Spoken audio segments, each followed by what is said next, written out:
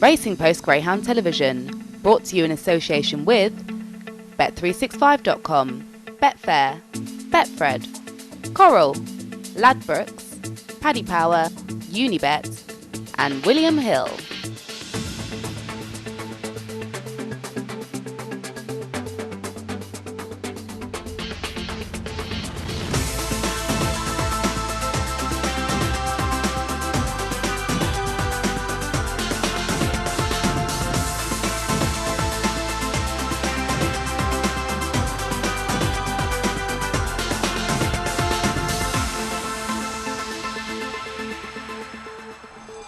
And there's the bell. The runners in traps now for the final of the Star Sports Derby. Magical Bale, Ballymactaz, Priceless Blake, Skywalker Logan, Drewby's Expert and Clonbrine Prince. Racing could start by trap 3. Priceless Blake flying out of trap 3. Up the inside one, Magical Bale showing plenty of pace, but Priceless Blake takes the corner and goes on from in second 2. Ballymactaz, then comes 4. Skywalker Logan and Magical Bale. A further gap to Drewby's Expert and Clonbrine Prince, but it's Priceless Blake at the third bend. Leads for Paul Hennessy, Brian Murphy and Kay Murphy onto the final bend. 2 Ballymactaz is trying to close, but it's 3 Priceless Blake and Ballymactaz. A 1-2 for Ireland. Priceless Blake will get there. Second is Sicker 2 Ballymactaz, and back in third was 4 Skywalker Logan. A 1-2-3 for Ireland, but it's Priceless Blake that wins for Paul Hennessy. Out and gone, that's what it's all about. Hello, good evening, welcome along. We finally got there, haven't we? The Star Sports and Art Greyhound Derby final, some 5 months later than anticipated. And, of course, Irish domination with a 1-2-3 in last year's showdown. And as you know, Ireland have 4 runners in the final tonight. Will it be Graham Holland to complete an amazing Irish and English Derby success in the same season? I don't believe that's been done, perhaps never in the past. Or maybe Pat Buckley will add English success to his Scottish and Irish derbies and join a rather unique little group to have won all 3 contests. Or maybe Noel Harry made that late decision to send the bitch Kulavani chick over after her run an Irish Derby final night. Maybe he will enjoy success. Of course, the bitch Ballymactaz having run so well to finish second last year. But what Ireland don't have, Ian Fortune, of course, is Southwood Jet, who bids to go unbeaten through the competition and creates its own piece of history. If he can pull it off tonight, a 3rd generation of Reeses winning the Derby. How special would that be? And we haven't forgotten you, Seamus, the only trainer representing the final who has previously enjoyed success at this highest level. It is quite a race. I'm sure you've got an opinion, and I hope you're going to stick with us throughout the course of the night. Now, I'm lucky enough to be inside. We'll catch up with owners of the finalists and 1 or 2 others who are lucky enough to be here dining at Nottingham this evening. But the lady outside, braving the elements, she's done a sterling job for Racing Post Greyhound TV and indeed sponsors Star Sports all the way through Derby 2020. It's Julie Collier. Well, welcome to the paddock and kennelling area here at Nottingham. This is where your 2020 Greyhound Derby finalists will arrive. They park in the car park, make their way into the paddock here, and then in through these doors into the kennel. I'm sure you've seen plenty of shots of the dogs in this paddock already. This is the kennelling area here at Nottingham, bit of a treat being allowed in. If you just follow me through here, hopefully we have a room that won't be needed tonight, but that is the vet's room, like I say, hopefully nice and quiet in there this evening. You come back out, these are the wash stations. Obviously there's normally 4, I think, but they're split by this blue thing, so there's only 2 because of COVID safety restrictions. This is where the dogs are weighed in and checked before they are kennelled. And if you come through here, you'll see actually the kennels here are really quite spacious, and we've got one open there for you to have a look inside. That is where the Derby dogs will reside until their race tonight at 9:11. Pretty sure they'll be content in here. Julie, thanks very much indeed. Lots from Julie throughout the course of this Saturday evening. Now we're going to head to London to the studio. Our studio team looking not too far different from myself this evening, dressed up as we are in our penguin suits. It's Halloween night. Let's say a very good evening to Errol Blythe and Dave Clark. Yeah, trick or treat indeed, Darryl. Halloween night, and what a night it's going to be here on Racing Post Greyhound TV.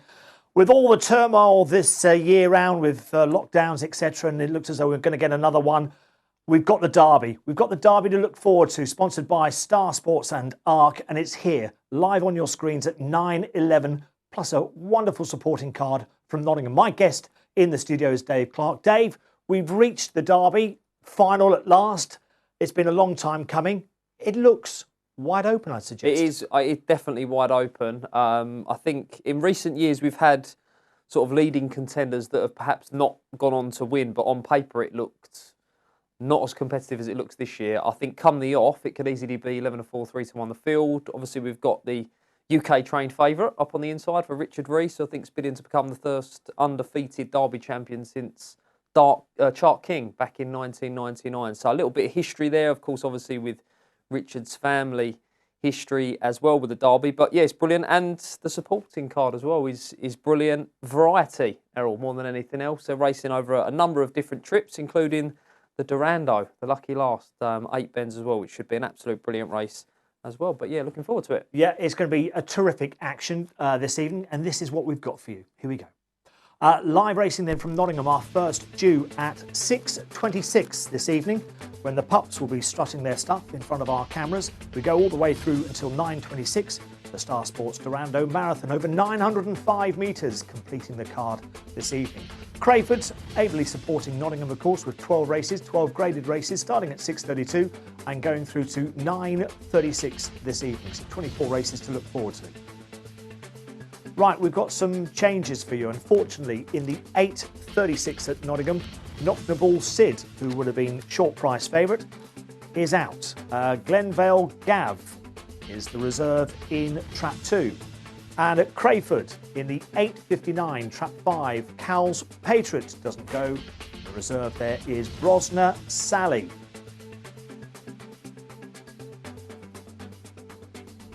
Right, the Trap Challenge, the best odds available. You can see that Trap 2 leads the way at 6-4 on the Trap Challenge as far as the bookmakers are concerned. The main danger seems to be Trap 5, but if you fancy any of the others, you'll get some fancy prices. Let's take a look at the stats. Starting at Crayford.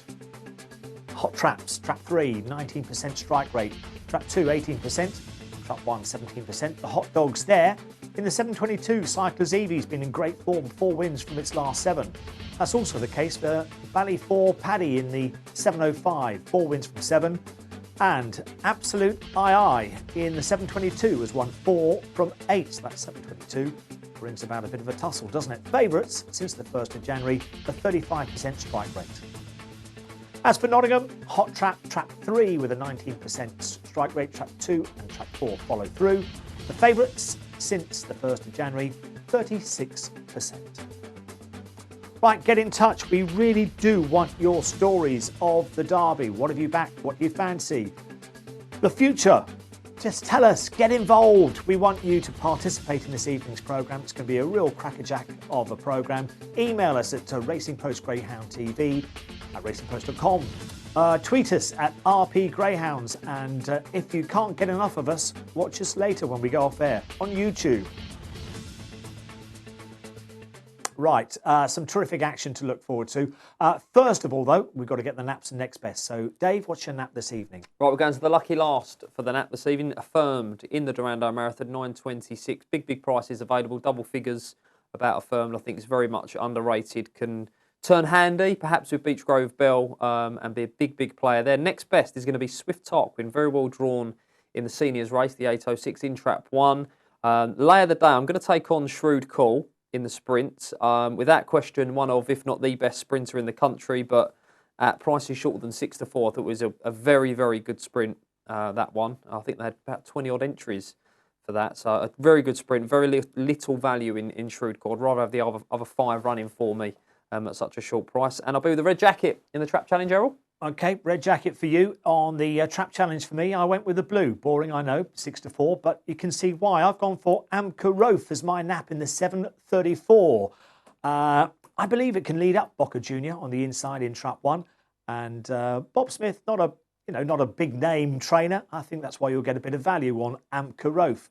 As for the next best, again, I'm going for a bit of a price. It's Vixen's Lad to exploit what I think might be a decent draw. I can see a little bit of trouble happening on its outside, and I'm hoping that Vixen's Lad can put it all in and surprise in the Racing Post Greyhound TV Derby Plate Final.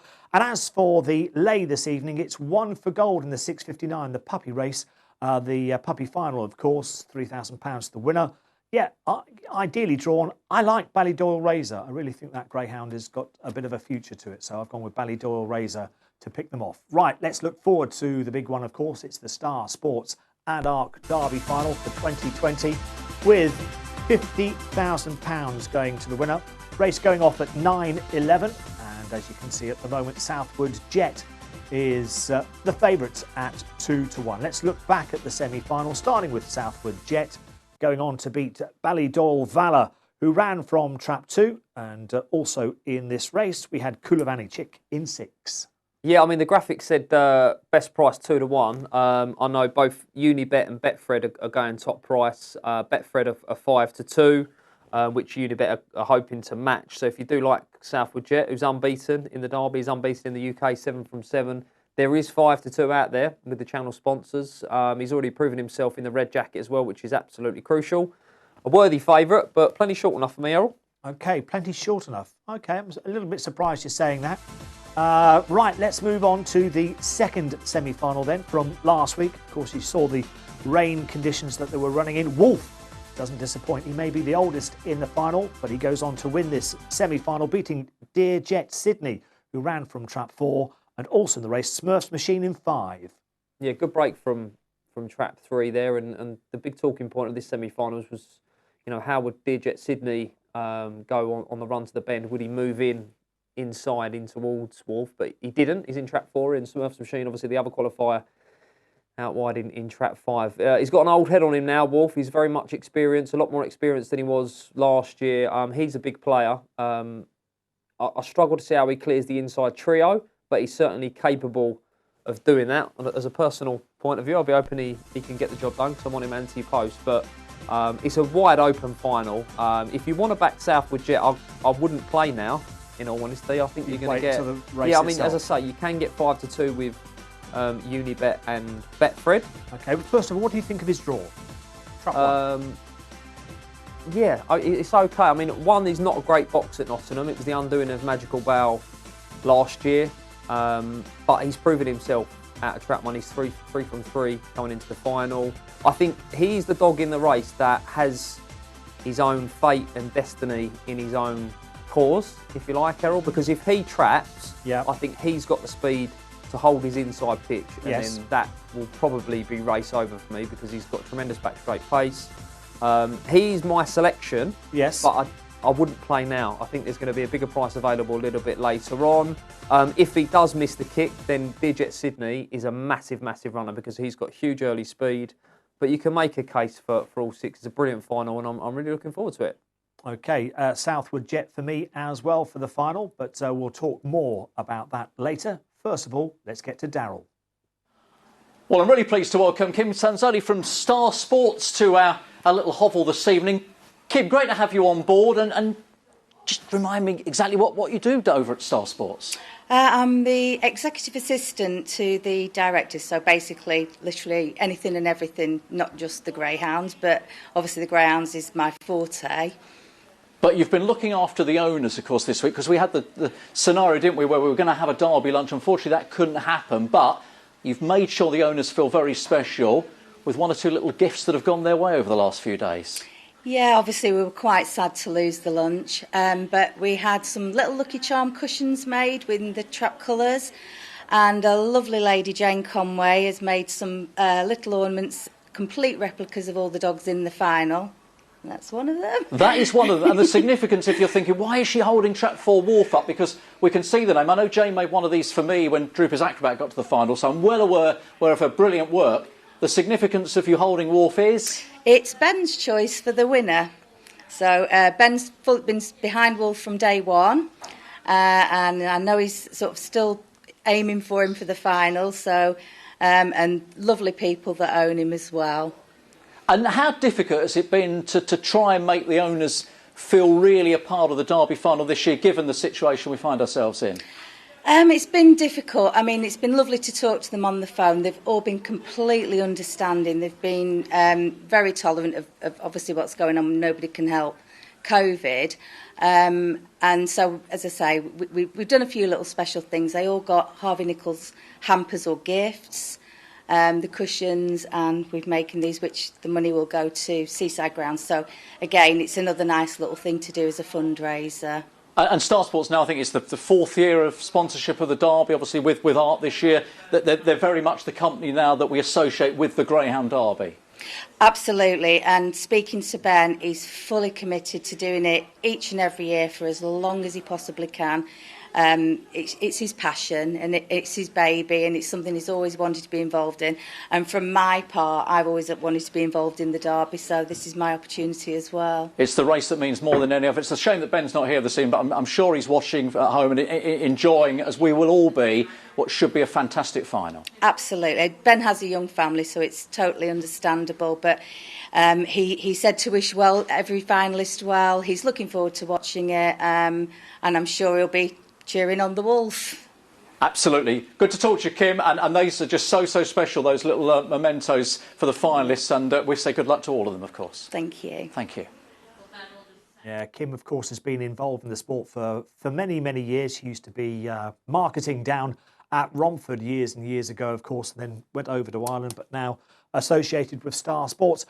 We heard that Ben Keith is obviously cheering on Wolf. Difficult draw, isn't it, don't you think, for Wolf? I think so. I mean, I think you'd fancy him to lead up Ballydoyle Valor.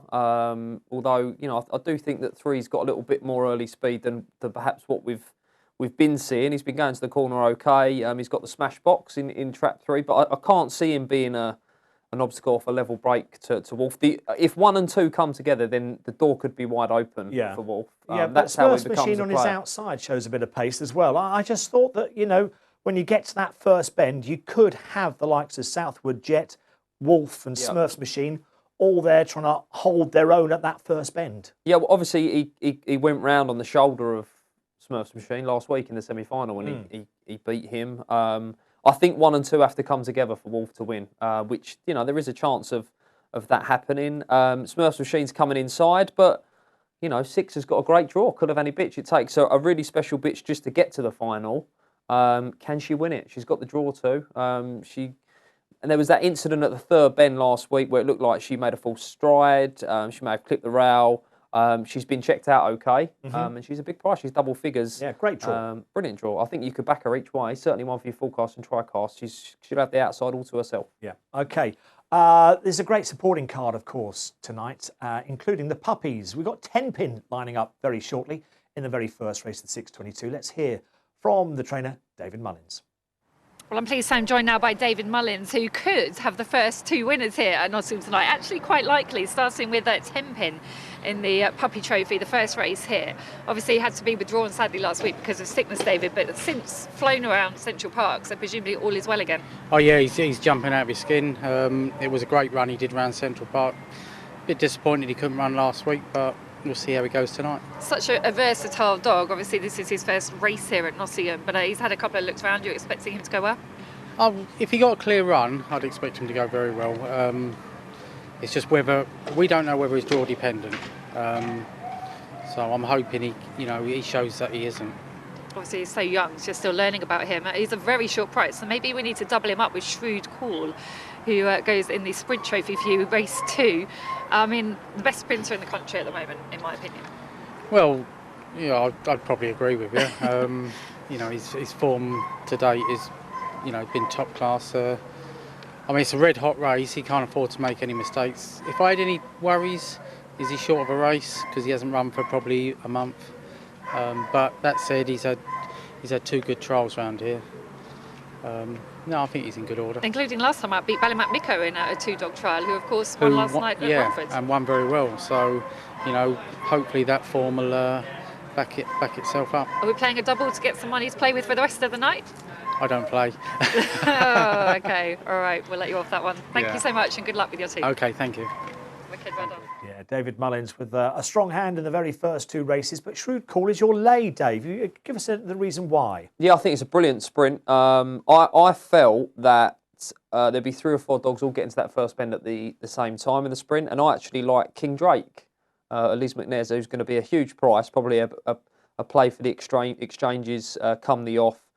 Missed the second bend in his trial last week. I was there at Nottingham. I like what I saw. Not the fastest dog in the race, far from it, but I thought there might be a little bit of crowding on the inside. Okay, it's pretty buzzy, the programme. We've got a chance now to go back to Daryl at Nottingham. Well, did I say Mark Spencer's here from ARC, Managing Director of the Racing Division. Mark, good to have you here, and I'm delighted to hear it's your very first Greyhound Derby final. It is. I'm delighted that the event's on, and secondly, we've been able to at least have the owners with moving into Tier 3 in the last few days. You know, it's been a hell of a week, and a big thank you to Rachel and Nathan and David for an amazing job they've done. I think their relationships with the local council has given the owners and the trainers tonight the opportunity of being here. I know we're unable to have any public, but at least we've been able to have some people here.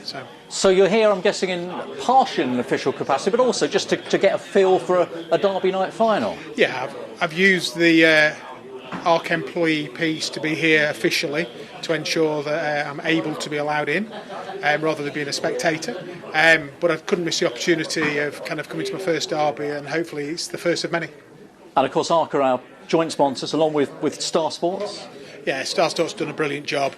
I think it was always our intention to try and do as much as we could to make the purse as attractive as possible in these quite challenging times at the minute. But huge credit goes to Star Sports. You know, we're just trying to help out a little bit in the background.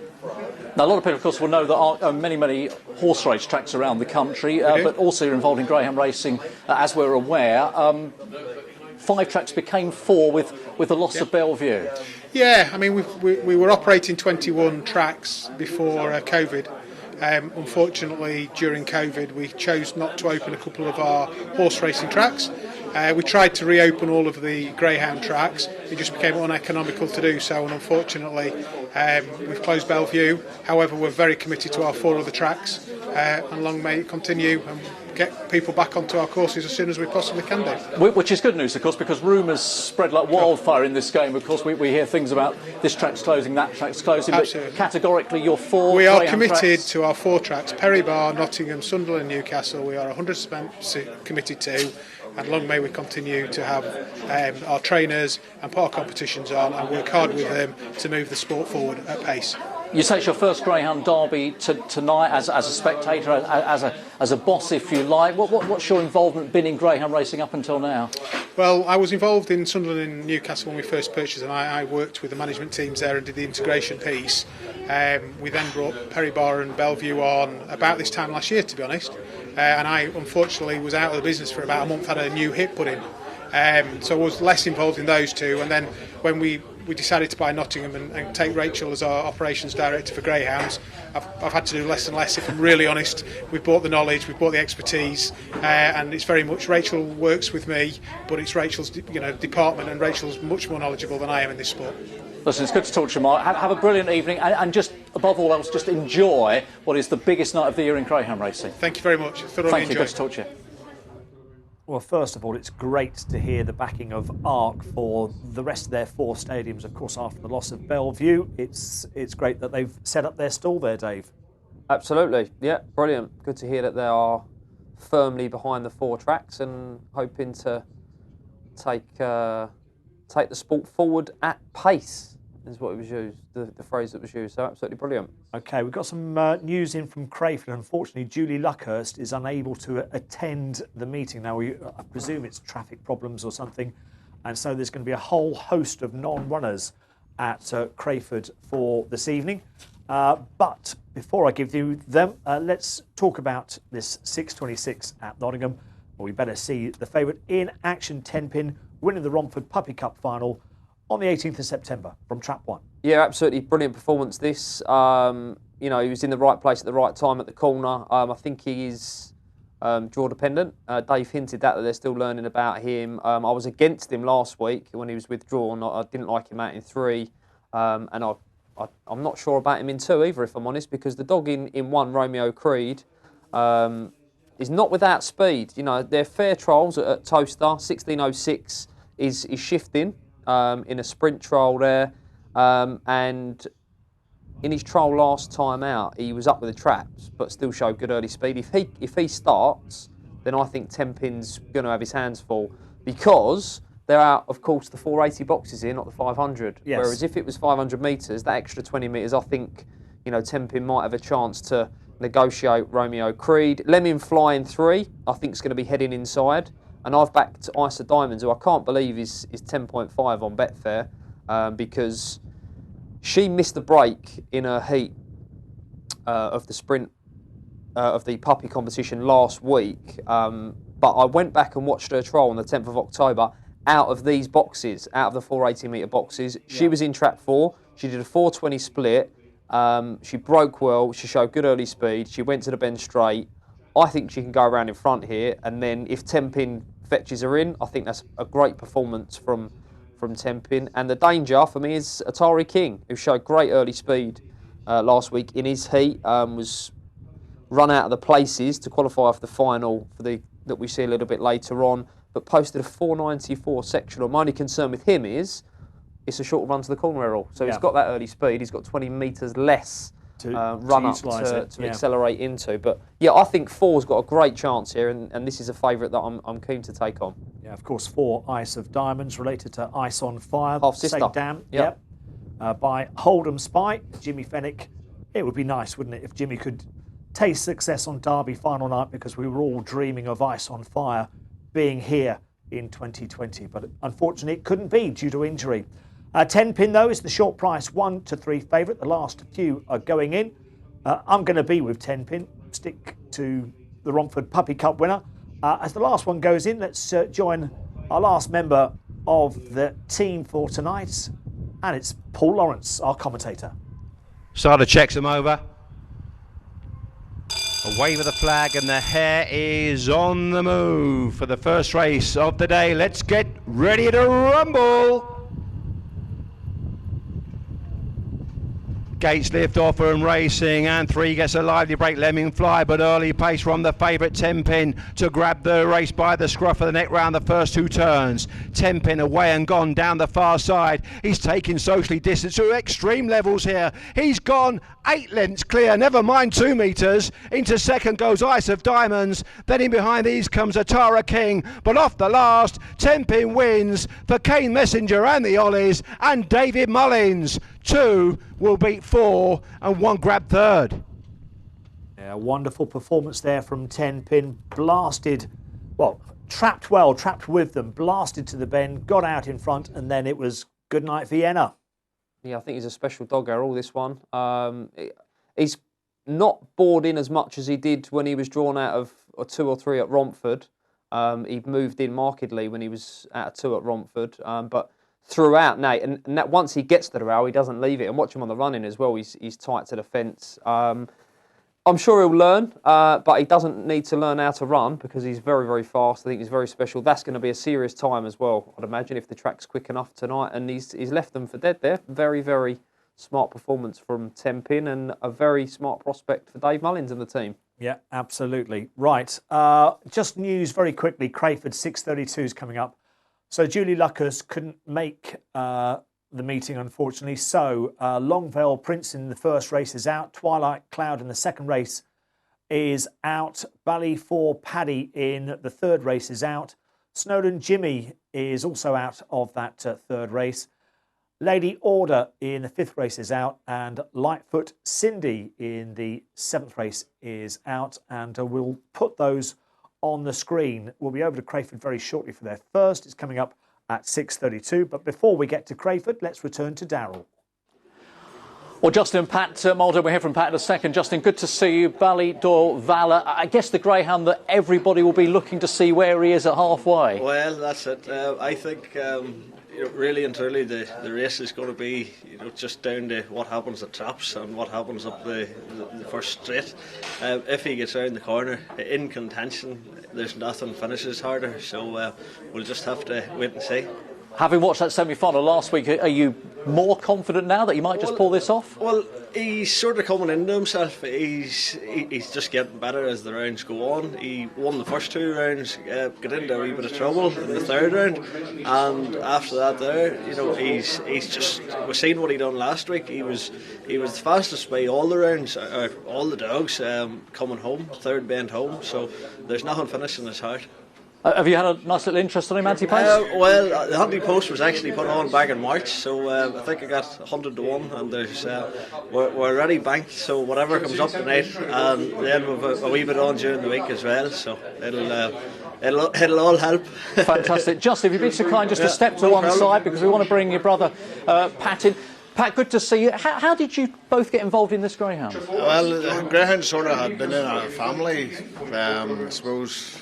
Great uncles, cousins, whatever. But our latest venture is in. We bought a couple of Ballydale honey pups a few years ago, and just decided to buy quality breeding, buy quality with potential. So this is how we've ended up. So excellent. And out of the two of you, who's the most confident you're gonna get a big result here this evening? Justin, probably. You're a believer, aren't you? You're a believer. I wouldn't be here if I didn't think we have a chance. So let's hope so. We're not sure, but let's see what happens. If he's 2 or 3 lengths behind, just going past halfway, will you be confident then? Quietly confident. Listen, it's good to see you both here tonight, and listen, we're wishing you all the very best. I'm delighted you've made the journey across, because it's important that you're here. Thank you very much. It means a lot to get here, and just want to thank the sponsor for making this all possible. It means a lot to us. All right, all the best of luck to both of you. Thank you very much, Pat, and to Justin as well. Thank you. Thank you. Yeah, Ballydoyle Valor, of course, they're greyhounds, and listen, I think he's got a chance at the price. Right, selections in this race, aren't we? The two, Invincia Alice. Same. Yeah. On the drift, but Rockmount Robin is more of a staying type, very hit and miss at the boxes. Was backed on the early prices, on the slide now though, out to 11.5 on Betfair, 5 out to 7 these industry prices. I think 2 can boss the inside here with Longvale Prince out the race from track 3 was certainly an early pace presence. I think if 2 can master 1 early on, great chance. Yeah, and don't forget, last time up it was finishing quite well as well, didn't come away brilliantly. It's got the best time of these as well, 24.07 the past 3 months, so if you're right, if it can boss them on the inside, then it should go on to win, you would imagine. Invincia Alice, it's 9 to 4, ace of aces, and She Might Bite is also 9 to 4. Been nibbled. She Might Bite. Okay, there's been lots of tweets and emails, no doubt. We'll get to them in due course as the last one goes in here for the 6:32. Again, if you're just tuning in, Julie Luckhurst runners will not be taking part at Crayford this evening. Problem reaching the track today. M20's closed, so that's the reason why we're here. Hare is running. Let's get across to Robin Carter.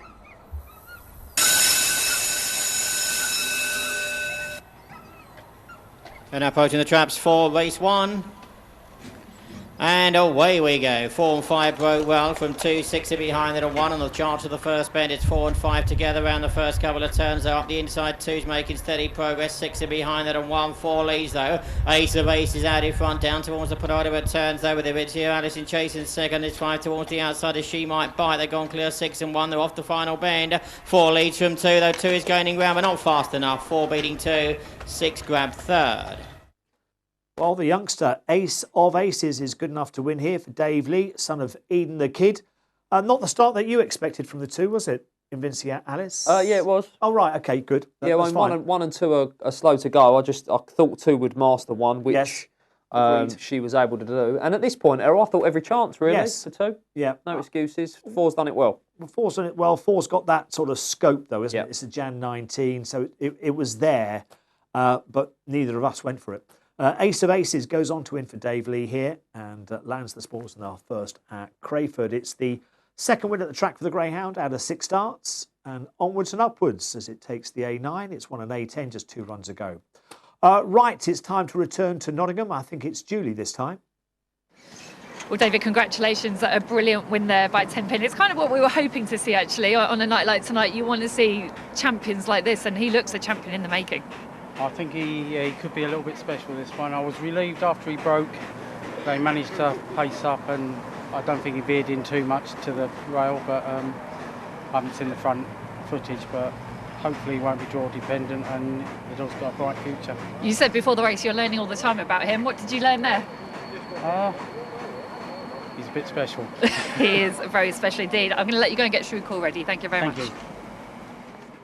Yeah, 10 pin a bit special. Winning time 28.67. What does that equate to in the world of 480 races? Yes, well, it's hard to gauge out what sort of state the track's in. The track record's 60 spots quicker was a certain Swift Hoffman. But listen, 10 pin's a smart young dog, and he can only improve. He's very exciting. I think you'll see a better version of 10 pin over a stiffer Four Bends as well. Okay, hopefully we'll see him at Nottingham next year. Right, there's betting up for the next at Nottingham, 3:05 of course. The Sprint, Shrewd Call is the 6-4 favourite. It's Dave's Lay. Let's get back though to Nottingham now and Julie. Welcome back to Nottingham. I'm joined by Rab McNair ahead of the Sprint Trophy here where King Drake goes in trap 6. So 16.69 trial around here. Are you happy with that? I thought it was a great trial last week, Julie.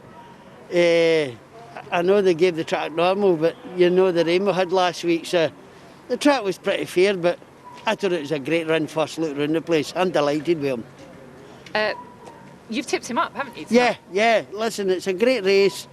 David Mullins' dog, the Shrewd Call dog, the number 5 dog's a good dog.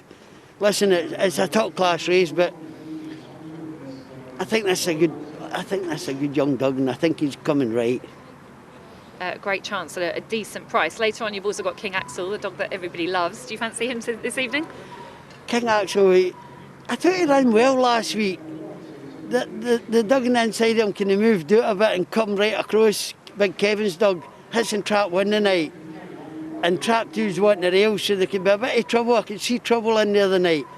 And if he gets a run up to a corner, I'd like to see him coming away, but if he just goes up into a corner level with him, then he's got plenty of power about him. So, listen, he's got as good a chance as any of them. He's there if he puts it together, and I'd be expecting him to, because last week was his first ever race in here, so I'd be expecting him to improve that bit. Well, good luck with both your runners. Very, very quickly, because we're running out of time. But it's an open Derby final. What wins? Wolf. I'd love to see Big Richard or Seamus. I mean, they must have big shoulders on them because they're carrying it for England and Scotland. They're carrying the weight of the country on their shoulders tonight. They've got big shoulders, so I'd be hoping for one of them, but that's in my heart. My head's telling me that Wolf's going to get around to a corner, but let's see if Richard's dog's not done a thing wrong, so let's see if he can get up to a corner tonight. Love to see the big man, or even Seamus. I love wee Seamus. Dogs is running great. Okay, well, good luck with yours tonight, Rab. Thanks. Thank you. A big night, and we do expect to hear from Rab McNair, don't we, on big nights. Here we go. They're parading then at Nottingham for the 6:41, the Sprint. Again, I'm going to allude to the fact that this is your lay, Dave. Shrewd Call. Why? Because people are tuning in all the time. Yeah, without question, one of the top sprinters in the country. But I think this is a fiercely competitive race. He was I think it was 11.08 in places, maybe even shorter than that. I think it was even money, which I definitely wanted to take him on. I think he's going to touch 2-1 on Betfair at some point. It's a tremendous race with Taxman, the local dog for Lynn Cook. He called the track record in a trial. Tasty Tree is a 4-bender with early speed, but Signet Mafia, very much a precocious talent, not without early speed. Logie's Leto, I think, is not far off Shrewd Call. There's not a lot between them. I certainly think the prices are a little bit too far apart. And I just felt that a few of these might get to the bend at the same time. I saw King Drake trial at Nottingham last week. He put a fair time on the board. He missed the second bend. He left a few lengths on the track for me. And I think he's going to be in the right place at the right time. Or I think he's going to be out wide and out of trouble. And he's bigger than 6-1 on Betfair. And he is the one for me. Right, I must just quickly fly through. Before you do, we want to show everyone Shrewd Call in action. So let's take a look at Shrewd Call in the Yarmouth Green King Sprint Final, running from trap 3. Yeah, Logie's Leto run him up in this race as well. Nice performance, good burst of early speed from Shrewd Call. Obviously won the Silver Salver as well at Central Park. Logie's Leto with Labrooks and Corals, Market Mover 4s into 11-4. They've also seen money for Ballydoyle Razor, Iams Alexi, New in Liz, Vixen's Lads 8 from 12, Coolamani Chick 8 from 12, Mixed Little Gem 7-2 from 9-2. Betfred, Affirm 12 into 8. Doolin Duke being well backed with Betfred, evens into 5 to 6. Ballydor Razor, another firm that have seen good money for Ballydor Razor in that puppy final, 4s into 7 to 2. Unibet, I Am Alexi, another firm that have seen good money for that one, 3s into 5 to 2. Another firm that's seen good money for Doolin Duke. They're the two money dogs tonight, I Am Alexi and Doolin Duke. I've got more as well, Rob, if you want to dig out a tweet or two before I...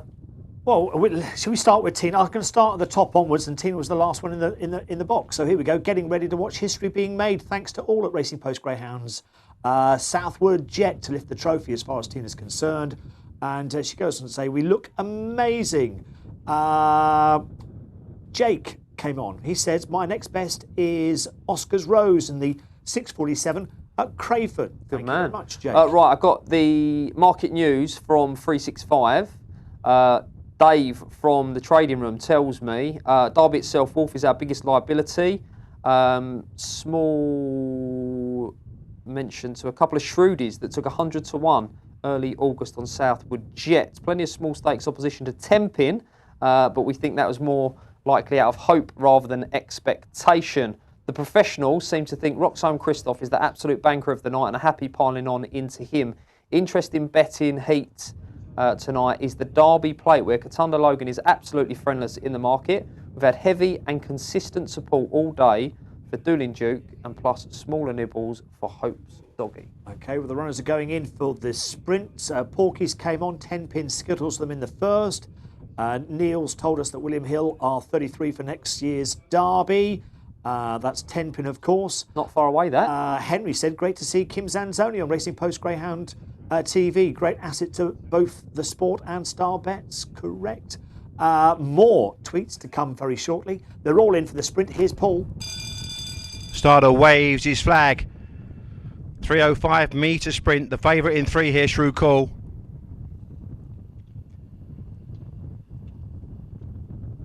Lidge rise off and racing, and a lively break from 5 Loggies Leto into the turn, looking to clear Swift Taxman, and then up on the outside comes Shrew Call, the favourite, but 5 Loggies Leto away and gone here, some 3 lengths clear down the long home straight. Loggies Leto will come home alone for Simon Harms. 5 has beaten 3 and 1. Yeah, Loggies Leto winning for Simon Harms here. Going on to land the spoils. Decent break, made all in the end, and Shrewd Call showed that burst of early pace to the bend, but not as quick as Loggies Leto. Yeah, I don't think you'd say that 5 was particularly flashy out the boxes either, Errol. I think he's just shown tremendous speed into the bend. I think Shrewd Call probably got first jump on him at Yarmouth, but he's got first run on Shrewd Call here. Very impressive, very, very impressive performance from 5. And Simon Harms, who operates a very small but talented kennel, has got yet another nice type on his hands there. Yep. So Loggies Leto wins, beats Shrewd Call and Swift Taxman in the sprint this evening. Star Sports sponsored race, and as you can see, it was a great run. Right, let's get back to Nottingham and hear more from Julie. Welcome back to Nottingham ahead of race 3 of the evening here, which is the Rpgtv Puppy Trophy Final. I'm pleased to say I'm joined by Michael Kemp. Michael could have a couple of winners here this evening, but let's start by talking about One for Gold, who is going to be short price favourite, I think, for you. And of course, with the benefit of that vacant trap inside, what sort of chance do you give him? Well, I think he's got a fair chance, but he sort of needs to fly out the boxes and get home, because he struggles getting home at the moment. And you know, just hope the race go for him, you know, so. One for Gold could be your first winner. Then later on, of course, in the Durando, you've got Mixed Little Gem defending her Durando title. It's such an emotional night, one that I remember very well last year for Michelle. She was in tears at the time. But what are you making of Mixed Little Gem at the moment? Obviously, she just lost out to Irons the Royale at Romford in the Cesarewitch last there's month. one or two things, like I think she led all the way, and the wind got to her, because it was a very windy night that night, and I think the wind just took the stamina out of her, and that's why she got beaten, I think, leading all the way, you see. So, but she's fine tonight, and God willing, she'll win. Do you think she's a bit further forward tonight than she was then? Definitely. Oh, she's definitely better, but she breaks better. So, you know, we need to for her to pop out and get about 7 in front, then hold your breath. Could be a good night for you guys. Michelle obviously at home with the kids, with it being Halloween. That's right, yeah. So, you know, she wanted to come, but she couldn't with the young, one's 7 and one's 3, and and they'll plan her up. Got to stay at home, mummy. So she did. That's what women do. We balance everything. Anyway, listen. Good luck. You've got 2 terrific chances tonight. Good luck. Yeah, thank you very much, Tara. Well done. Thank you very much. Yeah, and of course that was Michael Kemp talking about the chances of 1 for gold in that Puppy Trophy final, and other runners, of course, that they have a little bit later on. You can see we've got betting at Crayford. I know people are just tuning in all the time. Julia Luckhurst has no runners at Crayford tonight. M20 was closed. That's the reason why Trap 1 is vacant for our next race at Crayford, the 6:47. At the moment, Kerry Lane Sky in Trap 3 is the 6-4 favourite. It is 11-4, Trap 4, Velvet Ranger, 7-2, Trap 2, Southfield Sue, 4-1 at Trap 5, Oscars Rose, and 6-1, Trap 6, Blue Tick Act. Just going back to some of the tweets, I wanted to catch up because we had quite a few come down earlier. Paul got in contact with the programme saying, come on, Valor, tipped up 4 months ago. Think he has a massive chance. Agree, Ballydoyle. Valor at 66-1 each way is massive, he said some time ago. Very hard to knock out and should come on over from Ireland. So well done, Paul, for putting that forward many months ago. Right, we're off to Crayford. Here they are out on parade for the 6:47. Your thoughts on this race, please? Yeah, I like Southfield Sue in Trap 2 with the vacant box inside for Dean Childs, Mark Gilbert and John Winchester, my pal Johnny Winch. Strong running salt over the 380. Similar to the first race, I hope this one absolutely materialises. I thought 2 would boss the inside. Got a better chance of bossing the inside than 2 in the first race. There's a vacant box inside this time, but a strong running salt over this trip, and I think can work into the race late on. Right, more market news from some of our channel sponsors. Tom Liston from Betfair Paddy Power, I spoke to a little bit earlier on. Paddy Power news, 8.06, plenty of support for Swift Tarquin at 8-1, into 7, but we're keen on Bramble Reggie. That's the Paddy Power Greyhound team nap. 8.36, Hope's Bullet, all the rage for us since the non-runner, now 5-2. 8.52, Doolin Duke, an uneasy favourite, Shrewdy accounts for Hope's Doggy, 8-6. The Derby, we're best, Theojet Sydney, worst result in the book, 16-1-2, we're trying to tempt a few in. 9.26, affirmed, an interesting mover here, 12-9. And I've got some Betfair news as well. I've got still a couple to go in. 6.26, we've had that race. 7.16, Iams Alexi, another firm that's seen good money for Iams Alexi, 3-11-4. 8.06, sitting best, Linson Blinder, 11-10. They're trying to take that one on. And in the Derby itself, 7-2, into 11-4, Wolf, best backed Greyhound. Okay. There's the news of all the channel sponsors. So you can see here at Crayford, the last few going in. Kerry Lane Sky is the favourite. I'm with Velvet Ranger in the race. Currently priced at 9-4. 7-4 Kerry Lane Sky. It's 7-2 Southfield Sue. 4-1 Oscars Rose. 6-1 Blue Tick Act. They're all in. Trap 1 vacant. 5-dog race. Starters in front of the traps. Hares running. Here's Robin Carter.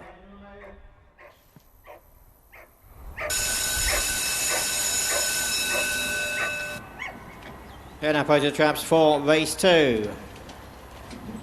And off we go. 2 and 3 broke well. 5 down the outside. 4, 6 on the run to the first bend. 5 out wide, maybe just holding the lead from 3 up the inside. 2's in behind that. 4, 6 in behind that. 3. Kerry Lane Sky just in front of 5 now out wide. Oscars Rose. 2's in behind them is Southfield Sue trying to make progress. 6. It's 4 in behind that. They're off the final bend though. 3's holding on at the moment. 5 challenging late as is 2. 3 doing enough. 3 held on, I think, close for the places. Yeah, Kerry Lane Sky goes on to win for Nick Carter here in the second race at Crayford from the white jacket. Landed the spoils. Here's the replay of the race again. And as you can see, all 5 runners got a reasonable break. When they run across the line first time, it's 5 Oscars Rose that just has the lead, but 3 is working its magic on the inside. Kerry Lane Sky to come and dispute. Yeah, really good bend running actually from Kerry Lane Sky for such a lightly raced dog, son of Taylor Sky, former Derby winner, of course, for Charlie Lister.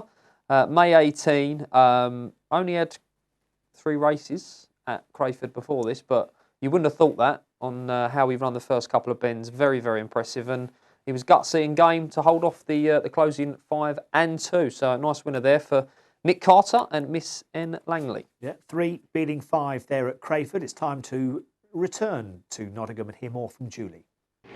Well, I'm pleased I'm joined by Simon and Logan Harms, who are here on the podium with their loggies Leto. And, well, Simon, I spoke to you a bit earlier. You said you wanted to let the dogs do the talking today. He certainly did.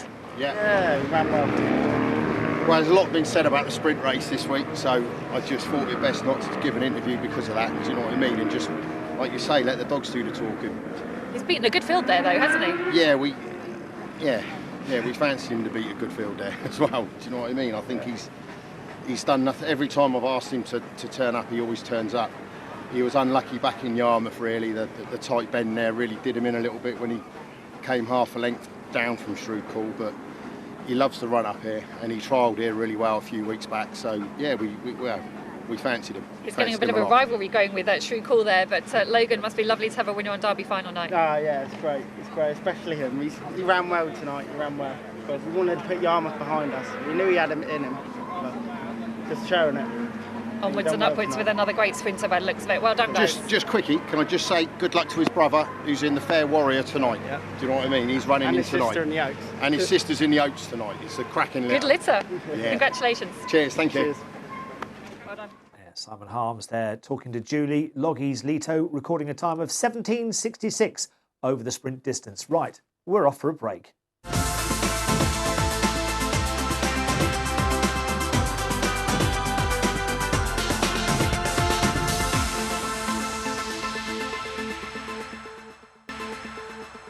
Well, pleased to say Rick Martin is here, part of Smurf's machine. Good to have you. Derby final night. How excited are you, Rick? I think the face says it all. You know, we're overjoyed. He's only a young dog, very green when he come through to us. Teresa rang us up Christmas Day. Which seems to be the way she does it, because everyone's happy Christmas Day, happy to buy a dog. Yeah. You signed up? She gets us weak, but no, I was just looking for a dog in October. I said, I've been in the game a long time, and I thought, come on, one more go. And we've got a lovely group of owners together now. There's me, George Williams, there's Miles there, Miles Simmons. Great companion. We're having a good time. I think George and I, we go together racing a lot, horse racing a lot. And there's a big group there called Cornwall. We're about to invest a few quid into this greyhound racing, because I think with this COVID and things, we're going to, you know, it could be the new bingo, it could be the new X Factor. Strictly, greyhound racing is going to come alive. Lenny Ponder's had his day. We've got our little group now. You've got the Cornwall, as we said, horse racing. We're going to be called More Cool. So I'm liking this. The question is, though, he's trapped so well in the last couple of rounds. Does he get out on top tonight, and therefore does he give you the result you want? I think so. I think all the finalists, you know, they've proved it. They've got through to the final on their own merit. We've had horrendous conditions some nights, you know, and the dogs have got through. A Derby champion don't come cheap, you know. They've got to prove everything. Our chap, he's improving all the time. He's got the best draw for us, you know. We couldn't have wished for a better draw. Southwood's got his, Wolfie's got his. It's there. Everyone's got the best draw. It will be the best dog on the night. We're going to wish all the very best. I'm going to ask you to step to one side, if you don't mind, Rick, just over there, because we let Miles come in for. He's basically taken all the time we've got here, Miles. So I'm just going to say thanks very much. No, I'm not. It's a big night, isn't it? Can he pull it off for you? It is a big night. Obviously, we're in the Derby final. We're in the Derby final. It's just one achievement. For me, you know, first time I'm trying in the Derby. Really, I've been so lucky to be involved with these guys, George and Rick. It's always smashing guys. We have a laugh, we have a drink. That's what it's all about. It's enjoying yourselves. Smurf has just been unbelievable, basically. We've come to the Derby 100 to 1. And you're still there, and you've got the Smurf mask as well. Can we just have a close look at that? Definitely. Which is brilliant. Look at that. Just have a little. But, Miles, listen, all the very, very best. You're going to have a brilliant night, whatever happens, but you never know. You could be Derby champion in a few hours' time. You never know. It's good luck to all connections tonight. It's brilliant to be here, despite the COVID. We're going to have a brilliant night, and like you said, may the best dog win. Good luck to you, and good luck to Rick and to George as well. We'll catch you later. Thank you. Brilliant. Thank you. Yep, they're out on parade here at Nottingham, 6:59, racing over 500 metres, and it is the first of the big finals. It's the Racing Post Greyhound TV Puppy Trophy Final, £3,000 to the winner. Let's take a look at One for Gold in action, running from trap 6 in the heats, beating Final Zaphonic. Yeah, it also goes from 4. Very impressive performance from One for Gold, who had trialled in really well. Was closely matched with Perry's Choice, who's been running well at Romford. And I think can boss things on the outside here. You know, Mick suggested that he felt was a little bit of a short runner, but I'm a big fan of Final Symphonic for Kim Billingham. I think it's a really nice pup. I think might shape into a sort that might stay a little bit further than 500 metres, and couldn't get to One for Gold on the run in there. So I don't buy that One for Gold's going to be that vulnerable. I think it's a real nice type for Michelle Brown. I think the Boston's on the outside.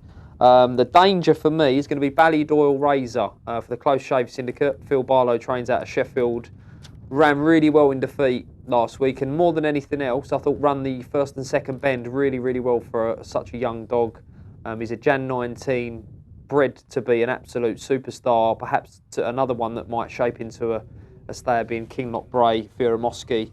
But yeah, nice type, and I'm not surprised to see the money coming for Ballydoyle Razor, because it was a big eye catcher in behind Antigua Bruiser, who I thought was going to win this. Unfortunately, can't take part for Mark Wallace and the Bruiser Duel Syndicate, but look out for him because he looks a really smart prospect himself. Okay, I'm with Ballydoyle Razor. I've got my lay here, One for Gold, because I like Ballydoyle Razor, of course, who's related to Ballydoyle Valor in the Derby final.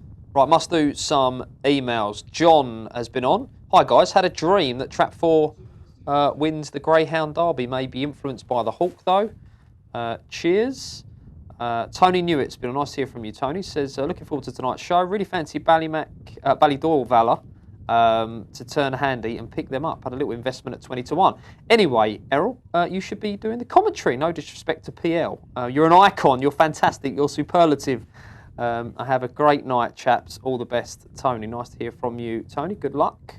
Robert Owen's been on. Looking forward to a great card. Hope Southwood Jet can win, as I'm on anti-post at 33-1. Thanks for sorting out RPGTV. There's no streaming at Romford last night. Also fancied Logie's Leto, which has already won. Well done. Acombe Jenny. Hopes Doggy at a price. I've affirmed each race, but decided to leave it out tonight. 3 and 5 are so strong, but now Dave has tipped him. I wish I'd backed him. Remember at Monmore he led. The rest a merry dance until got distracted. Great show as usual. I was actually at Monmore because that was Gold Cup and Summer Stayers final night, and definitely checked at the stuff on the second lap. And I know a lot of people felt that Affirmed looked like he didn't stay, but he stays all right. Don't worry about that. He definitely checked at the stuff. I thought actually the guy that was driving the hare may have thought that the race was finishing, because to me you could hear the hare and it sounded like it eased down out the 6th bend. So I think he stays, and I'm hoping he can run a big race at a big price. The Byrne family have been on. A huge good luck to all the runners at Nottingham tonight, especially our boy Katunda Logan for Ginger McGee in the final of the plate. Gutted we can't be there in person, but we will cheer him home from Ireland. Well, good luck to you guys. Big chance for a fast start. One for Gold out to 7-4. Ballydoyle Razor into 15-8. You can see One for Gold looking a little bit reluctant to go into the traps. Jacob Rates Tips tweeted in earlier, back ball from the Derby. Hopefully he smashes in. Here's a photo of my retired bitch, Annie. That's Whitey's fancy, studying the form and reading Hobbs's column in the Star. Jake came on earlier, and he says he's gone for Trap 2 in the Trap Challenge. Have a fantastic evening, Jake. Thank you very much. They're all in. Let's get across to Paul Lawrence. Sideways, his flag, and the hare is on the move for the Racing Post Greyhound TV Puppy Trophy final. Vacant trap in 5 here. And away and racing, and a lively break from Ballymac Fearnot into the turn, moves off a true line but shows good early zip to grab the lead. In behind these then comes Arthur Sprout. Wide on the track is One for Gold, and trying to make progress is Ballydoyle Razor down the far side, showing exceptional middle gills now to come through and challenge. But 3 just chops across the 1, and it is Ballymac Fearnot now being pressed by Ballydoyle Razor, who's cutting through the pack for Phil Barlow from Sheffield, who will go on to run away with this in the end. Wow, what a performance, close there. And I think the ankles were tapped for the 3. Ballymock Fear Not, but may just have held on, but no doubt about the winner. Impressive that one, Ballydor Razor. Yeah, Ballydor Razor looking impressive. Big future ahead of him as well. We've seen 10 Pin, we've seen Ballydor Razor. We want to see these greyhounds involved in next year's Derby, don't we? As you can see, Ballymac Fear Not set the early pace. No early pace though from Ballydor Razor, but quietly on the inside, he does the business. 6-1 for gold, didn't come away with that smash break that he got last week. No, you'll say quietly, but 2 was banging the way of Ballydor Razor around the second bend. A lot to like about this performance. Phil Barlow's charge, owned by the Close Shave Syndicate. There was nothing close about the winning distance here. Once 3 came off the rail at the third bend, one's opened up real nice, and yeah, looks like he stays it well enough, Errol. As I mentioned before the race, he's bred to stay. Yep. Could not brave Fear of Mosky. What a champion staying bit she was for Charlie Lister. And that is a very special youngster, that is. Jan 19, he's got a big future ahead of him. Yep, well, we've seen 2 very good puppies and expected. And listen, even the ones in defeat here have run well. Right, let's get back to Julie at the track. I'm joined now by Noel Hare, who of course trains Coolavani Chick, who goes into tonight's final, trains and owns Coolavani Chick. First of all, most importantly, how is she? You've just kennelled her. All good, Julie. Very happy. Kennelled up now and everything is done. Had a good week? Great week. Everything went well. So, 'tis the week I would have wanted, you know, so which is great.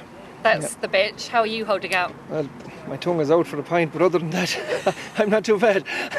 You did make me laugh. I texted you earlier. How are you doing? You said, I need a drink. I know. Usually we would settle the nerves, but anyway, this is different this year, so look, we have to deal with it, and that's it. We'll get it later.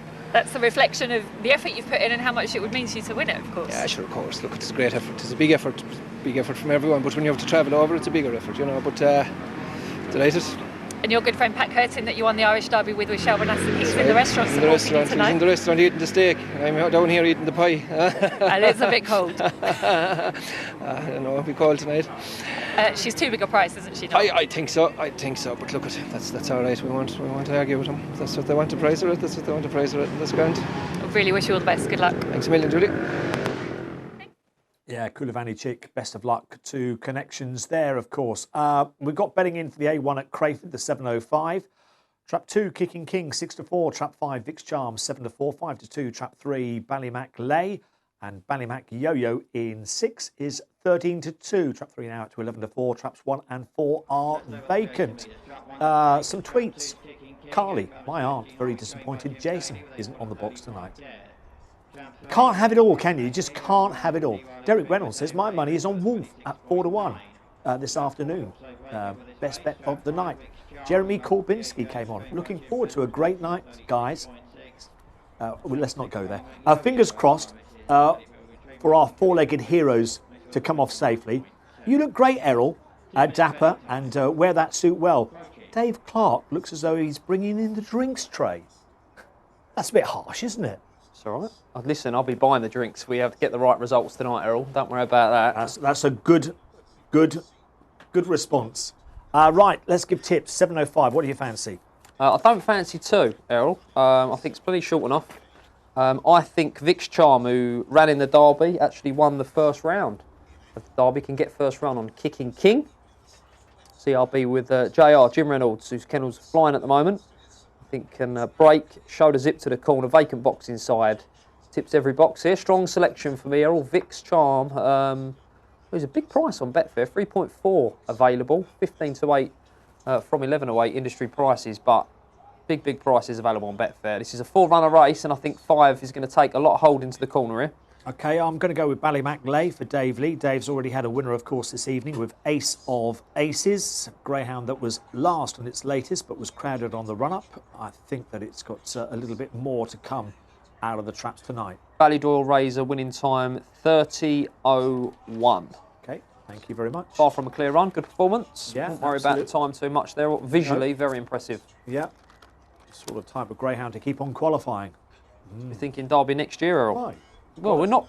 You know, it's strange to say sort of next year we're on Derby final night, but what are we, 6-7 months away? Absolutely, not far away.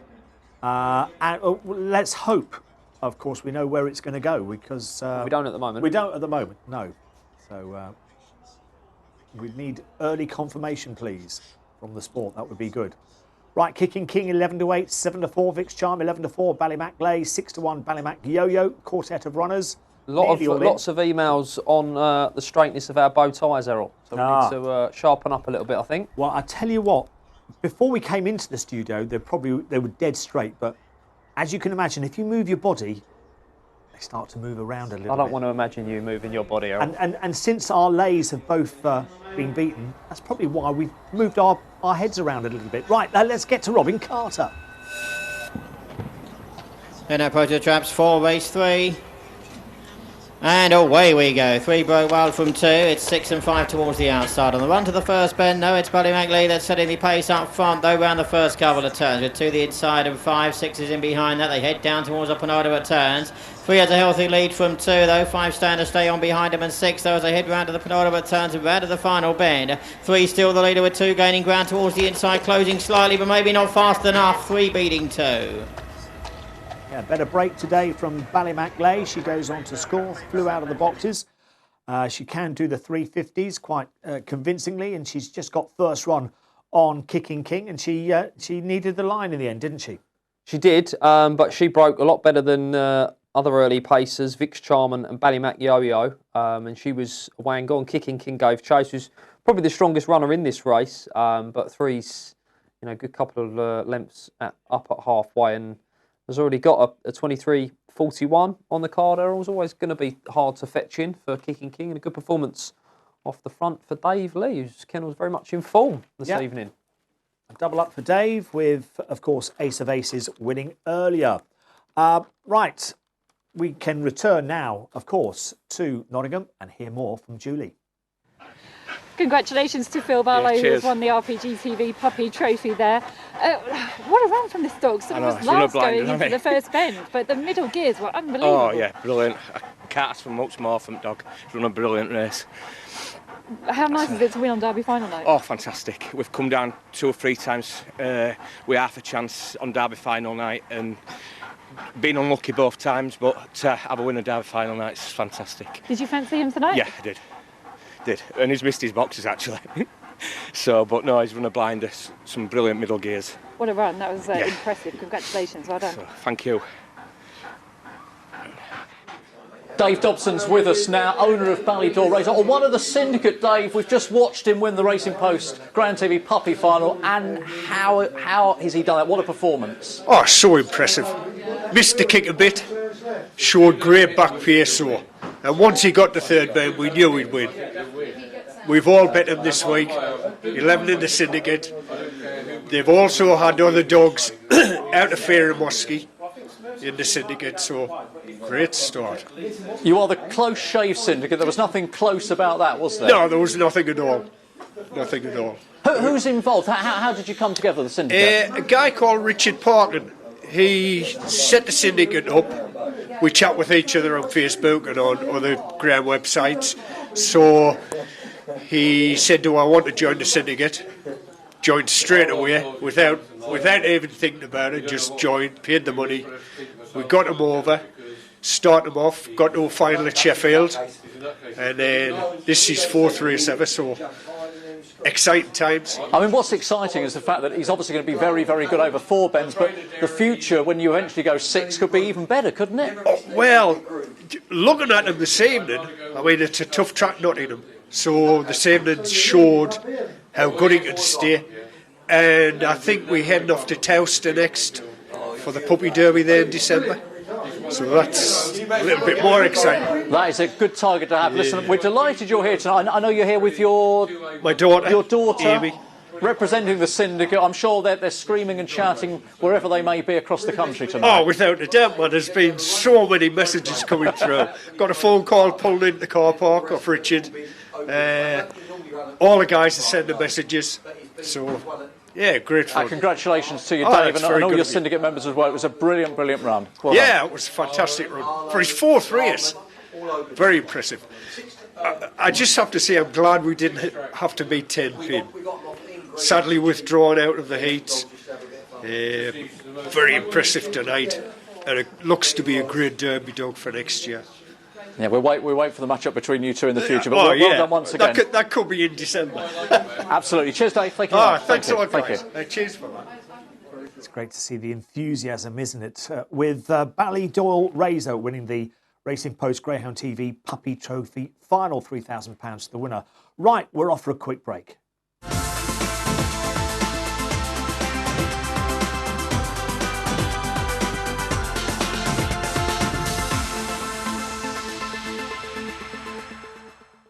Welcome back. We're at Nottingham, 7:16. The Greyhounds are coming out on parade. In fact, they have paraded. We have got a clip of film to show you. This is I Am Alexi in winning form, going on to win at Crayford. Here it is in Trap 2. Yeah, really, really nice type for Nigel Smith and the syndicate. The I Am the Boys syndicate for champion trainer Mark Wallace. This is a really smart, versatile bitch.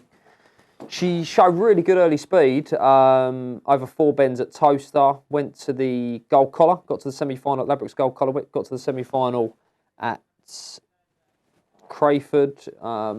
Smart Irish card as well. You know, should she lead here, she won't be for catching. She looks a type that, you know, could perhaps have a say in the Oaks and at the same time, you know, win 6 Ben races over the 575 at Romford. Trap 2's a nice bitch, runner-up in the Rpgtv, Angel of the North Oaks. Fearsome Encore for Chris Akers in 3. British Bred Oaks winner at Doncaster. 6, Galloping Moon, last year's Coral, Brighton Bell winner. My selection's going to be Kulavani Bani in Trap 2. Moved well in a trial with kennelmate Waltham Magic, 29.53. Really good trial at Perry Bar last time up. Comes back to Nottingham. And I think if she does it right at the boxes, I thought she would boss the inside.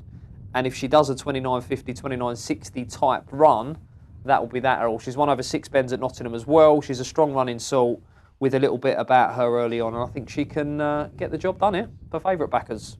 OK, I'm with Kulavani Bani as well. I thought she was the class act in the race. Do you want to fire off a few emails? I know we've got loads to get through. Yeah, before I do that, the only one missing from the gang was William Hill. Thanks to Derek Hope for giving us the market update. They did lay Ballydoyle Razor in the 6.59.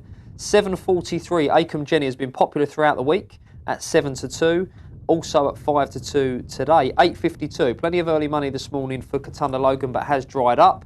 9.11, the Derby final, good spread of business, but at 105%, it is what I would have expected.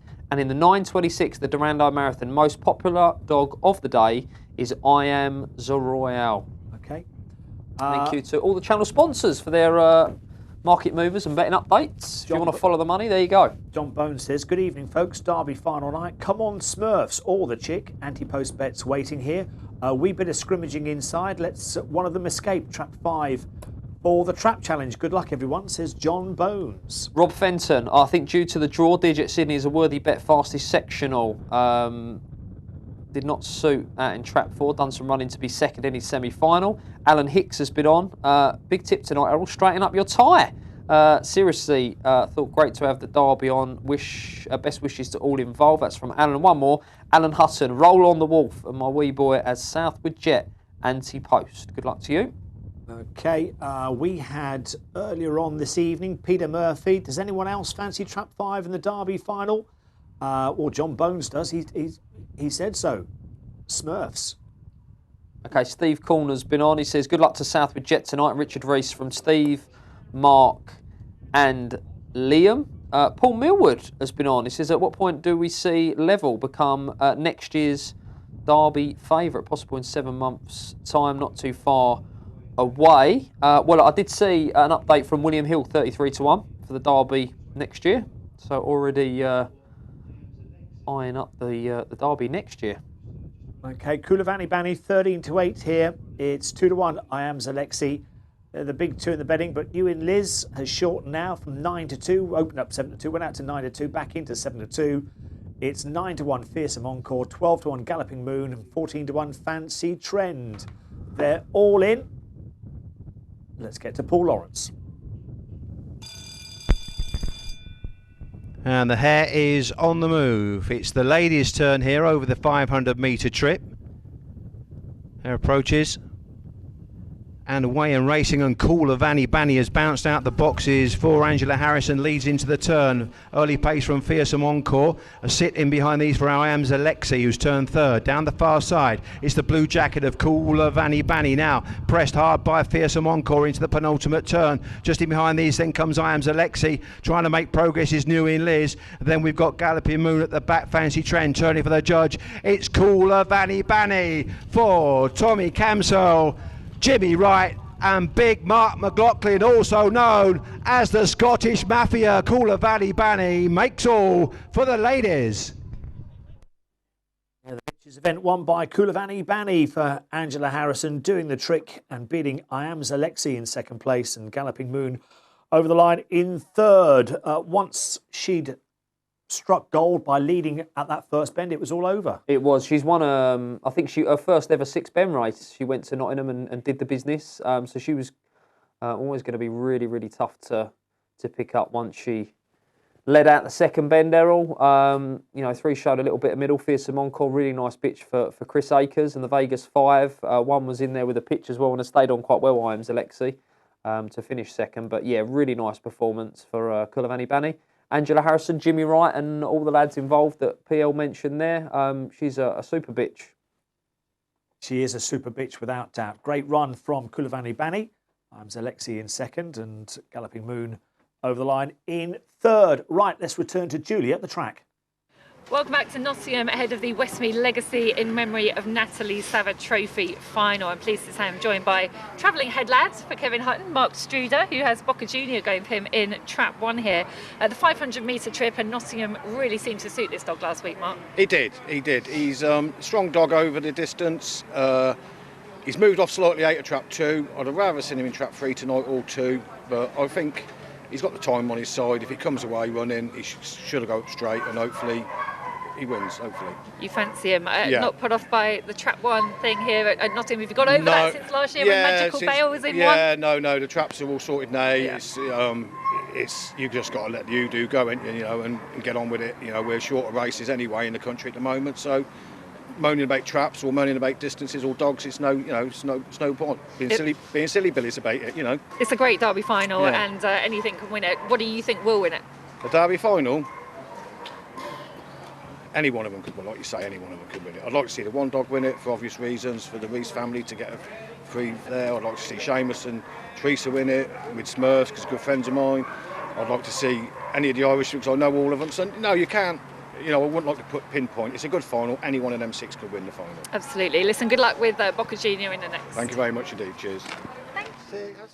Yeah, Cooler Vanny Banny going on to scoring 29.66, by the way, in that bitches race. And the best of luck, of course, to Seamus Cahill and in the Derby and the runners that they've got this evening. You can see that there's betting available for the 7:22 at Crayford. Dave, what do you fancy? I like 6 out wide here. If you're a Sydney for Jim Daly, I thought could blast out and make all danger. Another early pace sort, Absolute II in Trap 1, who was well backed on the early prices, but I think 6 can get first run, Errol. And I'm on 2, Cyclers Evie, who's drifted 7-2 out to 9-2. Now, just to say, we've just received a statement from Mark Bird from the GBGB, a response, of course, to the Prime Minister's statement that's just been announced over the airwaves about a lockdown, the month lockdown that's starting on Thursday. It says here, good evening, Errol, Dave, and everyone watching at home. After an already incredibly tough year, and whilst everyone remains delighted that the Derby has reached its final tonight, we are all aware that the government has again been deliberating as to how to respond to the increase in COVID cases. As a result of the Prime Minister's address this evening, an English lockdown will now result in many people having to remain at home for a month commencing next Thursday, well, this Thursday coming, and we await any official response from the Department of Culture, Media and Sport as to racing continuing. The GBGB operational plan for racing at tracks has been extremely effective and applauded since we started back racing in June. Everyone involved in the sport and concerned with the plan has acted incredibly responsibly and adhered to the government advice. Like other elite sports and based on our proven track record of responsible racing under COVID restrictions, I firmly believe that we, as a sport and as a workplace, should be allowed to continue under any wider restrictions, whilst again behind closed doors.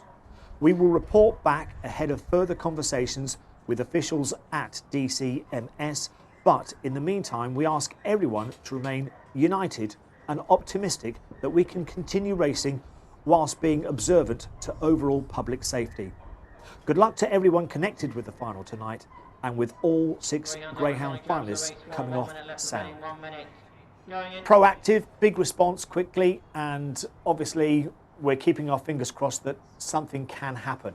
Yeah, I think more than anything else, the sporting industry has shown itself in a great light to be able to operate safely, responsibly. You know, we were one of the first sports back. Yes. If we are to follow suit, as we have in so many other ways of some of the other European countries, such as Spain, France and Germany, then sport will continue. But obviously all we can do is follow advice and directives and protocols from the DCMS. So fingers crossed the show can stay on the road as it has done, safely as it has done. Right, Jamie Norris tweeted in, "Good evening, Errol and Dave. Looking forward to the final this evening. A cracker of a race and good luck to all connections. I'll be cheering on our boy, Kelver Williams, in the last at Crayford. On a roll at the moment and hopefully will run well again. Good luck, Jamie." They're all in here at Crayford, 7:22. Trap 1, Absolute II is the 2-to-1 favourite. Fiora Sydney, 9-4. Hare running, here's Robin Carter.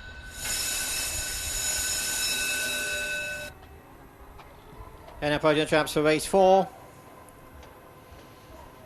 And away we go. 6 broke well out wide from 1-3. 5 in behind that and 4. They're round the first bend. It's 6 out wide though. Fiora Sydney's gone on with 1 towards the inside is Absolute II. It's 3 in behind that and 4. 5's in behind that and 2. They pass us with a lap to go. 6 leads from 1 though with 3 in behind them. 5's trying to close 4. 2's towards the back. It's 6 that leads though. Still 6 Fiora Sydney out in front with 1 in second and Absolute II trying to make progress is Wiki Wag towards the outside. Staying on behind them is Deanridge Kane. They've gone clear 4 as they head off the final bend. 6 slightly wide off the bend. Allows 1 up the inside to take over. 1 lead, 6 coming back. Tight finish to race 4. Yeah, Absolute II for Tom Levers goes on to win here. Let's watch the action again when they leave the boxes. Not a lot between 1 and 6 going into the first bend. 6 tries to assert at this stage. A little bit of trouble here for 2. Just moved off and finished behind and may have sustained a small niggle during the race, but you can see Fiora Sydney's out in front at the moment. Yeah, good effort this from Absolute II, who, as I mentioned prior to the off, have been very well backed in the early prices, and a good performance from Tom Levers' salt, given that he usually wins his races off the front. He was led up here by Fiora Sydney. He looks like he's got on top close home, Errol. Yeah. 15th win from 58 starts. It was one of the hot dogs we mentioned, wasn't it? Absolute II coming into this race on a bit of a purple patch, another son of Kinloch Bray doing the business. Tom Levers, the trainer, and gets up right near the line to pip 6 Fiora Sydney. Let's return to Nottingham and hear more from Julie. Well, what a win for Coulibaly Banny there for Angela Harrison. Ian Sutherland is here representing the kennel. Obviously, she went out in the second round of the Derby, which was a bit disappointing for you guys, actually, because she's clearly a bitch with plenty of talent. Oh, yeah, she's a good bitch. I mean, the first ever race here, Julie, she actually won a 6-8 maiden, and we thought she was going to be, well, she is a stayer, but to be fair, she's sort of changed her style of running a bit. She seems to show a lot more early, and she does, she's doing some good times she's been doing some good times at Newcastle and a bit of tracks and that, and we were a bit disappointed, but to be fair, she did get trap 5 that second round, and she stumbled bad at the start, so you can't afford to do that in the Derby, and she's in with her in 6 tonight, and she showed them what she can actually do when she gets a run, I mean, it's a good time that tonight, 29.66, so yeah, well pleased for her. Yeah, absolutely flying time, and it was impressive to the eye as well. It bodes well for her sister later on, Coulibaly Chick, obviously, in the Derby final. Yeah, as I say, she's a really nice bitch, and as you say, it'd be nice to see a bitch win the Derby, you know what I mean? There's no many bitches won the Derby, but as you say, she's run a really good race tonight, and I'm really happy for the owners and, for Angela and everybody at the kennels, So much emotion here with the winners tonight. It means a lot to you guys, doesn't it? Yeah, it does, yeah. As you say, we've come a long way, you know what I mean? It's not like just in the road, it's like 4 hours, you know what I mean? To come down and get a winner on Derby final night, it means a lot to everybody at the kennel and everybody involved with the bitch, Absolutely, she's run brilliantly and from a cracking litter as well. Well done to Jimmy and Angela too. Cheers, thanks a lot, thank you. Yeah, Coulivanny Banny going on to win the Bitches race. Had a trial at Perry Bar, so a couple of targets maybe. St Ledger might be a bit far. Birmingham Cup could happen. What we're going to do is disappear for a quick break.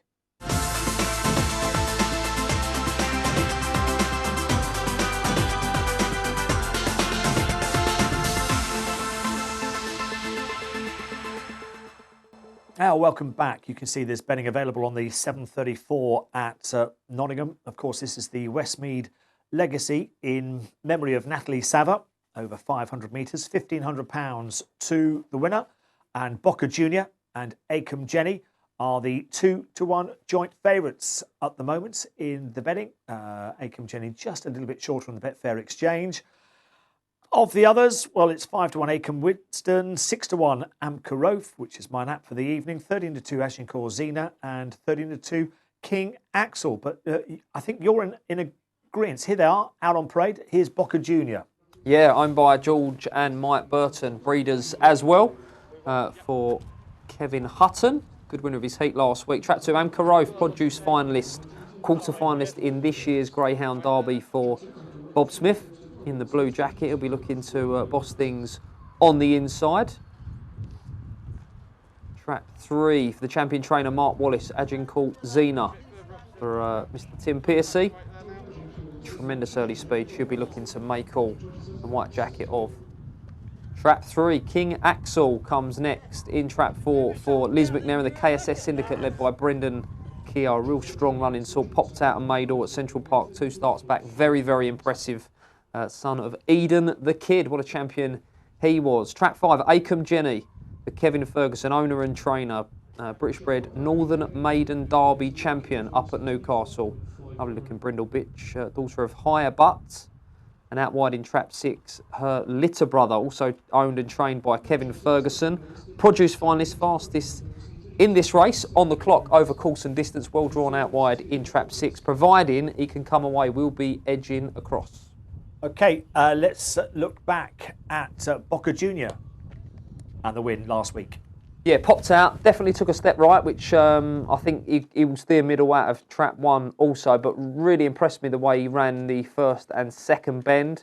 I think he's a worthy favourite. I'm surprised he's joined in the betting by Acom Jenny in trap 5. She looks to have a tricky draw out there. If he does it right at the boxes, he's going to be very, very hard to beat, Boca Junior. Chasing him home here, King Axel, who's a strong running sort, I know well regarded by connections. He'll be staying on as he was in his heat. Let's take a look at Acom Jenny running from trap 4, beating Amcarof, who was in trap 3. Yeah, she's a 25 kilo bitch, got good early speed. She starts and she stays. She led round, just held off Amcarof, who I thought ran a brilliant race in the white jacket. Here's going to be my selection as well. I'm with you, Errol. Amcarof, who was a quarter finalist in the Greyhound Derby. But if she hits the front like she can, she's got a nice turn of early speed. She's going to be tough to beat. Obviously won that maiden Derby up at Newcastle. Didn't see a rival during that competition. Made all throughout and has got that early speed. OK, and the last one we must show you is Acom Winston in winning form from 4. It's in 6 tonight. Agincourt Zena was in 1. Yeah, I think probably the fastest of these. He's 4 wins and 4 seconds from 14 starts, but I'm struggling to see how he gets a run here out wide. You know, if he can somehow go around in a handy enough position, I think he's going to be really tough to beat. He's got big back straight pace. He's a nice type. As I say, 5 and 6 are from the same litter.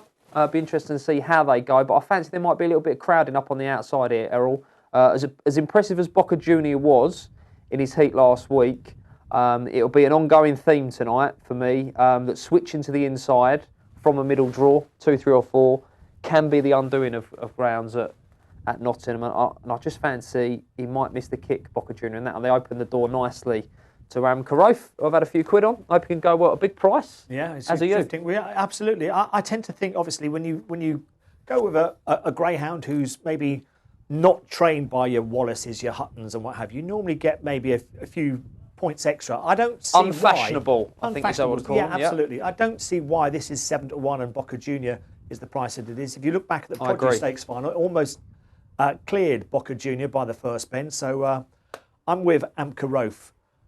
Right, just going on to say Oliver Dowden came on Yeah, and I can, well, not to us, from DCMS, talking about elite sport. I'm not quite sure where the quote came from, but it's on Twitter, I understand. Here we go.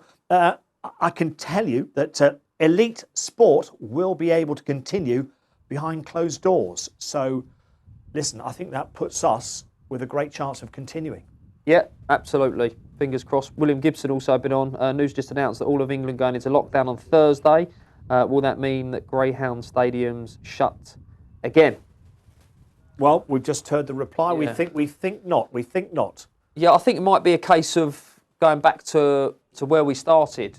You know, the first lockdown, when ground racing started again, and it was behind closed doors, but the show maintained, albeit, you know, I'm thinking that open racing is going to continue, because obviously when we kicked back off again, it was graded racing only, so that will be interesting to see what happens there, but I'm sure we can carry on. We've shown as an industry and as a sport that it can be done safely, so fingers crossed.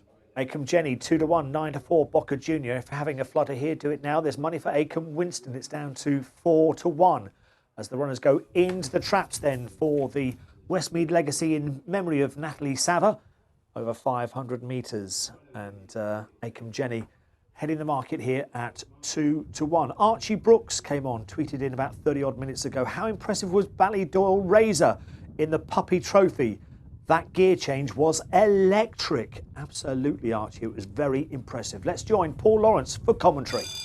Away with the flag. And the hare runs for the Westmead Legacy in memory of Natalie Sava Trophy final. Hare behind traps. And they're off and racing, and 3 explosions from the boxes. Agincourt Zena into the turn will lead. In behind these showing paces, Acomb Jenny is going to turn second, then her brother Acomb Winston. Then a little gap developing back to King Axel, and down the far side it's 3 Agincourt Zena for that man Mark Wallace. The Henlow Raider has a 2-length lead.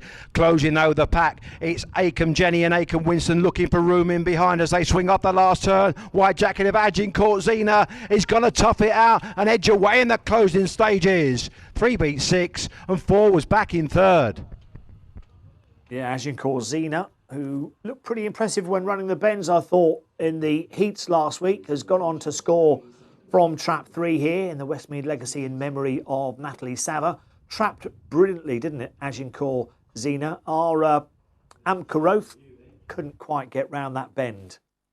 No, it turned sideways by Boca Junior pacing up, but brilliant performance from Agincourt Zena, who I thought might be vulnerable turning for home, El, but she's stayed this out well. She's really gutsy and won on the ball for the champion trainer.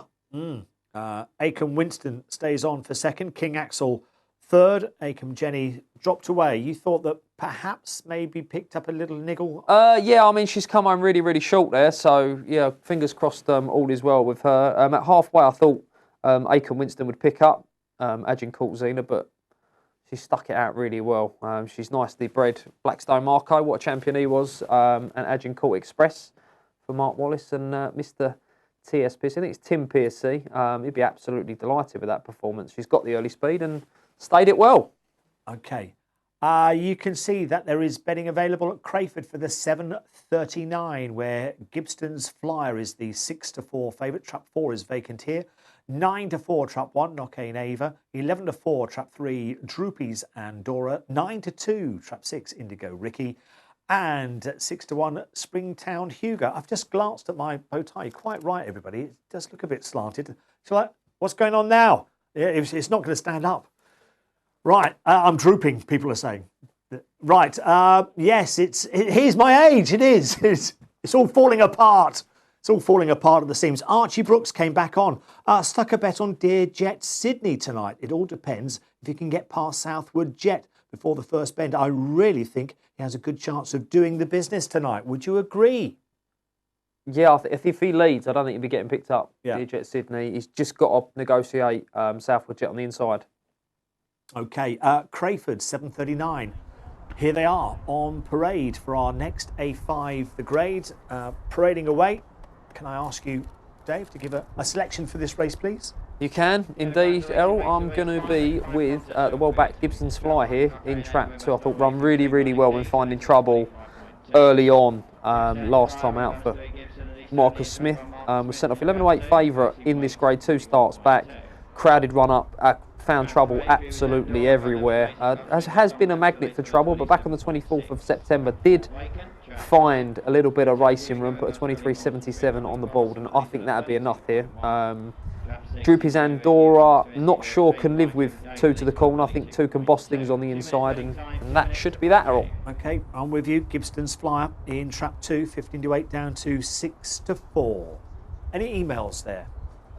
Yep. Here we go. Rob Hawthorne has been on. Thought they'd fixed the bias at Nottingham, but according to the stats this month, nothing has changed. There have been 150 races on Rpgtv from Nottingham, and down the card, the percentages. Track 1 has won at 18, 11.5. 2 has won 24.5, 15.6.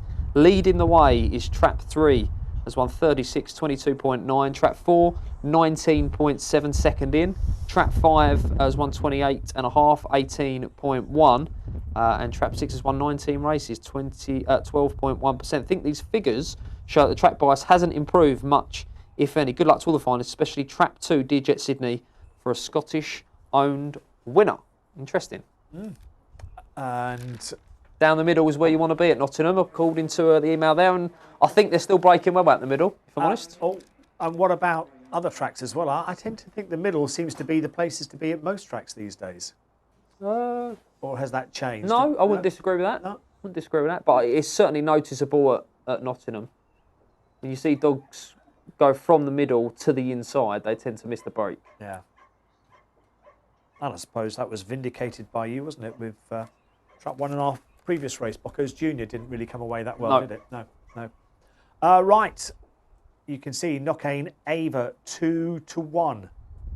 In from 5-2. Attracts a little bit of support here as the last one goes in. A5 the grade. 7.39. Starter checks them over. All Julie Luckhurst runners not on the car today because there was problems on the M20. Hare running. Here's Robin Carter. And approach the traps of race 5. Here at the traps. And away we go. 3 broke well from 1. It's 2, 6 out wide and 5 on the run to the first bend. 3 in line at the first bend. No, 2 leads 1 though with 3 in behind that of 5, 6 in behind that. Out in front though. Knockane Ava is the leader though with 2 trying to close the inside as Gibbons Flyer in behind that is 3. 5 is next and 6 though. 3 nudges him off the turn and takes the lead off the final bend. 3's gone clear. 5 in chase and closing. 2 in behind that. 3 wins though. 5 is second and 2 third. Droopy's Andorra wins for Tom Levers, beating 5 Springtown Hugo. It all revolved around the third bend here with 3, 2 and 1, all getting in a bit of a mess. 3 was in the right place on the inside at that third bend. Yeah, absolutely. And the inside duo didn't quite do themselves any favours at the second bend. They tangled, and Droopy's Andorra has been over the 6 bends, I think, at Crayford. Was very, very brave, drove a third bend really well, and that stamina kicked in, Errol. Good winner. Yeah, good winner, going on to score. Blanched 1 and 2. I mean, basically, Droopy's Andorra had been bumped itself at the first bend by 1 and 2 and just got its own back by nipping through on the inside there and pushing them aside. So Droopy's Andorra wins for Tom Levers, Springtown Hugo back in second. So it's a double for Tom Levers, a double for Dave Lee so far here at Crayford. Let's return to Nottingham and hear more from Julie. Well, congratulations, Wallace Camp, who have just won the Natalie Savo Memorial Race with Agincourt Zena. She won it at the boxes, really, Sid. What a break. Yeah, she smashed that, you know, and she really needed to do that in a high quality final like that. But yeah, she managed to do it, you know. We were probably hopeful from the middle boxes that she could do something like that. A little bit unexpected from the betting that I saw, but was it to you? Well, the dogs don't know their prices, do they? And she certainly didn't. Lots of people saying, you know, how much it means to have a win on Derby final night. Does it feel good? Yeah, it's good to have a winner on any night of the week, but yeah, Derby final night does make it that much special. She's done a flying time as well. Congratulations, go get your trophy. Lovely, thank you very much. Agincourt Zena, I can tell you, recorded a time of 29.69 there for Mark Wallace. Wallace just a 3 spots slower than Kulavani Bani, the 2 bitches. Almost identical times. Right, let's return to Nottingham and hear more from Darryl. Jeremy Hayes' weather. So pleased to have you here, Jeremy. Southwood Jets. Look, how are you? Apprehensive? You're confident? You're buzzing? How are you feeling? Probably all of those, to be perfectly honest with you. with a little bit of doubt, obviously, because when you're in such a race so as strong as this, you know anything can happen. But I've got great confidence in the dog, like a lot of people have, and as long as he gets a fair run, I think we'll have a really, really good shout. It's been the most amazing story, hasn't it, for the Greyhound from the start? Going back to round one, going into the Derby, what were you hoping for at that stage? Listen, to be honest with you, I hadn't hoped for a great deal. And that was the honest truth. When I've said this story a few times, I wasn't after a dog. I agreed to buy this dog, hoping it'd be like a sound sort of dog, really. We never paid fortunes for him, but, as things went on, the trial stakes obviously went quite well. As you know, and through that you could see he was quite a gutsy dog, because one of the conditions on one of the trial stakes was shocking. And then starting the Derby, when the Derby round started, to be honest with you, I didn't really sort of think, my God, hold on a minute here, we've got something serious, until probably he got to the quarterfinals. And I was just expecting a good run, hopefully he'd do well, not let the kennel down. They blow me down, look what's happened. Well, I'm more shocked than anyone. Incredible, and he's on the verge of going unbeaten through the Derby, Yeah. which happens once in a million years. Yeah, well, let's hope this is one of those years. And this story, of course, the Reese story, the third generation, just a remarkable one, isn't it? Oh, it is. It's the sort of thing that you really want to have. You'd love him to win, just so that this story can actually be fulfilled. And obviously there's Charlie here as well that's got involved with it. He's done a fantastic job with him. Fourth generation, that's what And it's all been such an incredible ride and a shock. I'll be honest with you, none of us expected this. None of us. And I think he has surprised everybody. Well, just one more time. That's all you need, Jeremy. Just one more time. I know. And listen, I was talking to Richard earlier, and I said, look, hopefully he'll do it for you. Because I've got a real good affinity with the kennel and Richard and his family, and I think I probably want it for them probably more than I do for myself, to be honest with you. And it would just be a great fairy story, wouldn't it, if it all comes true? Be brilliant. It's so good to talk to you, and I can almost feel the emotions that are going on as we get that little bit closer to the Derby. Let's wish you the very best of luck, and who knows? Who knows? I know. I say fingers crossed and everything crossed. We've got some good people supporting him. Thanks for your time. Really appreciate it. And good luck. Thank you. Thank you, Jeremy.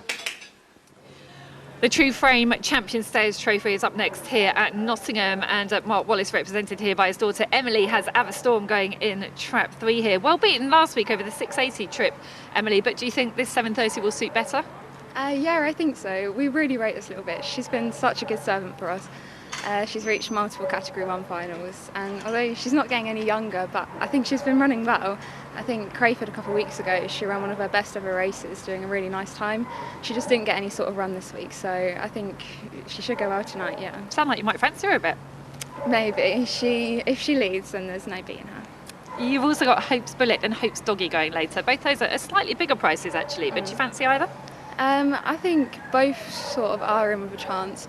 Hope's Bullet, obviously it's sad that the 2 had to be withdrawn earlier, but the reserve has gone in. He's been running out of 4, he won out of 5, so I think Hope's Bullet could have a nice make-up on the inside. And Hope's Doggy? Yeah, he's taken a while to settle into the kennel, but every week he's getting more confident and better with his food and everything, so I think he will keep improving. The trial times are there, so we know he can run. Perhaps of the dogs I've asked you about, the Cesarewitch winner, Irons Royale, is your best chance of the winner in Durando. Obviously, she's been running brilliantly. How is she tonight, and do you fancy her? Yeah, she's fine. She's a worthy favourite, but it's by no means easy. You can never rule her out, as we know from the Cesarewitch. That was so special to me. So she's my little girl, so I hope so that she can do it tonight. For the IAMSA boys, we've won the Durando twice for them before, so a third one would be great. It's a really nice race to win, actually. It's one of my favourite races of the year. Yeah. Hopefully she can do it for you. I think it's going to be a great race anyway. Few chances of winners for you tonight. Good luck, Emily. Thank you. Right. We're approaching for the True Frame Champion Stayers Trophy. Averstorm. What price is Averstorm? Right, down the card, L. Riley Ray in the red jacket of trap 1, 12-1. Droopy's Bird, recent Kent St Ledger winner, 5-2. Averstorm for Mark Wallace, 15-8. Sheldon for Kevin Boone, last year's Ladbroke Summer Stayers Classic winner, 9-4. Fabulous Marina, 20-1. and Blue Mischief for Richard Devonish, 15-2. Okay, what do you fancy for the race? So we're going to see Sheldon in action in the Yarmouth Derby Purse Final first of all, running from trap 3. Yeah, really good performance this. Roxanne Poppy in opposition as well. Sheldon come back to life for trainer Kevin Boone. My issue with Sheldon is going to be her moving towards the inside early on. We saw her over the 680. She raced out of trap 4 at the bend. She dived in towards the inside. She wants to be on the inside running rail. I thought she might carve up the inside if she comes away. Could be trouble. If she got loose, she would make them go and be hard to reel in. Okay, I don't know if you remember 12 months ago, semi-final night, Sheldon won at 7-1 in the heats of that 680 competition. Yeah. Yeah. I think she's a winner tonight. She ran from trap 4. I think she's a winner tonight. She's got a lead, I think, for me. Okay, Sheldon for me. What are you going for? Yeah, I'm really, really strong on Blue Mischief out wide. It was a big price for Richard Devonish. I thought run well in the 680 competition. A little bit flattered by the finishing position, given that Lenson Blinder and Deadly Delago collided on the turn for home, but she stayed on well. She ran ever so well in a maiden stayers at Toaster back on the 27th of September, picking up Coyote Mustang, who came out the week later and won a novice stayers at Central Park by 5.5 lengths, gave that form a real good boost. Well drawn on the outside, as I've already mentioned, Fabulous Marina, not the quickest into stride. I thought there could be crowding on the inside, and I think she's going to stay well. Not many Droopy's Vieri greyhounds, but that is her breeding. Droopy's very Ballymac Godsend, very well bred, homebred for Richard Devonish, and I think it's going to go well. A big price here. Just quickly down the card is 12, 5-2, 13-8 favourite now. Some money for Averstorm, yeah. Sheldon 5-2, Fabulous Marina 20, and Blue Mischief 8-1. Okay, we must apologise for our graphic problems that we have at the moment. We are doing our best to rectify it. Hopefully it doesn't spoil your evening. But there's been money for Averstorm then, 15-8 down to 13-8. Sheldon just on the slide out to 5-2, and Blue Mischief has got bigger at 8-1. Runners are going in. Any more emails, Dave? Yeah, I've got one here. Just quickly from Peter Beakhurst. Hello, guys. Just to say, Karen Wilson won the snooker. Could have borrowed your suits. Dave, why do you put up a double with Labrooks and different selections on the show? I tipped Culavani Banny, enhanced double tonight, Culavani Banny and Roxham Christoph. Hopefully that goes in. Best wishes and thanks. I'm looking forward to seeing the Roxham dog in the 821. Too short a price for me, but I think he's a very special dog. Yeah, Chris O'Riordan says racing has gone ahead in Ireland as an elite sport, so likely it goes on here. Correct. We're keeping our fingers crossed for the official announcement. Right, the hare is running. Let's get across, of course, to Paul Lawrence. The True Frame Champion Stayers Trophy, £1,000 up for grabs here over 730 metres. Their approaches and away and racing, and Sheldon has bounced out the boxes and into the turn will lead from Blue Mischief. Trying to pace up into the turn is Droopy's Bird. Prominent is Fabulous Marina. As they come out the second turn, it's Sheldon, who has around about a 2-3 length lead now with a full circuit to race. He's trying to extend away from the field, headed by Blue Mischief.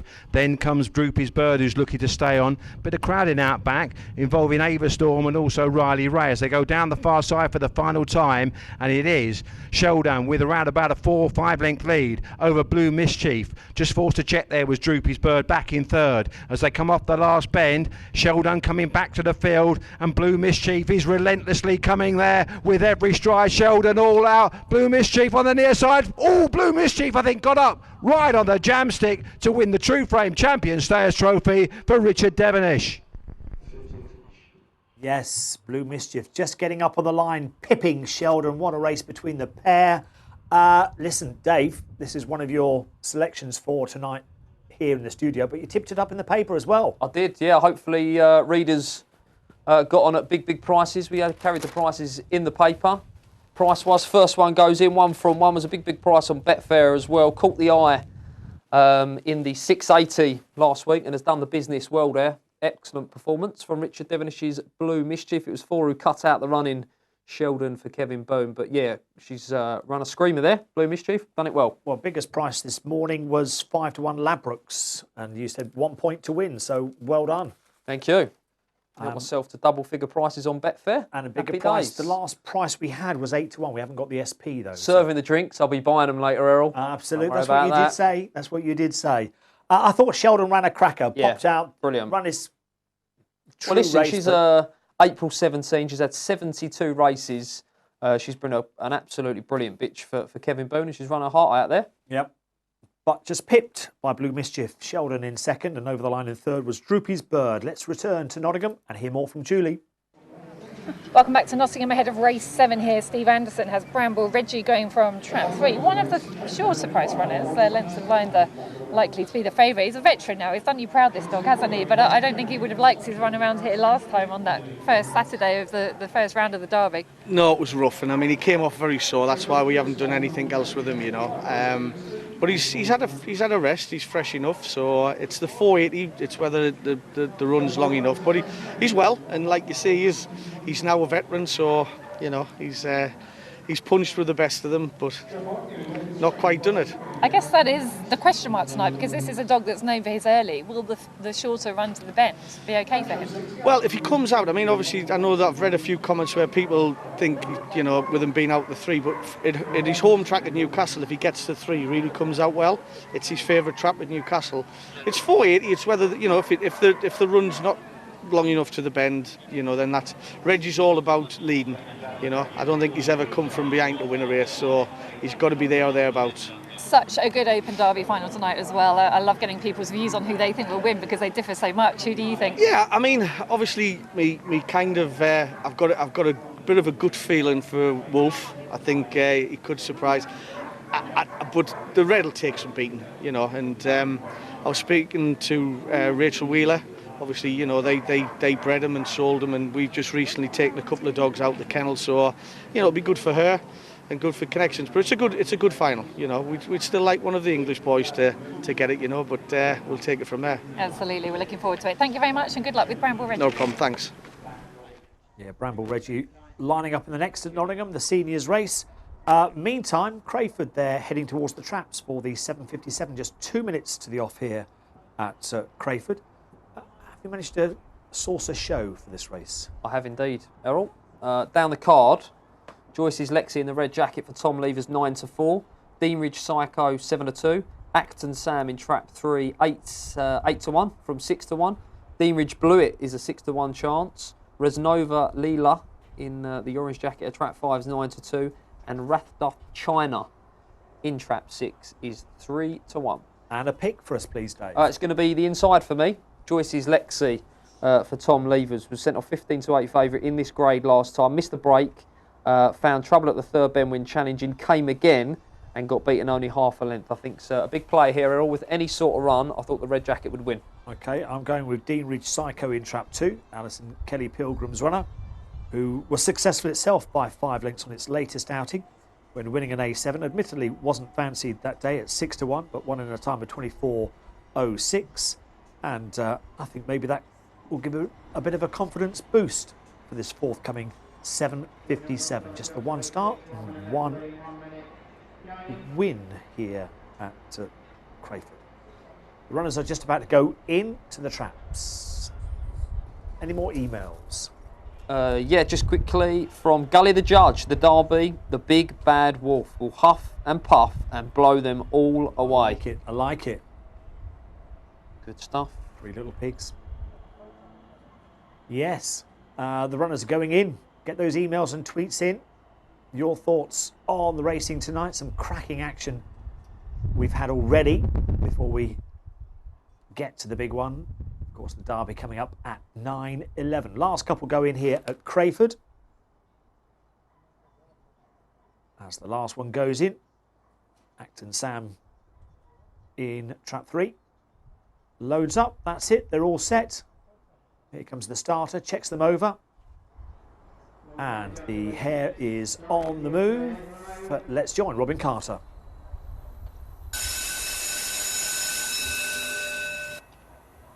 And approaching the traps of race 6.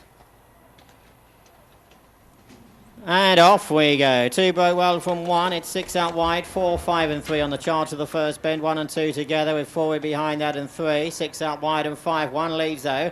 It shows his Lexi that's out in front with 2 in chase and second is Dean with Psycho trying to make progress. 3 down the outside. 4, 5 and 6 are in behind that, but 1 leads though. Heads round to the final bend out in front. 2 and 3 are battling for places. 1 out in front though. It shows his Lexi that goes on to win. 3 grabbed second, 2 third. 1-3-2, Joyce's Lexi going on to win. It's another winner for Tom Levers. That's basically 3 on the spin for the kennel. Absolutely flying. 3 fell out. Acton Sam showed good middle pace. Dean Ridge Psycho got away well enough, but 1 was there when it's inside. Joyce's Lexi. Having that inside line at Crayford is crucial at times and proved exactly that. And Joyce's Lexi was a bit of an eye catcher last time up. Once in front at halfway was always going to be tough to beat. I thought Acton Sam's run a massive race in defeat. Looked as if he just joined in at the second bend. He took off down the back and no doubt, absolutely no doubt that Luke Morrison's charge will be winning at Crayford sooner rather than later. OK, Joyce's Lexi, the winner. Let's get across to Julie at Nottingham. Well, Lisa Sampson is here with Blue Mischief on the podium, and you and her go back a long way, don't you, Lisa? We do. Well, she was born at Richard and Dillis's, and I picked her out the litter and she was probably about 2 weeks old. Amazing. She really appreciated that step up in trip tonight, didn't she? Yeah, we always thought she wanted further, and we were lucky to get in the race tonight, and she's proved what she can do. What a finish. What was it like watching that from the middle? Amazing. I was leaping up and down. You could probably hear me shouting. Did you think she'd get there? I thought she could, yeah. I mean, to chase down Sheldon, that's no mean feat, is it? No. She's a good girl. She's got a big future ahead of her by the looks of it. Congratulations, well done. Thank you. Now, really pleased to say that Jade and daughter Kira are here. Jade, you're Nicky Holland's niece, but you're here primarily to represent Pat and Marion, of course, the owners of Wolf this evening. Absolutely, yeah, delighted to be here representing Wolf on behalf of Pat and Marion. We're absolutely thrilled that he's in the Derby for them. And what an exciting greyhound he is and has been, and the fact that he's going to be 4 tomorrow, it's a wonderful story, isn't it? Oh, it's amazing, yeah, absolutely. Brilliant hound. Such a strong greyhound, isn't he? I think a lot of us early on we thought, is he able to win the Derby at the age he is? But you tell me, he can do the job, can't he? I think so, absolutely, yeah. He's definitely got better with age. And Kira's here with you as well. Kira, you're a big fan of Wolf. Why is Wolf such a good greyhound? Because he's so fast and I just love him to bits. You love him to bits, yeah? And he's such a strong greyhound, isn't he? So, who wins the Greyhound Derby tonight? Wolf, you say. And are you in agreement, Jay, with Kira? Hey, look, there's 6 amazing dogs in this Derby and any one of them are capable of winning it, and, we wish all connections to every 6 of them, all the very best, and it's a fabulous Derby. And it's a great story, of course, as well, isn't it, for Nicky and Graham as well? Obviously, they've got 2 runners, but an Irish Derby already in the bag this year? Yeah, wouldn't it be fantastic for them? And obviously connections with the other hound, Ballydor, is fantastic, yeah, brilliant. Jade and Kira, we want to hear you, Kira, shouting as loud as you possibly can when the race is on, cheering for Wolf. You'll do that for us, won't you? Yes. Brilliant.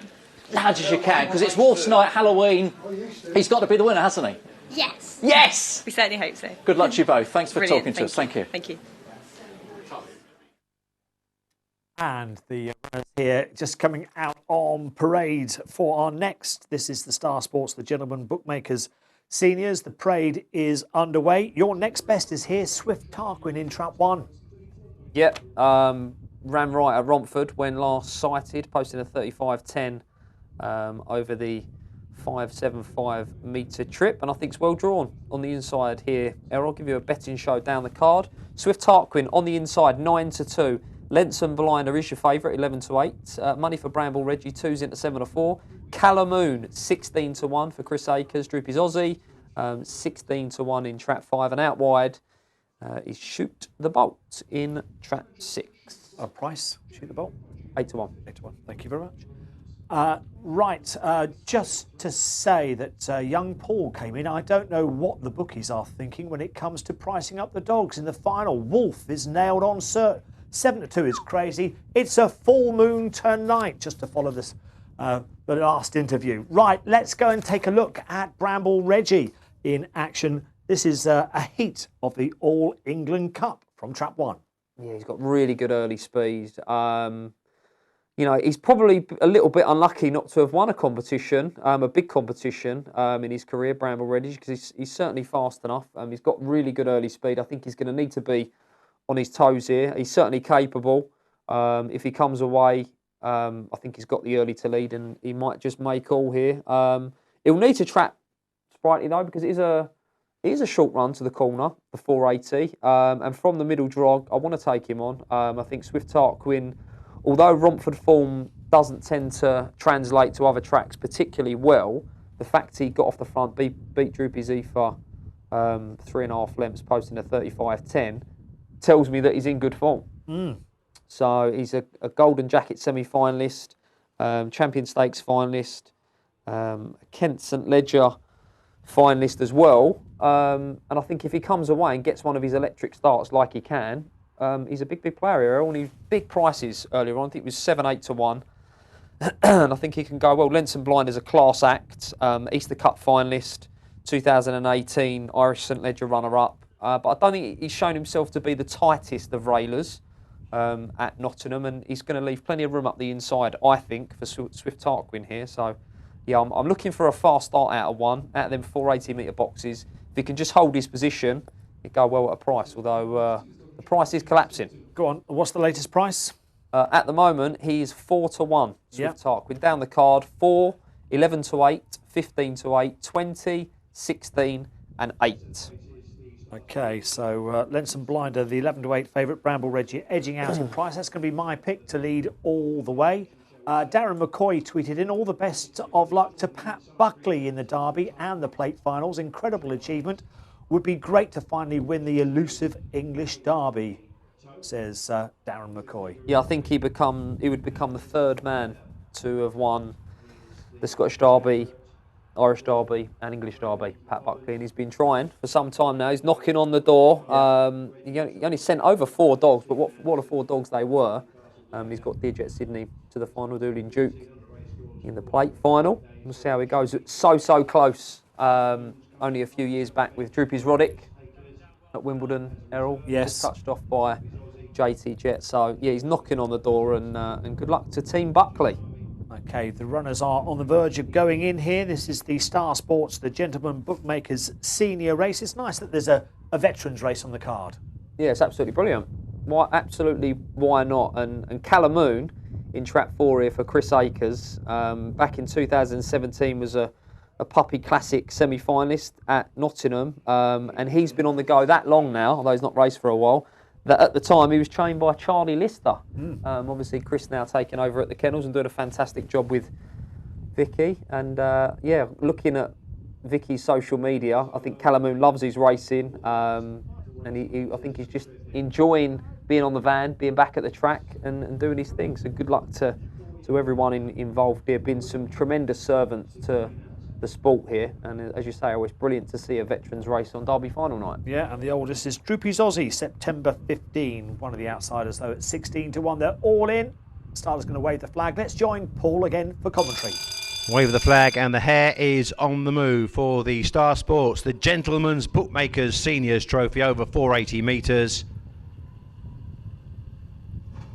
And away and racing, and a lively break from Lenson Blinder into the turn, joined by Carla Moon, and Carla Moon has cut across the field. Lenson Blinder was forced to check, and Carla Moon for Kieran Hickey and Chris Akers down the back straight has a 3-length lead. Swift Tarquin showing good middle gears along with Shoot the Bolt, who's trying to stay on.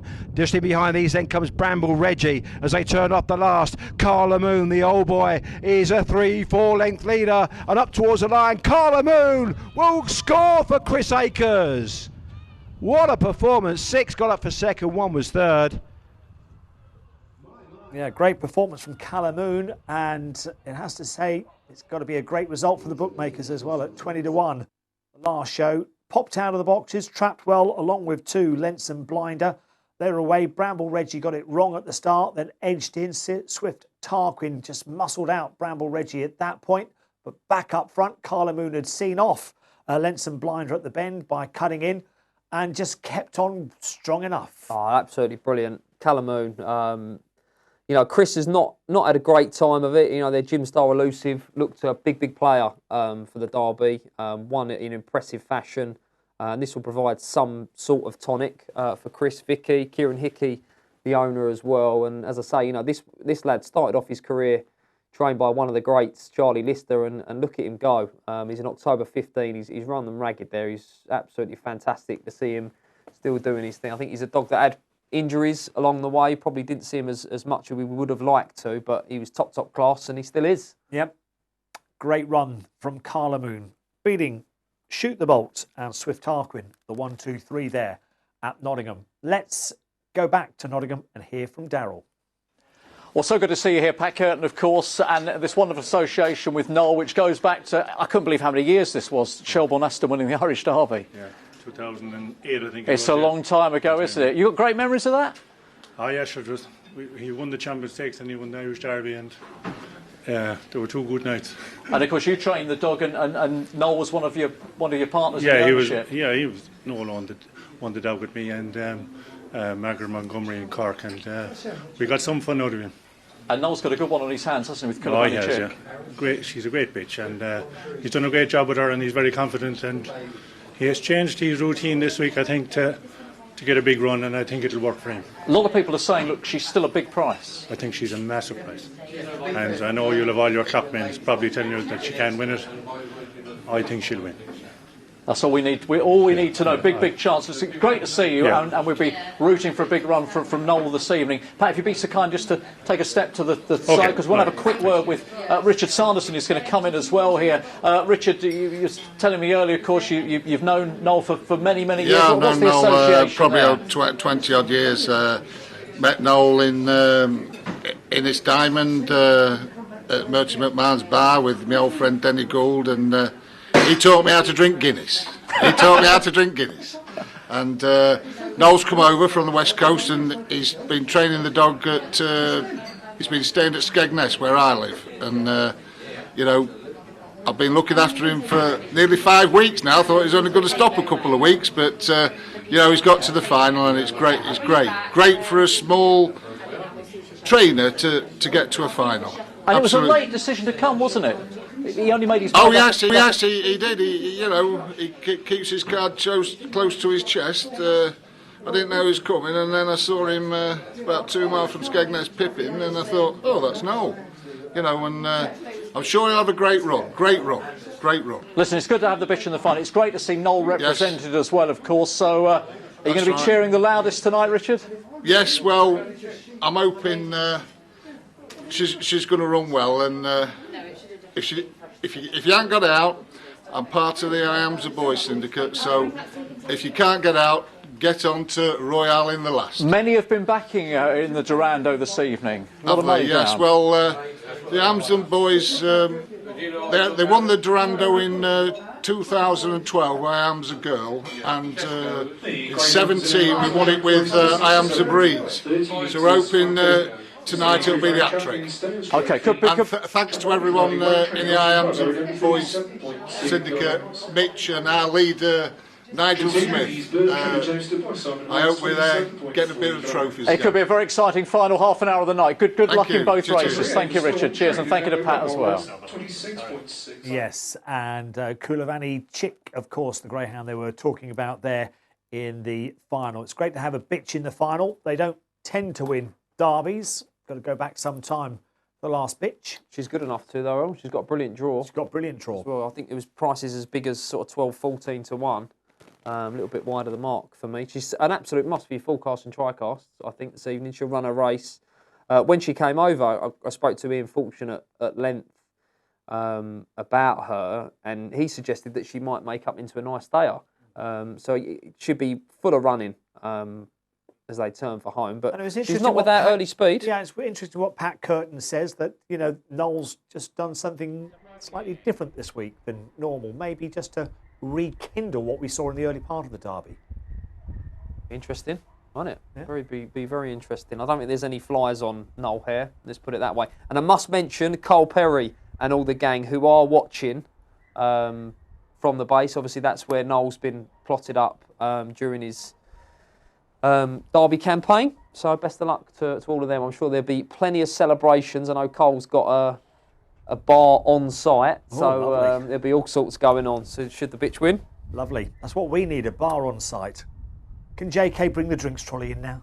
Right, the runners are going into the traps. You can see there's bedding on the bottom part of our screen. We do apologise that we've got a few graphics issues, but hopefully that will keep you updated now. Trap 1, 9 to 2, trap 2, 3 to 1, trap 3, 4 to 1, trap 4, vacant, trap 5, 6 to 4, trap 6, 4 to 1. What do you fancy? 8, 14, S2. If it's not broke, don't fix it, Errol. And trap in line here in trap 2 is absolutely flying for JR. Jim Reynolds, bitch in form, landed a hat-trick up to S2 company. I think can go in again. I think can pop out and make all. Okay, trap in line. I'm going to go with Absolute Legend, who itself is in good form. Won an S4 and S3, and I think can maybe lead trap in line in the early part of the contest. The runners are just about to go in. Trap 1, 9 to 2, trap 2 here, 3 to 1. The favourite, though, is Rising Coco at 6 to 4. The winner itself for Jim Reynolds, just 2 runs back when winning and beating Corin Shawn in a time of 34.04. Greyhounds loading up then for Quick this shout out 8:40. to Yes. professional darts player Gerwin Price, who's watching us, building right. up to the Derby, enjoying the coverage as well. Just got back from Germany after playing in the European Championships and losing out to Peter Wright last night. Loves his ground racing. Good. Enjoying the coverage, Gerwin. One of the top players in the country, in the world at the moment. GBGB are tweeting as well. It's nearly time for the showcase race in the Greyhound calendar. Indeed it is. Stay tuned to Racing Post Greyhound TV. Coming up at 9:11. Trap 5 just eases out to 7 to 4 here. And trap 3 has just gone into 3 to 1. They're all in at Crayford. Starter checks them over. S2, 540 metres. Here's Robin Carter.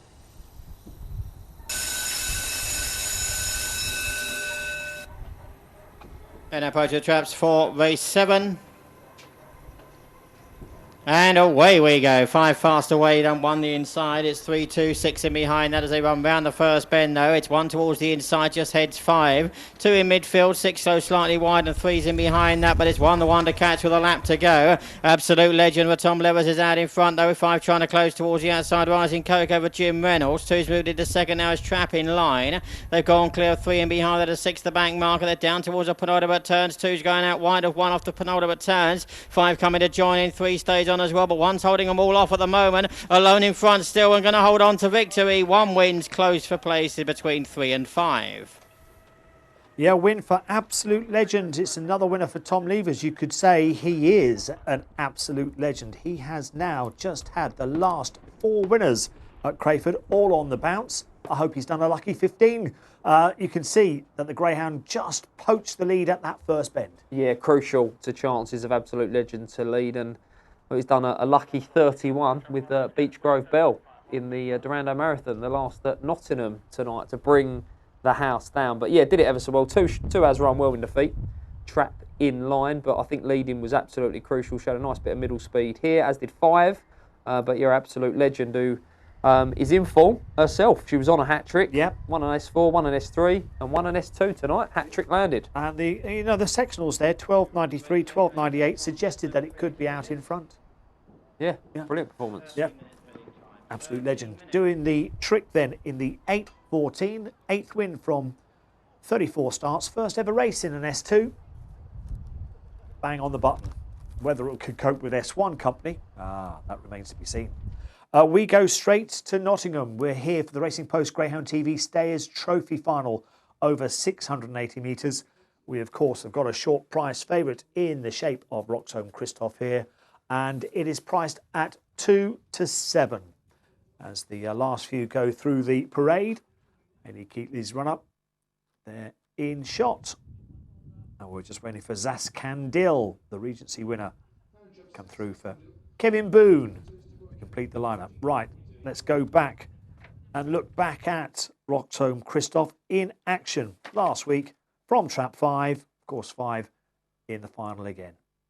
Yeah, I mean, this was some sight, honestly. I was at the track and I couldn't believe what I was seeing. A decent enough field. Only his second ever go over 6 bends, of course. He won that final, the 3 steps to victory at Sheffield over the 660. And just run away from him, Errol. And track was given -60, calculated time 40.76. Absolutely sensational performance, and the further he goes, the better he looks. I think he's a star has been born, Errol, over six bends. He really is a superstar. He's one of the stars on show this evening. He's going to be a very, very short price, and in my eyes, rightly so.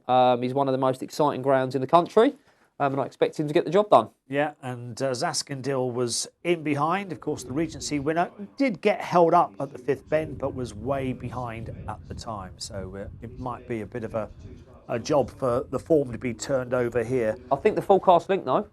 Go on. Me, perhaps 6 out wide, Zaskandil. Yeah. Can run a big race at a big enough price here. Well drawn on the outside. Of course, unfortunately, we lost Ballydoyle B in the week. Was withdrawn lame.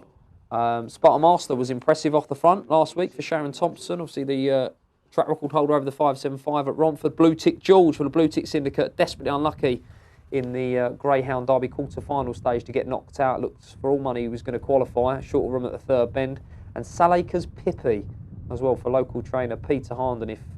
If she were to pop out, then it could get interesting because she's a strong running salt over this trip as well. But it's very hard to get away from the favourite here, Errol, who will be a short price. I'll just dig out some prices for you now. But the Regency... Well, was 2 to 7. Yeah, the what Regency, have you got there? Have you got anything fresher than 2 to 7?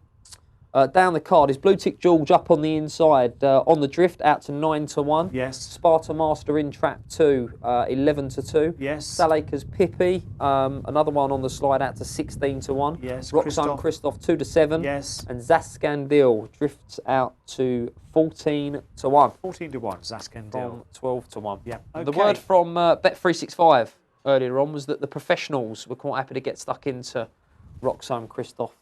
So even at short prices, the punters were happy to pile in earlier on. I can't do that kind of thing. Can you do that kind of thing? If you gave me 2 to 7 that tomorrow was Sunday, I think I'd get... Okay. But what about here? Would you... Not for me at 2 to 7, Errol. I'd be more inclined to play a full cast here to get a bit more bang for my buck.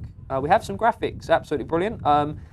Listen, I think it won't be for everyone. You should just be able to sit back and enjoy this. I think this is a serious greyhound on show here. I think he's a greyhound that's going to contest all big 6-bend races.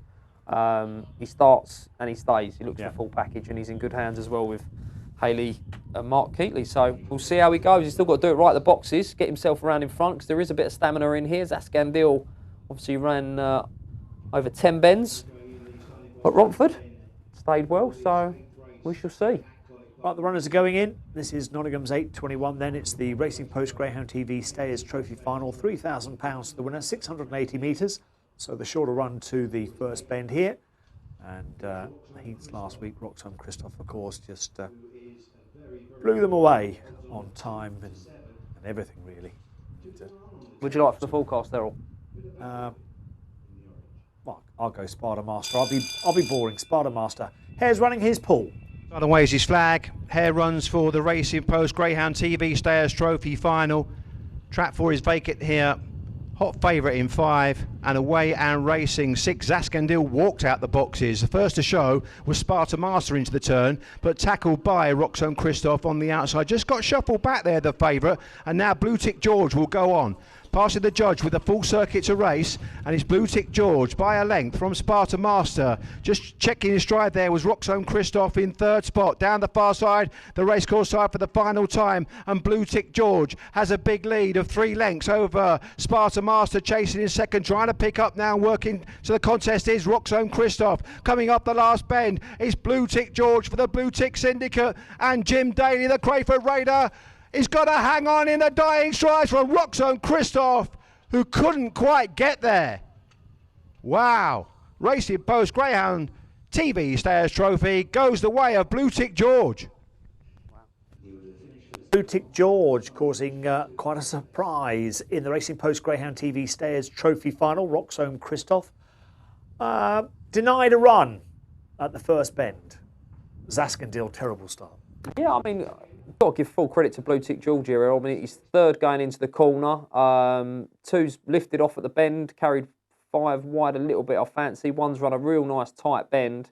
I spoke to Jim Daly last week, and I've got to be honest, I was a bit of a non-believer, Blue Tick George. Didn't think he'd stay out this trip. Jim was very confident. He was very quick to draw comparisons to Touch Tackle. Yeah. It was a fantastic stayer that Jim guided towards a regency. And he thinks Blue Tick George is just as good. And, you know, he's got off the front there, poured it on with his smart middle speed. As I mentioned, I thought he was very desperately unlucky to get knocked out of the Derby at the quarter-final stage, and has done it really well there. And the Blue Tick boys will be absolutely delighted there. Dave Mitchell, Matt Newman leading the charge there. Well done to them, lads. Hope they've had a few quid on at big prices. Brilliant. Yep, and Christoph was closing at the death, but couldn't quite get there. Blue Tick George, the winner of the Racing Post Greyhound TV Stayers Trophy Final. We owe you a reaction from the Star Sports, the Gentleman Bookmakers Seniors Final, won by Carla Moon. Here's Julie with connections. Welcome back to Nottingham, where we have Callum Moon here on the podium alongside Kennel Hen Vicky Booth. Congratulations, Vicky. Not expected to most of us, but you're not that surprised, are you? A bit emotional, perhaps, but not surprised. I'm emotional because we've had the most dreadful couple of weeks that I've ever had in my life. This dog, well, Charlie will tell you, he's the most difficult dog you will ever meet in your life. He's been obviously hard to keep in one piece, and I said to Chris this morning, if this dog can reproduce some of his form from 2 years ago, he'll win this. He came out a couple of weeks ago, 1598, 5-year-old at Sheffield, but we left him fresh. Chris has done a fantastic job on his back and everything this week. Chris has just done an amazing job with him, and what can I say, that was a good race. Why does it mean so much? Because this dog is hard work. Charlie will tell you how much harder if he doesn't like someone, the whole world will know. He looks so placid here, but 5 years old. I've heard the word retirement mentioned, is that right? I know what people are thinking, and I think he has to. I've obviously got to speak to Chris, and we keep him racing because he is difficult, and he will have to spend the rest of his life with us because he does bite people and he does go for people. But we've got a bond with him, and he trusts me with his life, and he needs to finish today because I'm sorry, I just feel so emotional because we've been through a lot the last 2 weeks, and that was a hot race, as veterans races go. It was a hot race. As all races are on Derby final night. But I thought we could lead out. I was just hoping for a bit of bother with the others, which I probably had a bit of luck, but he's done it well, really, and he really does deserve a retirement now. Yeah, congratulations, Vicky. Enjoy this win. Well done. Thank you. Yeah, Carla Moon winning the seniors race earlier at a big price. I think it was 20 to 1 in the end. And we've just had another big price, haven't we? Blue Tick George winning at 9 to 1 at Nottingham. Right, betting available, Crayford 8.29, a 10 the grade. Voice of Hope in Trap 1 is the 6 to 4 favourite. 3 minutes to the off here. 3 to 1 is Slow Lane Lucy in Trap 6. They're betting 7 to 2. Trap 4, Beach Grove Joey. It's 4 to 1, Bonnie Duke in 2. 6 to 1, Resnova Zeus in Trap 3. And 7 to 1, Court Jester. Those are the prices. We'll be over to Crayford very shortly for the A10. Any more emails across there, Dave? I've got plenty, Errol. Oh, go on, Let's get stuck into them, shall we? Kelvin's been on. Kelvin Richardson. Almost without exception, all the commentators on the channel are talented and knowledgeable. Obviously, Steve Woodward was the pioneer and the best, and the bravest to call a very close finish. However, Errol deserves his moment in Greyhound history, especially on such a night for his commentary, the 2006 Greyhound Derby semi-final. Oh my God, he's got up. Westmead Hawk has won. On Kelvin. Okay, thank you very much, Kelvin. Sounds like Kelvin's retiring you there, Errol. I know. Your place in history. Okay, Voice of Hope.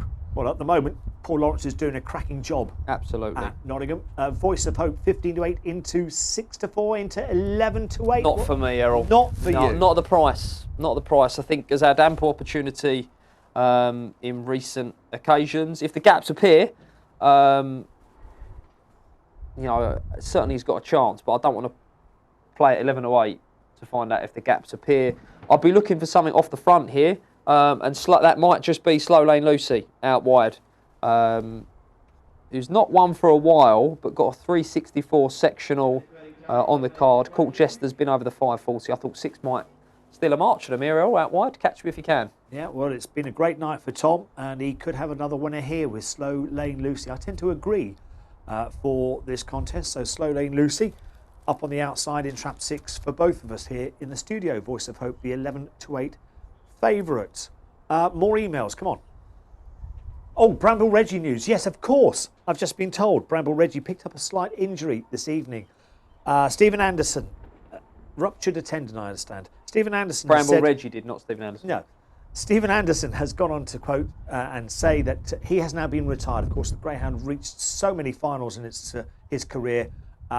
It's obviously sad that Greyhound's picked up this tendon injury, but it's time to retire, says Stephen, and no doubt he'll take pride and place with Stephen at the kennels.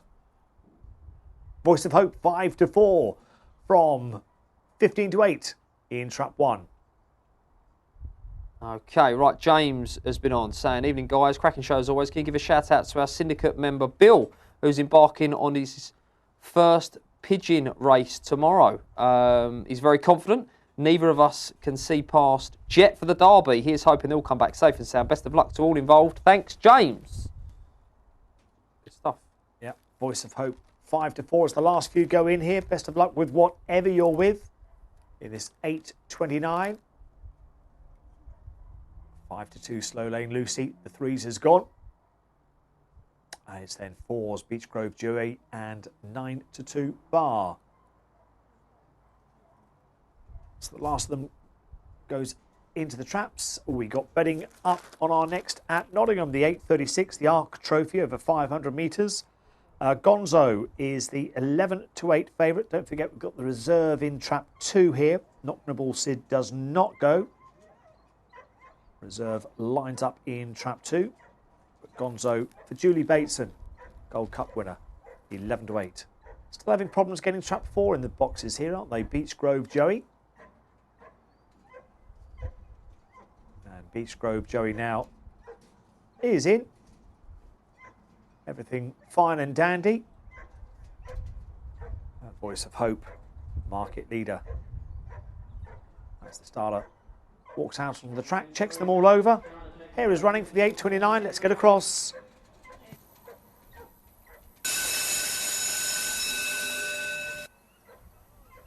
And approach to the traps, 4 race 8.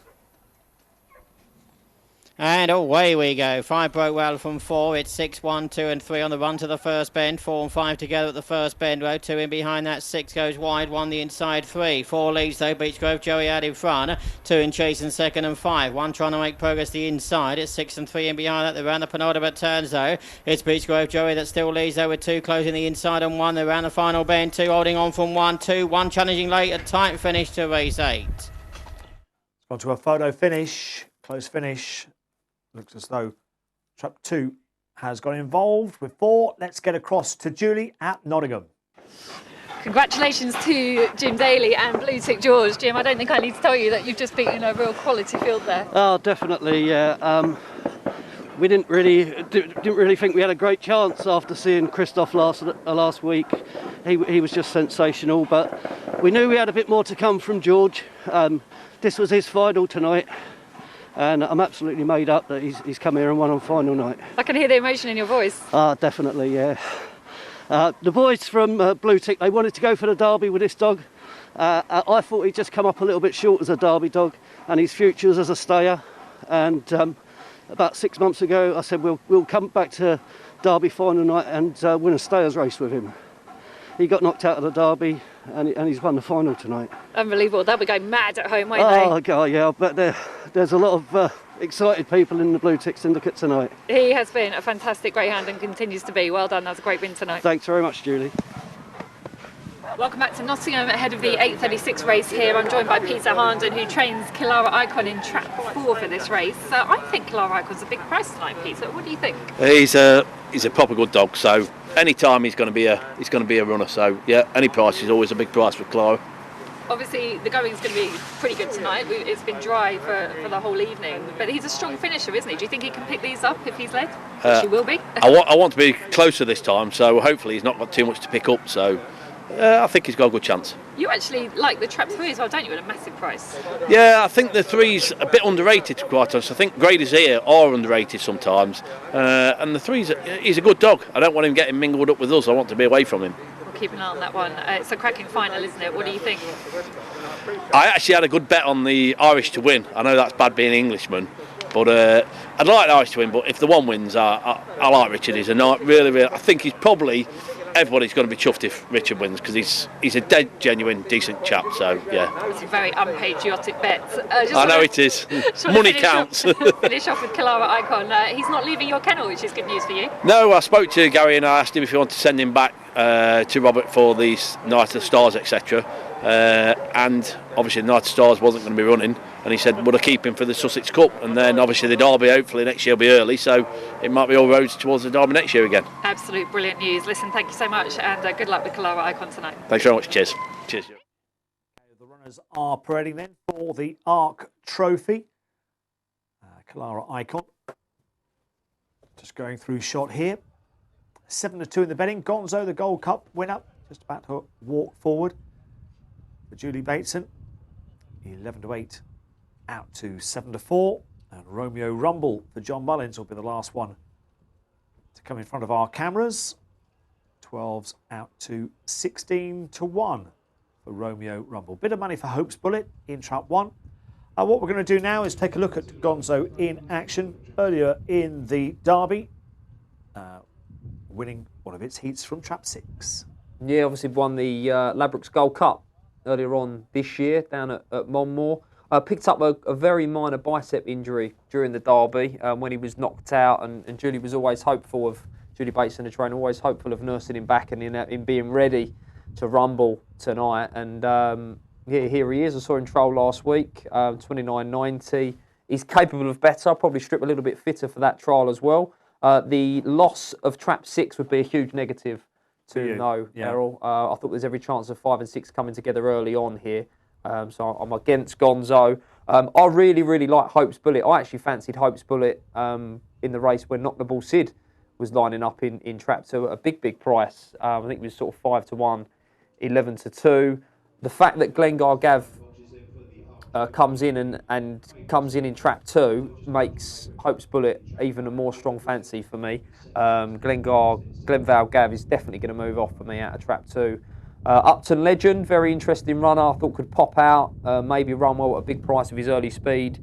Kalara Icon, Irish Derby finalist for Robert Gleeson, probably work into the race a little bit later on, but everything points toward Hope's Bullet for me, and more importantly than anything else, he has been in trap 1 before at Nottingham in the Derby trial stake in behind Balliard Ricky, beaten a length and 3/4 and run the first and second bend pretty well on that occasion. So, you know, he got knocked out of the Derby plate last week, went to the corner with Doolin Duke, was just short of room at the bend, checked off when Doolin Duke come over. If he shows that early again here, I think he'll go to the front, and I think he can make all. Okay, I'm with Gonzo. Out to 7-4 as the last of the runners go into the traps. 15-8, Hope's Bullet. The money keeps on trickling in. A little bit of interest in Upton Legend as well. 9's down to 8's for Barry Denby. 2-4, the 8.29 at Crayford. The Hare's running here at Nottingham, and here is Paul Lawrence. 500 metres. Fancied runners in 1 and 5 here. Hare approaches. And away and racing, and a fairly level break, but it's early pace from Gonzo to seal the deal into the first turn, and Julie Bateson's Gonzo wide on the track goes 2 lengths clear from main market rival Hope's Bullet. Then in behind these comes Kalara Icon looking to stay on. The reserve Glenvale Gab is 4th, and then comes Upton Legend at the back, Romeo Rumble still on the front end. Gonzo just swinging off wide once more, edging ever closer is Hope's Bullet. Bit of trouble there for Kalara Icon when trying to make a move, and Gonzo will make all for Julie Bateson and beats Hope's Bullet, who was second, and looks like Kalara Icon was third. Yeah, Gonzo's early pace, decisive in this contest. As we watch the action again, trapped reasonably well to edging into the 3, as you mentioned, that the reserve would do that. But Gonzo did the damage there. Yeah, listen, he's a really, really smart dog. He's got a brilliant engine. I backed him quite heavily for the Derby, so it's quite painful to see him doing it Derby final night in such brilliant fashion. Could be a good omen for Kenny Glenn, the Scottish owner. Obviously owns Deerjet Sydney, who runs a little bit later on in the Derby final itself. But I know, Julie's worked wonders to get this dog back after his bicep injury, which he picked up during the Derby, and he's clearly back in action. Who knows where we'll see him next? Perhaps at Perry Bar for the Birmingham Cup. Who knows? I think the Olympic down at Hove would suit him. Long journey for Julie, but he's a smashing dog. He starts and he stays. Okay, Gonzo beating Hope's Bullet. Kalara Icon back in third. Betting available at Crayford, 8:44. We're off for a quick break.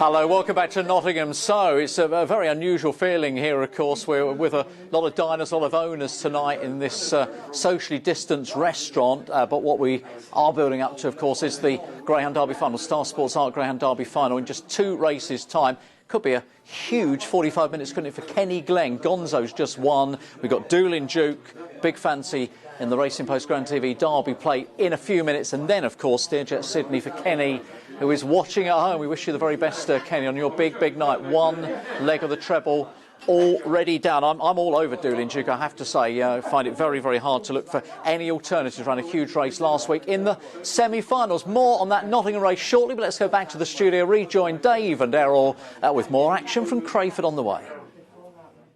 Yes, thanks, Daryl. The result there confirmed at Crayford for the 8:29, 2, 4 and 1, 9 to 2, 4 to 1 were the SPs. Forecast there 34.58, Tricar seated 205. Trap challenge at the moment looks like this. Trap 1 has got a lead over Trap 3. And then comes Trap 2. Right. Crayford's 8:44, just around the corner, as Daryl mentioned. And at the moment, Trap 4 is the 9 to 4 favourite, backed in from 11 to 4 for the 8-8s. That's our next at Crayford, coming up in 3 minutes' time. Any emails across there? Yeah, Grant Carney has been on. Hi guys, the brand new and get on with it syndicates here, with all watching tonight in anticipation. What racing, what greyhounds to enjoy.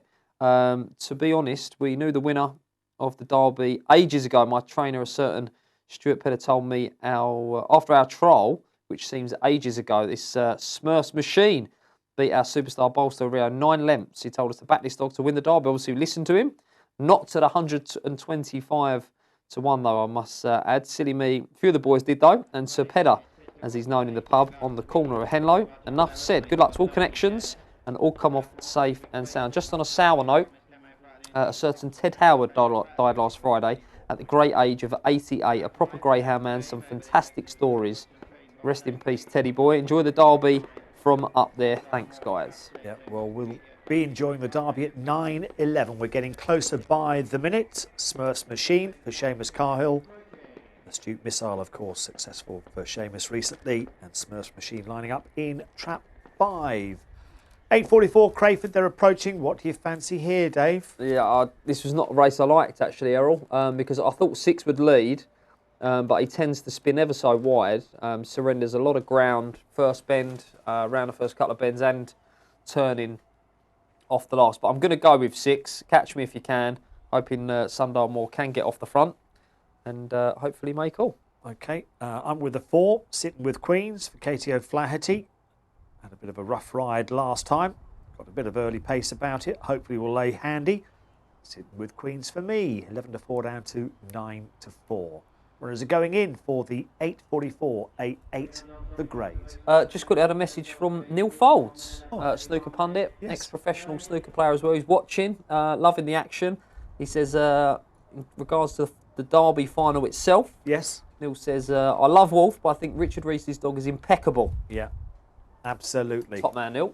Top man indeed. Known Neil for a long time. Hope he's well. The last few going in. Dodgers Fury 11 to 4 out to 7 to 2. Sitting with Queens 2 to 1. 5 to 2 Sundar Moore in Trap 6. Did you have a selection here, Errol, just quickly? Yeah, I went with Sitting with Queens. It's down to 2 to 1 from 11 to 4.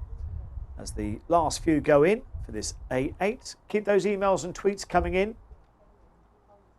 Jake Whalen just said, my nap tonight is trap 4 Wolf in the big one. Good luck, Jake.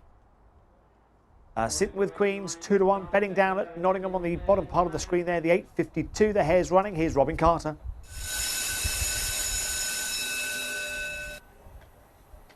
And approaching the traps for race 9.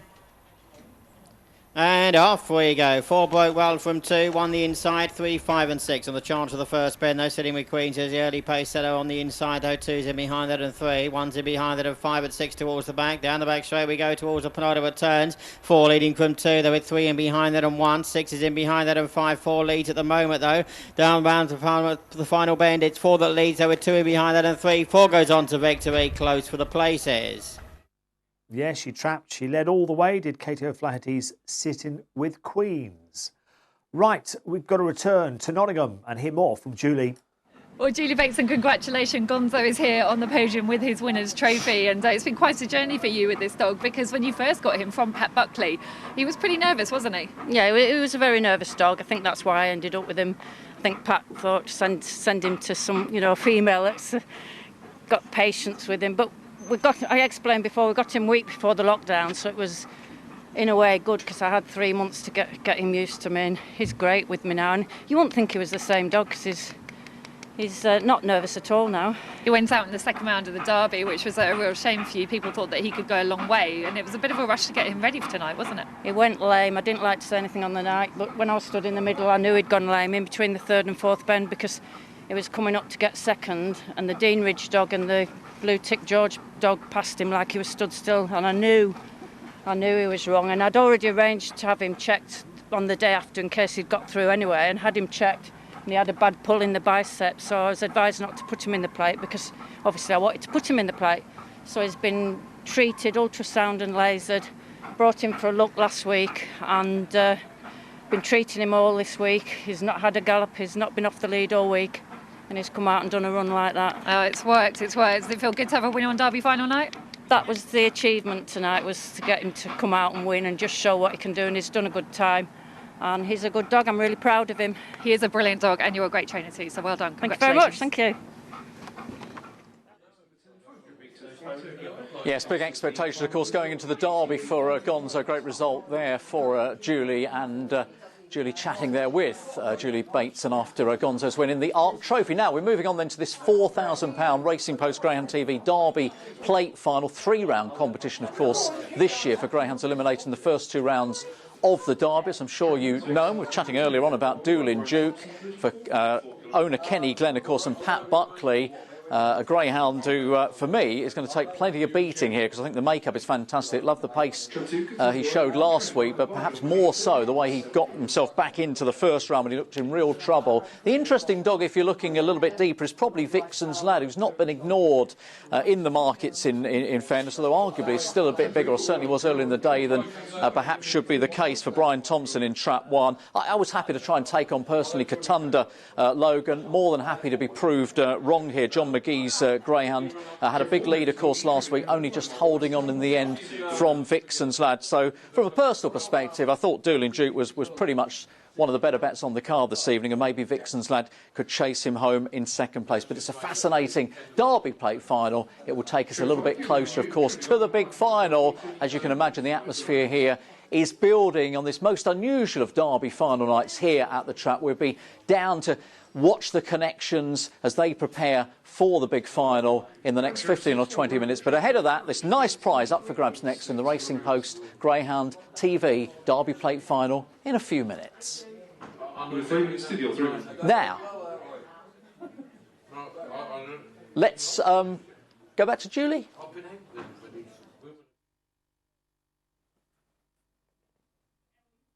So we're watching Doolin Duke here winning the first semi-final, going on to win.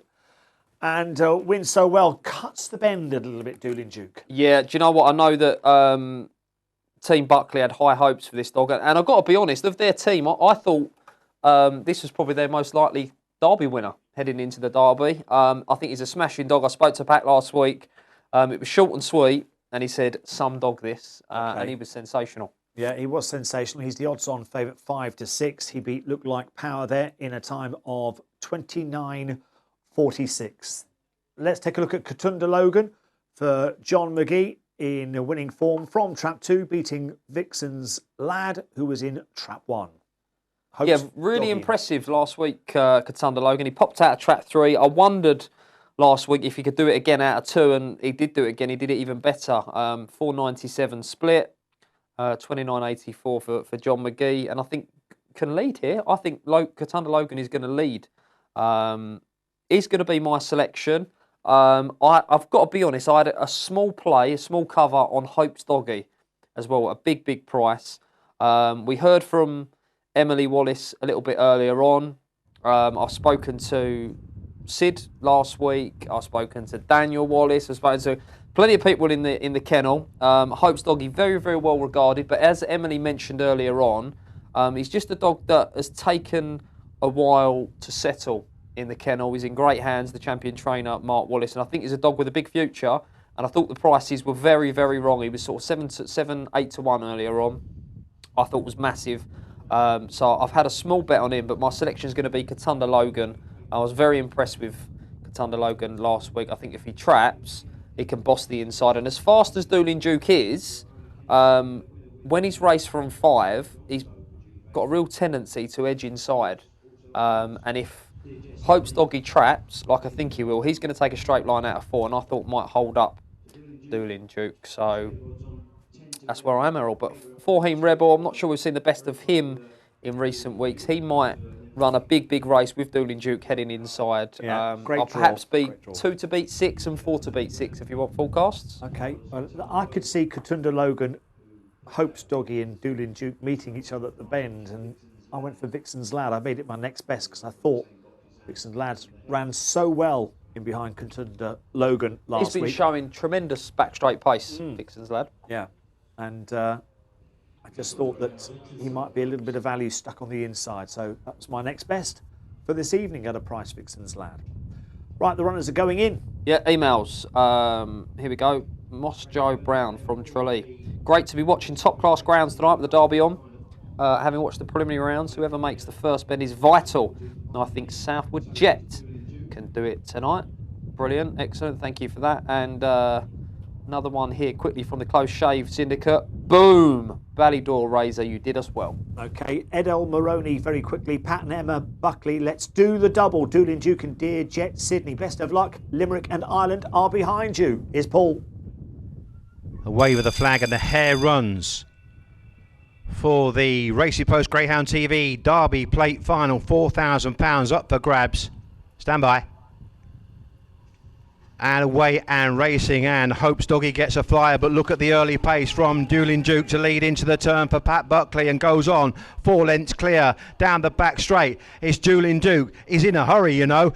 Hope's Doggy is in second. Trying to make ground is Katunda Logan. On the outside of that one then is Forheem Rebel. But as they come off the last, it's the orange shining brightly in the Colic Park sun. Look at this one go. Doolin Duke. He's got a hose up. 2 was second, 6 was third. Kenny Glenn, it's a red letter day. Yeah, Pat Buckley's Doolin Duke, awesome in that performance. Great early pace, beats Katunda Logan. And for Horn Rebel back in third. Here's the replay. You can see connecting together Look Like Power and Katunda Logan as soon as they left the boxes. And 5 had gone, cut across the 4 there. Hope's Doggy to land the spoils. Yeah, do you know what? Four's broke really well there, but 5 has just annihilated him to the corner. And as I say, I rate Hope's Doggies. This is a big run from Doolin Duke, and he kept a much straighter line to the bend than I thought he was going to.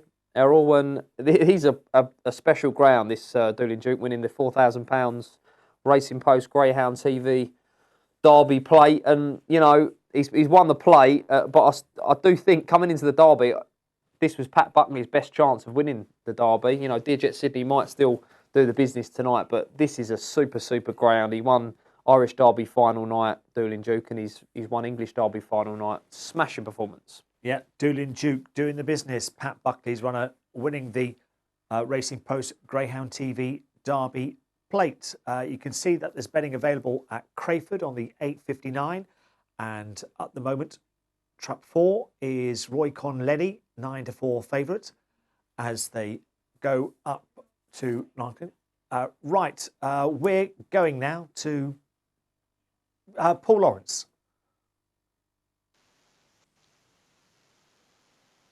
So here is the lineup then for the final of the Star Sports and Art Greyhound Derby. And as you can see, with the predicted lanes that I think they're going to take, it should be a pretty much a clear passage to the turn for many of these. Maybe just with the exception of Wolf, who might just edge into his kennel mate, but I do feel that he probably will lead his kennel mate Ballador Valor on the inside anyway. One of the points of the mechanics of Derby lanes is really revolving around a greyhound called Dearjet Sydney here. We've seen him in the early rounds. He's run from traps 4 and traps 3, and when he sees clear daylight, he tends to dive straight inside towards the rails. And yet, towards the latter stages, it hasn't quite been the case. And the point in case really is in the semi-final, where Wolf won. We can take a look at this semi-final now. Wolf was in trap 3. Dearjet Sydney was in 4. And Smurf's Machine was in trap 5. Now you can see Smurf's Machine gets a flyer, but Dearjet Sydney from 4, he didn't really dive right the way into the rails like we know he can. And to be fair, he's gathered his momentum, he tracks in behind Wolf, and down the back straight you can see Wolf now claiming the rails, going up on the inside of Smurf's Machine, and it was quite a tussle in torrid conditions, it has to be said. Now just watch Dearjet Sydney. He runs over the back of his brother in trap 5. He goes back towards the rails, and you can see he does take erratic lines every now and again, but he stayed on reasonably well in behind the winner, Wolf. You can see there might be a bit of a change because Wolf now has got to get round Dearjet Sydney. I do feel that Pat Buckley has probably got to get Dearjet Sydney to come flying out the boxes. That could just cause a few problems for Southwood Jet if he clears him immediately. But I do feel that we really have to base our assessments on level breaks. Let's just watch Southwood Jet on a head-on from his semi-final. He ran from trap 1, and you can see he will run a straight course to the turn. Now in trap 2, we have Ballador Valor. He edged off, so trap 3 should be perfect for him. It's worth noting Nottingham Sid is in trap 4, and you can see there the red-jacketed runner powered his way past that fast-starting rival.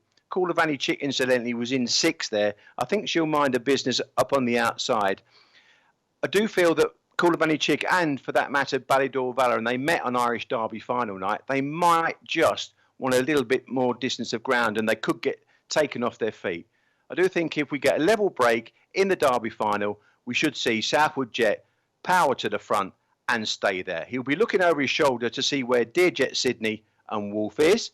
But all in all, let's just hope for a clean run final, and may the best greyhound win. Indeed, may the best greyhound win. The race coming up at 9:11, not long now before we go back to Nottingham for the Star Sports and Arc Derby final, worth £50,000 to the winner. But before that, we've got the little matter of the 8.59 at Crayford, where the greyhounds are about to go into the traps. Mintbet.com, 4's down to 3-1. Money for that. Brosnan Sally, the reserve here in trap 5.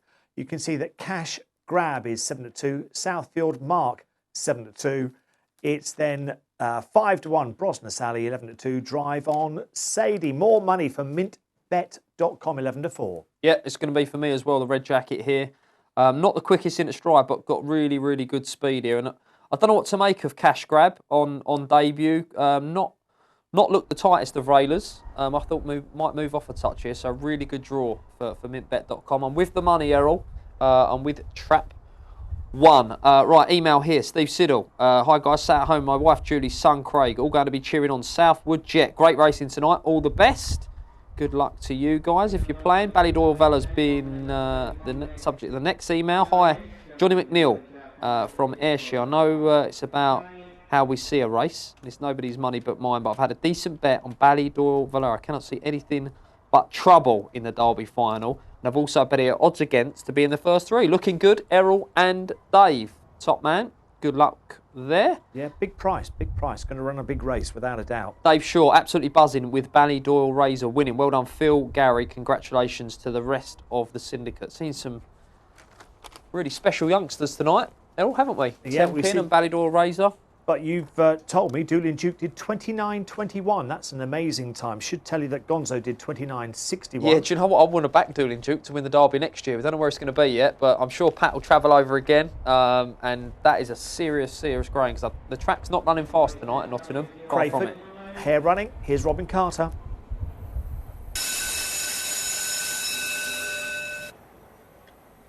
And approach to the traps, 4 race 10. Break away from the traps, 4 into stride first. From 5, it's 6, 3, 1 and 2 towards the inside. On the run to the first bend, 4 out in front though. It's Roycon Lenny that's out in front though, with 3 to challenge the inside. 6 in behind, that shoots down the outside to take over. 6 leads towards the penultimate turns. 3 and 4 still battling with the places. 2, 1 in behind that, and 5. 6 is the leader though. Drive on Sadie off the final bend. 3 in chasing, closing is Southfield Mark towards the inside, but 6 does enough. 3 second, 1/3. Drive on Sadie, the winner there for Jim Daly. Right, let's get back to Julie for the interview for the end of the Racing Post Greyhound TV Derby Plate Final. You can see Pat Buckley with Doolin Duke there. He's just handing over the reins to Tony Harvey there, because he's got to go and get DJ Sydney ready for the Derby final, of course. But this dog's been staying with Tony Harvey for a long time now. What a winner that was. Pat clearly had this dog in good form. Pat is absolutely meticulous the way he does his dogs, and I must admit, tonight he'll check him over, and tomorrow morning he'll check him over again. He's absolutely meticulous on all his dogs. Which is why he's just rushed in to sort out DJ Sydney. But that was, you know, it's a hot race, Tony. I'm sure you agree. And what a performance. Yeah, well, perfect. Yeah, so he looked after his dogs. He's washed them, shampooed them. He's done everything he possibly can. Derby plate winner. Can he be the Derby winner as well, do you think? Yeah, definitely next year. Yeah, definite. What a double it would be if he could win the Derby plate and the Derby final. Congratulations, well done.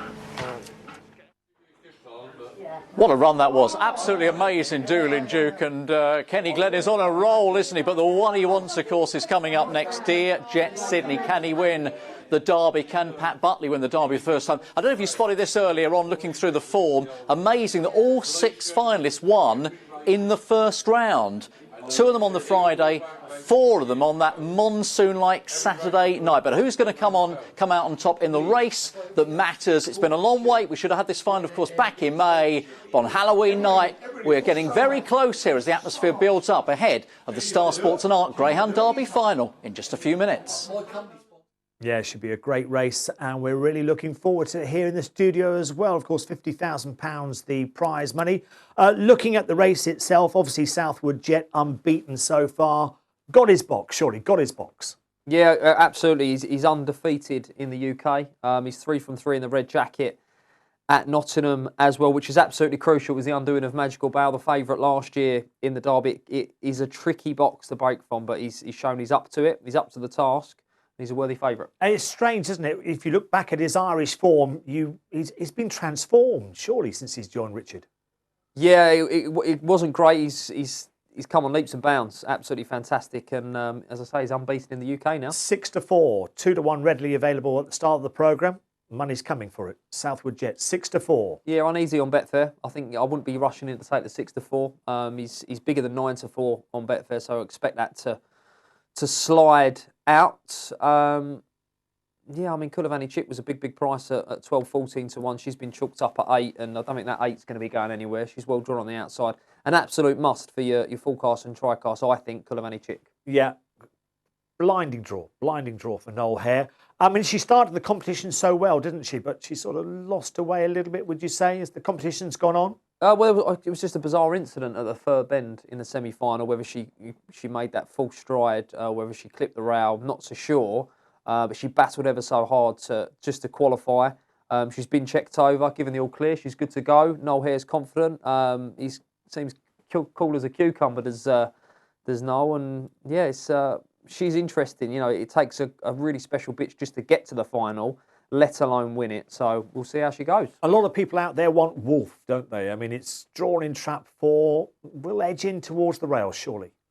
He went pretty straight out of 5. and I think it was the quarter-finals. It looked a tricky draw. He went straight enough. Obviously, he was the favourite in the plate final last year, and he raced out of 5 and perhaps showed a little bit of an experience diving inside like he did. I think he is an older and wiser dog now. He's November 16. He won the Ladbrokes Easter Cup back in March, I think it was. Yeah. One of the top competitions in Ireland. He's got to do it right at the boxes, but he can. You know, he's a real credit to Graham Holland and his team, in particular Nicky, who's been over here for some time now, staying with Dave Firmager. The dog's come into hand nicely. He's a big player. Yeah. Of course, Pat Buckley's just won the plate with Doolin Duke. Dear Jet Sydney for him in 2. Certainly fast enough. He's going to have to negotiate Southwood Jet on the inside. Should Southwood Jet not time it right at the boxes, then the inside is up for grabs. And Dear Jet Sydney has got that smart burst of early speed. He's got a 492 sectional on his card. And he'll be looking to take the field along. Catch me if you can. Smurfs Machine, big price, but Seamus Cahill knows how to land a derby. Yeah, that's massive. Obviously, you know, Pat Buckley's won Scottish derbies, an Irish derby. Graham Holland has won Irish derbies, but Seamus Cahill, the only trainer lining up here to have won an English derby before back in 2017. So pressure off. Astute missile. I don't think Smurfs Outsider. Machine's going to be 28-1. No. No. Absolutely brilliant. Well, there's the trophy itself, and the Greyhounds coming out on parade by the looks of things here at Nottingham. Southwood Jets 6-4, 13-8 now. Dear Jet Sydney 11-4. A Wolf at 3-1, static on that price. You can see then you've got the likes of Coulivanny Chick and Smurfs Machine at 8s and 17-2, and Ballydall Valor at 10-1. Here we go, Southwood Jet up on the inside, the current favourite for this year's Star Sports Tonight Greyhound Derby, trained by Richard Rees, owned by Jeremy Hayes. Dear Jet Sydney up on the inside in trap 2, carrying the blue jacket for Scottish owner Kenny Glenn, trainer Pat Buckley. Coming oh so close in recent years to winning the English Derby. Irish trainer Pat there. Ballydall Valor in trap 3 for Graham Holland, owned by Justin Muldoon and Pat Muldoon. A real powerhouse of a ground. Tremendous back straight pace. Stays this trip well. One of 2 trained by Graham Holland. Thanks, David. Good luck.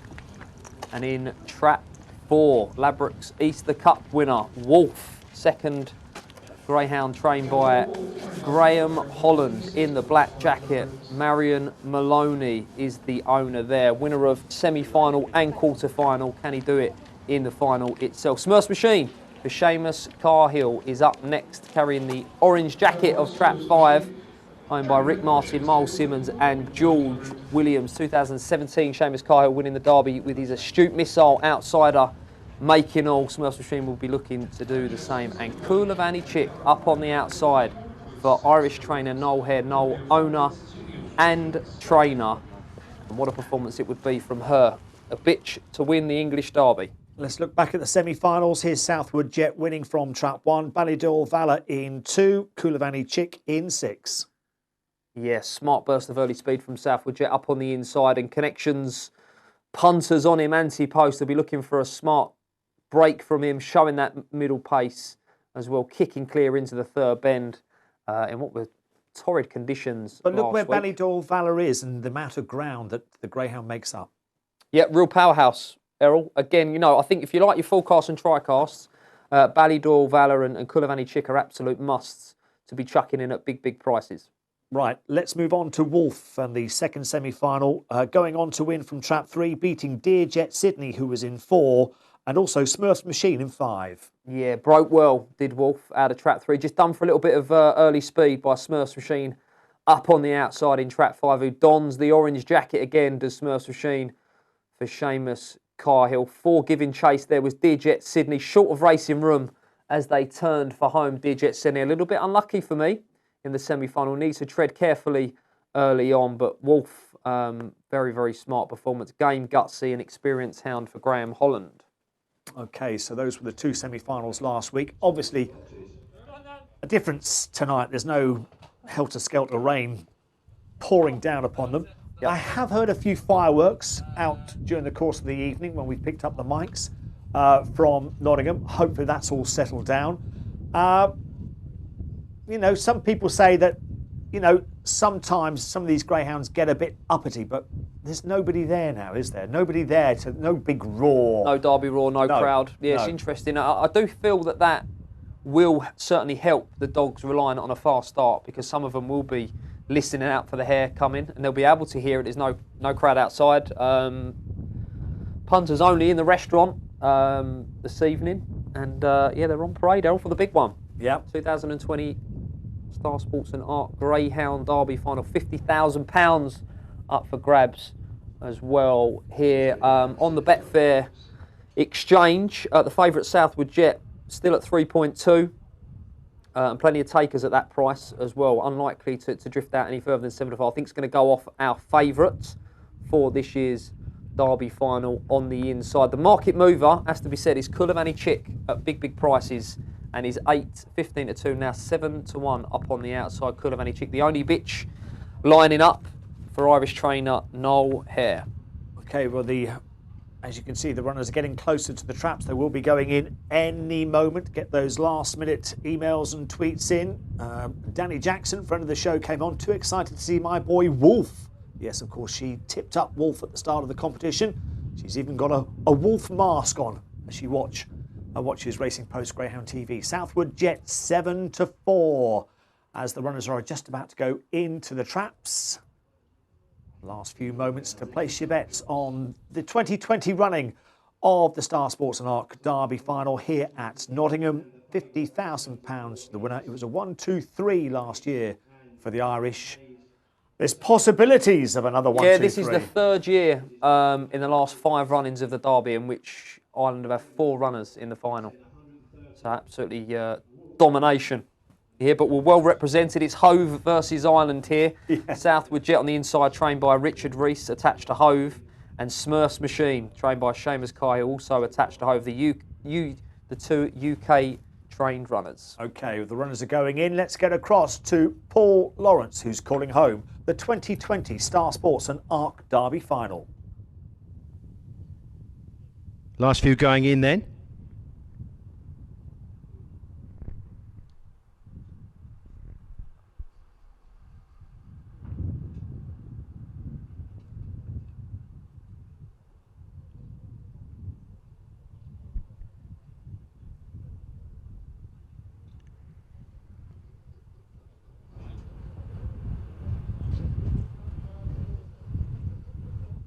Starter will check them over.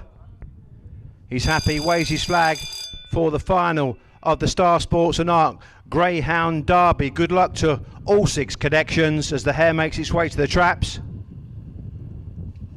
And away and racing, and Dear Jet Sydney has bounced out the boxes. Trouble there, Wolf collided into his kennel mate, and it's Dear Jet Sydney, some 2 lengths clear from Smurfs Machine. His brother has turned second. Then comes Ballydor Valor, who started to pick up. Kulavani Chick in behind. As they reach the 3rd turn, it's Dear Jet Sydney, 3.5 lengths clear. Ballydor Valor is edging ever closer, clear from Kulavani Chick, up towards the line. Dear Jet Sydney is all out from Ballydor Valor, and Dear Jet Sydney has won it for Kenny Glenn, and Pat Buckley, the Irish Raider, wins the 2020 Star Sports and Arc Greyhound Derby final in style.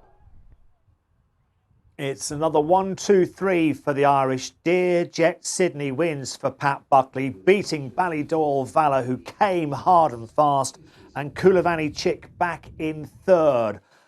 Southwood Jet missed the start. Missed break, yeah. You know, echoes of last year's Derby final where Magical Bow missed the break, the favourite. And Dear Jet Sydney has taken full advantage of that electric early speed. For that man, Pat Buckley, who's so sporting in travelling over every single year in pursuit of an English Greyhound Derby. And Dear Jet Sydney has blazed the trail, and he was full of running. You know, he was desperately unlucky not to win his semi-final. He was full of running into the 3rd and 4th bend. They're all short of racing room. Once he got off the front, it was going to take an almighty task from something to fetch him in. A huge effort from Graham Holland's Ballydor Valor, but it is Dear Jet Sydney, the Irish-trained Dear Jet Sydney for Scottish owner Kenny Glenn. What a night it's been for Kenny as well. Yeah, been a great night for Kenny Glenn, but Dear Jet Sydney, it's been a fantastic night for Pat Buckley with the Derby plate. Doolin Duke. Dear Jet Sydney now winning the Derby itself for his first English Derby, beating Ballydoyle Valor in second place. Over the line in third, Coolavani Chick, Smurfs Machine. And then after these came Southwood Jet. A Wolf, you could see, dropped out. It did get a slight knock at the first and second bend. So you can tell that Wolf has probably picked up a bit of a niggle. Let's see what the race panned out for Pat Buckley. Here he is. You can see that he's there watching, just pensive. And as you can see, as they come for home, yes, he knows he's done it. This is what it means for Pat Buckley. Unbelievable. And he's a well-pleased man, and rightly so. He's tried so many times. Here's the head-on, Dave. Yeah, obviously 4 board into 3 on the run to the corner. You can just see, three's moved off a touch as well. They've rubbed shoulders. While all that was going on, Dear Sydney, he's broke smartly. Yes, Southwood Jet missed the break, but electric early speed from Dear Sydney. Sensational performance. And Pat Buckley, not a man to show too much emotion, Errol, but I think the picture speaks volumes there in all the emotion coming out. Let's get to Julie. Yeah, thank you very much. There were so many tears down here. Emma's not letting go of that trophy. Congratulations, Emma. How are you feeling right now? It doesn't feel real almost. I'm speechless, you know. It's so good for Dad. He's been coming over here for so many years and battling, and I think we all shed a tear when he came over that line. And everyone at home, and for Kenny. I'm speechless. He's been a dream for us, and oh, it's great. Derby plate and Derby winner. Pat, you're just the third ever trainer to win all 3 Greyhound Derbies. That puts you right up with the best. How does this feel? Look at She's the emotion. The best. This is the best. I think you're a pretty good trainer as well. How pleased are you to win this Derby? Ash, it's just, I'm taking this trophy back to my mum and dad tomorrow evening. Yeah. That's what it's all about. This is going back to June tomorrow evening, and that's the best half hour of our life. June Harvey, of course, he's been staying with. I've got to get a word from you on the dog's performance. I mean, he just did exactly what you would have wanted him to do. Yeah, he pinged out. Listen, we're hoping only for June and Tony. That's what made it all possible. And Paul, my Kennel there. That's what make it all. This is a team effort here and a team effort at home. Craig Dawson myself bought him for the Kennel. Jack and Paul and all the lads at home, they're all a big part of it. I mean, your dad's quizzing everyone else, but he's a damn good trainer, isn't he? Jeannie Mac, we're so proud of him. He obviously just wants to get back up and go again, and he's finally having his moment, and it's so proud. But he was, he had that bit of luck tonight, and I think it's all down to John Whelan looking over at us. And Austin is a great trainer, and we got the very sad news last week that John passed away, and I know he's looking down on us tonight. So John said an hour before he died, he said to Austin, phone Pat and wish him luck. I was after getting beat with knockabout seed gone out. And I was going on parade with this fella, and he said he'll qualify. He says, I'll try and help him win next week. And fair play to John, you got him over the line for us. Amazing. And we lost a great man last I think week. your family will be going mad at home, won't they? I'd said it'll be a party, yes. Yeah. The COVID-19. We'll let you go to the podium. And we'll Thank you speak very to much. again. Thank you very much for everything. oh my God. Well, emotions high there at Nottingham, of course. And well-deserved, because he's kept on coming over from Ireland for so many years. And got so close in so many years with some great dogs. Yeah, I mean, the one that springs to mind in recent years is, of course, British Roddick. Back in 2016, I think it was, at Wimbledon. Tremendous performance. And, he's a trier, Pat. He comes over year after year, very sporting, very touching words there.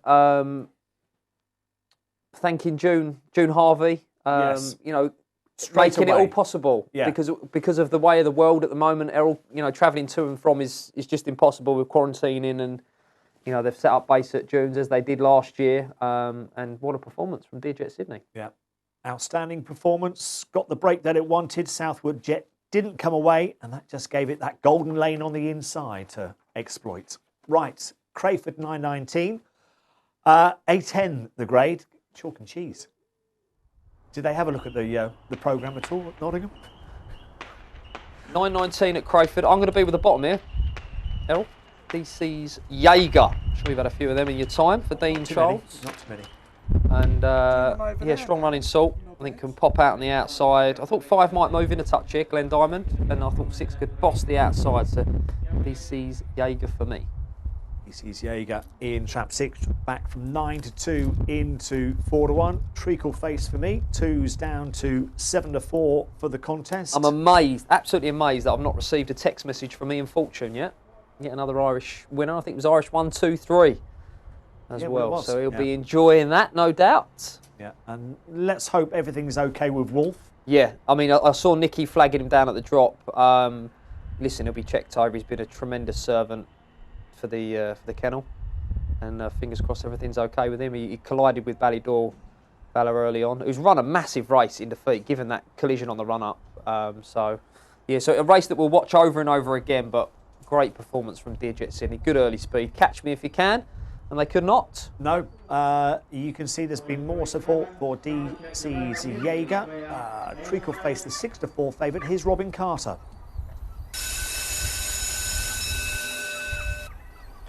And approach the traps for race 11. And off we go. 5 broke well from 3, 2, 1 to behind that and 6 on the run to the first bend. It's 5 that leads though round the first turn. We're trying to close it behind that is 2. 3's in behind that are 1 and 6 towards the back. It's 5 that leads though. Glen Diamond leads down towards the penultimate turn, so Treacle faces in behind that. 3's trying to make progress. 1. They're clear 6 towards the outside. They're off the final bend. 5 leading from 2 though with 3 in behind that. 2 coming to challenge the inside of 5. 2 and 5 cross the line together. Photo finish, Treacle Face and Glen Diamond, they're involved in the photo finish. Ace of Diamonds at the start. Something happened. What happened? Yeah, I think Paul's got caught in the muzzle trap 4. You can just see struggling and then gets through in. And I thought actually run quite a big race in defeat. Keep my eyes on trap 4. Our 4 actually got beat, but it was 5 who took them along. Glen Diamond. 2's moved off.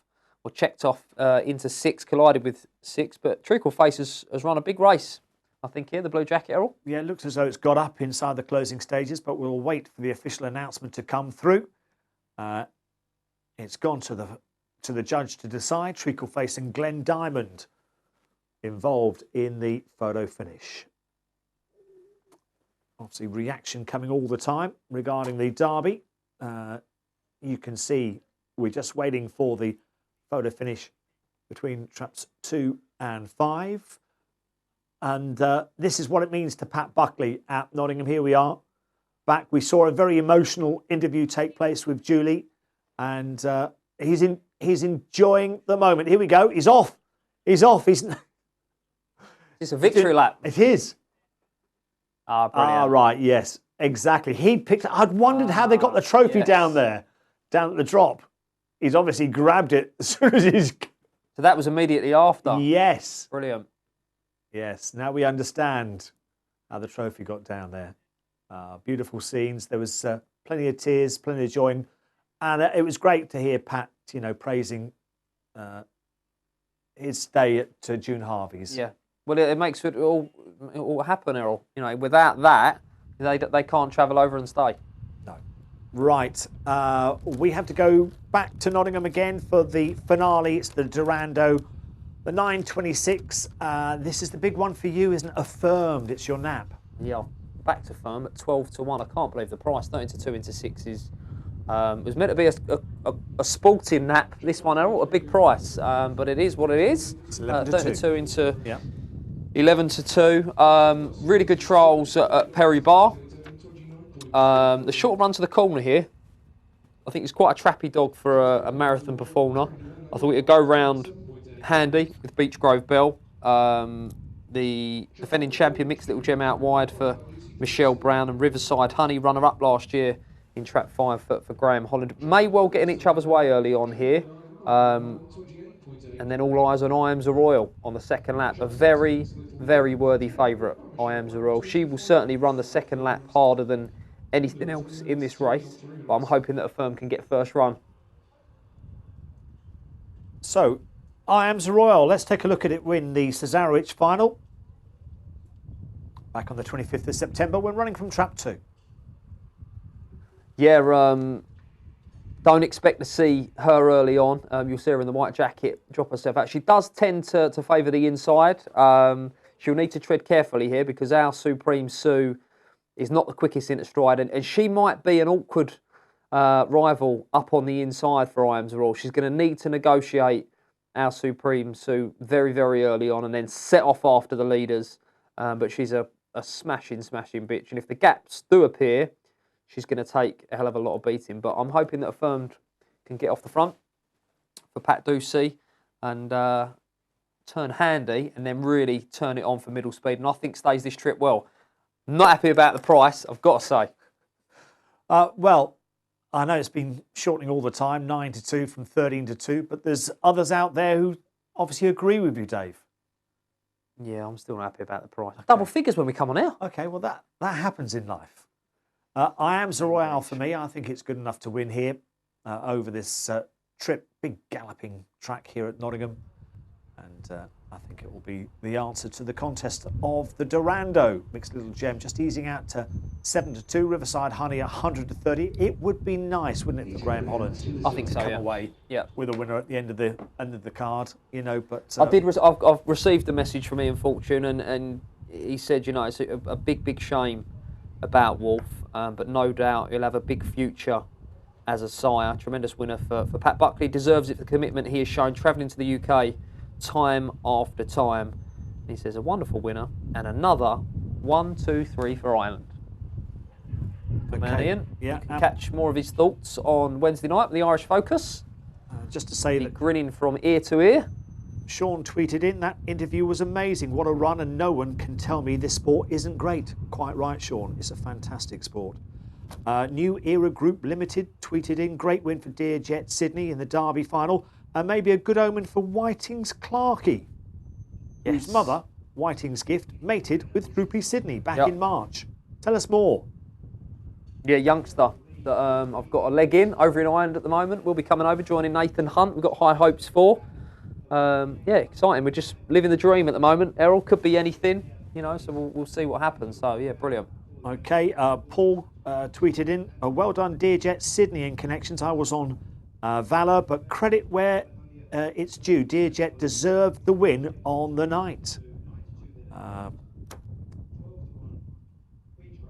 Okay, Tim Fisher saying that 1 and 5 were in the traps the longest for the Derby final, but they've got to go in pairs, and I suppose those were the first two that went in. All along, yeah, absolutely. They're all in then for the finale at Nottingham tonight. It's the Star Sports Durando Marathon.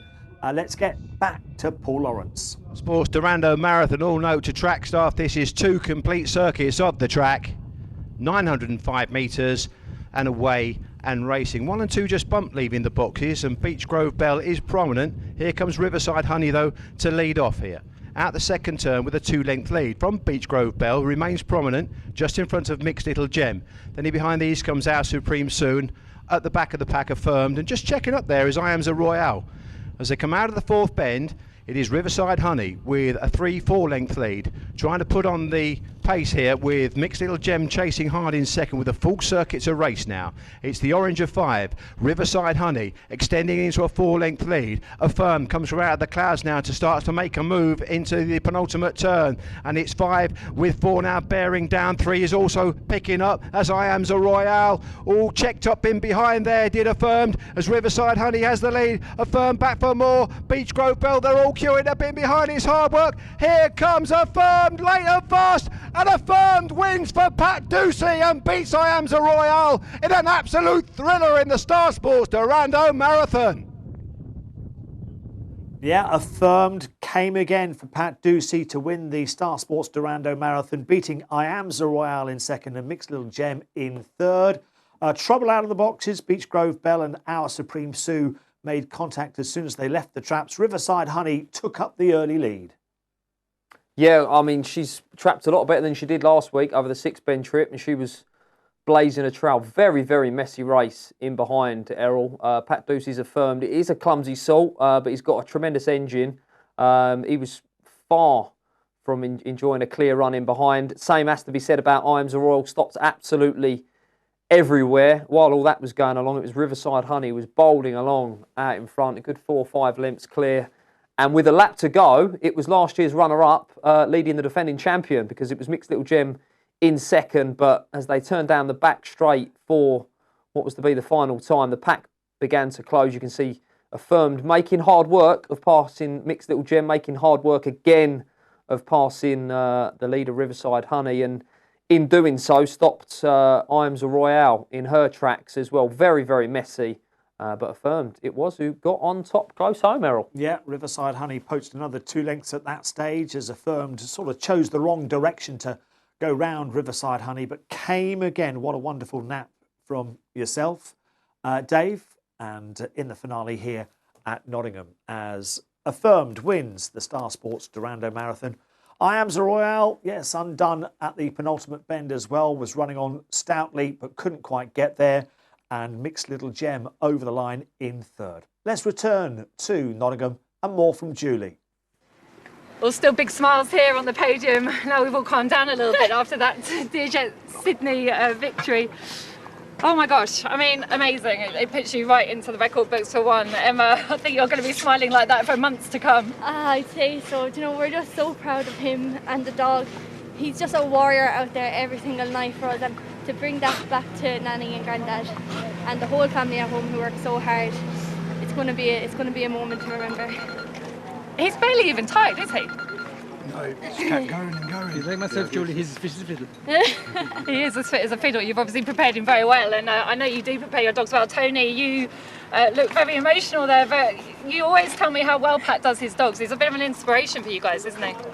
Yeah, I did show him a couple of things to do, but no, he's a meticulous. I said to you before, he's go home now, we'll get home 12:30, 1 o'clock, he'd go and check the dogs out and he'd check it again in the morning. Like, dogs come so first. much work into it. Can it, Pat? Everyone speaks very highly of you, Pat. You're so cool. You really show your emotion. Obviously, you have a little bit tonight, but just please try and explain to us what this means to you. Julie, to bring this trophy back to my local village and to my mother and father and my family at home is just... We've dreamt of this for years and years. It's not about records or anything, it's just about to win the Derby. It means the whole world has. And of all the dogs you've ever brought over for the English Derby, this probably wasn't, to be fair, the one you thought you would go and win the Derby with, but he's done you proud, hasn't he? No, he was always... I always said he was good enough. I said to the lads he was good enough to win the Irish Derby, but when he was running in Shelbourne, he was turning left and he was making heads of his races. He always had the ability. He was just trying to teach him to run straight down to the corner, and that came with a bit of experience. Wow, congratulations, it is amazing. I know you've waited a long time for this. You finally got there. Congratulations, well done, guys. Enjoy it. Thank you very much.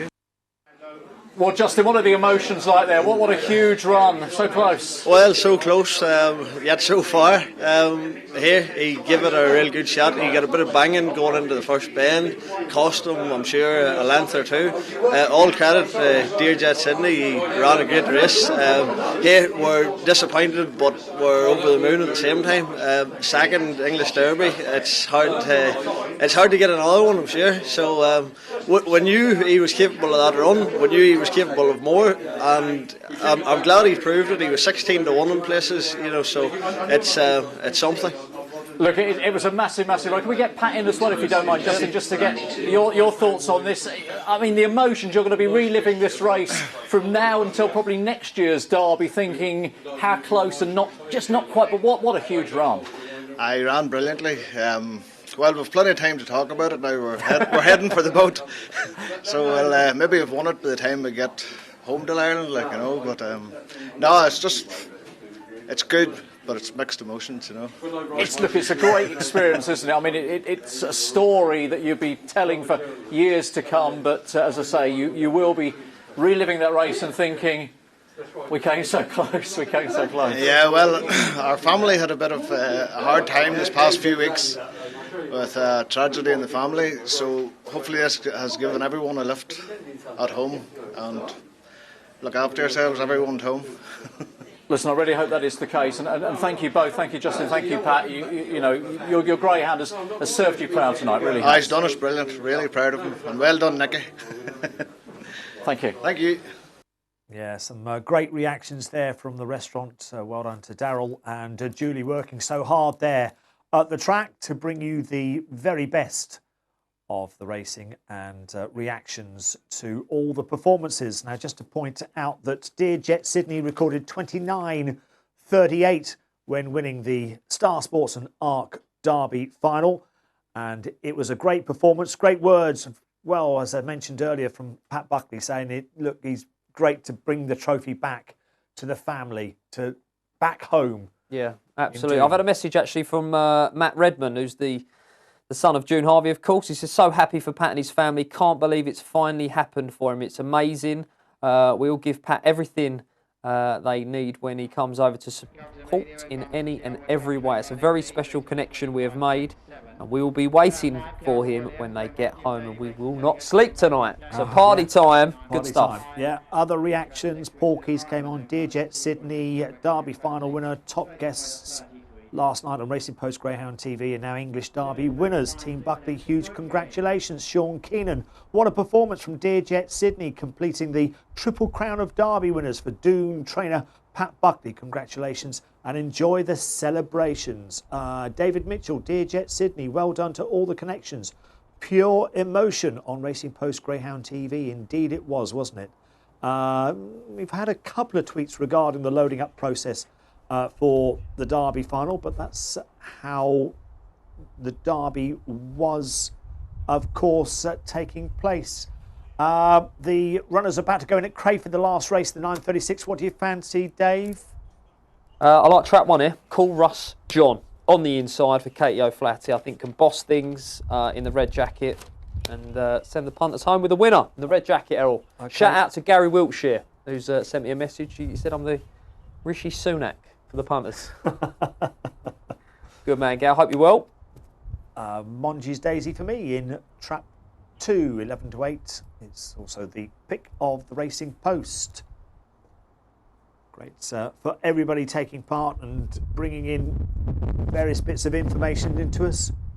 Darren McCoy, have I done that? Incredible achievement for Pat Buckley and all his team at the kennel. Delighted for them. And Kenny Glenn, dream makers. I think we might be able to hear from Kenny Glenn a little bit later on. Rachel Casey, to see the emotion and joy that the sport can bring in these dark times was everything at Nottingham tonight. Absolutely delighted for the Buckley family indeed. Well done, Rachel. Great, yeah, great point there. Brilliant. The runners are nearly all in here. Trap 2, 6 to 4. Market leader. Dublin Digest, congratulations guys, great performance for the Buckleys, of course. I think that's been thumbed up by Ian Fortune as well. Next year's quotes, Doolin Duke 20 to 1 for next year's Derby is a quote that's lying around there. Doolin Duke 20 to 1 for next year's Derby. We don't know where, we don't know when. Hills are 33s, I saw that earlier. Runners are all in, Crayford. Let's go to Robin Carter.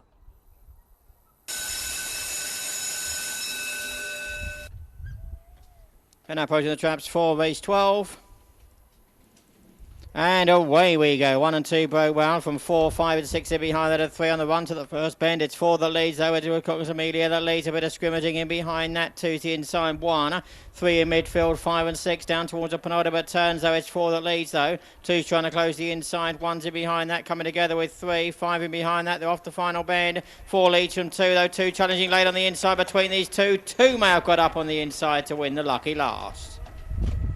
Yeah, 2 got there in the end, just picking off the 4 inside the closing stages. This is the replay from Crayford.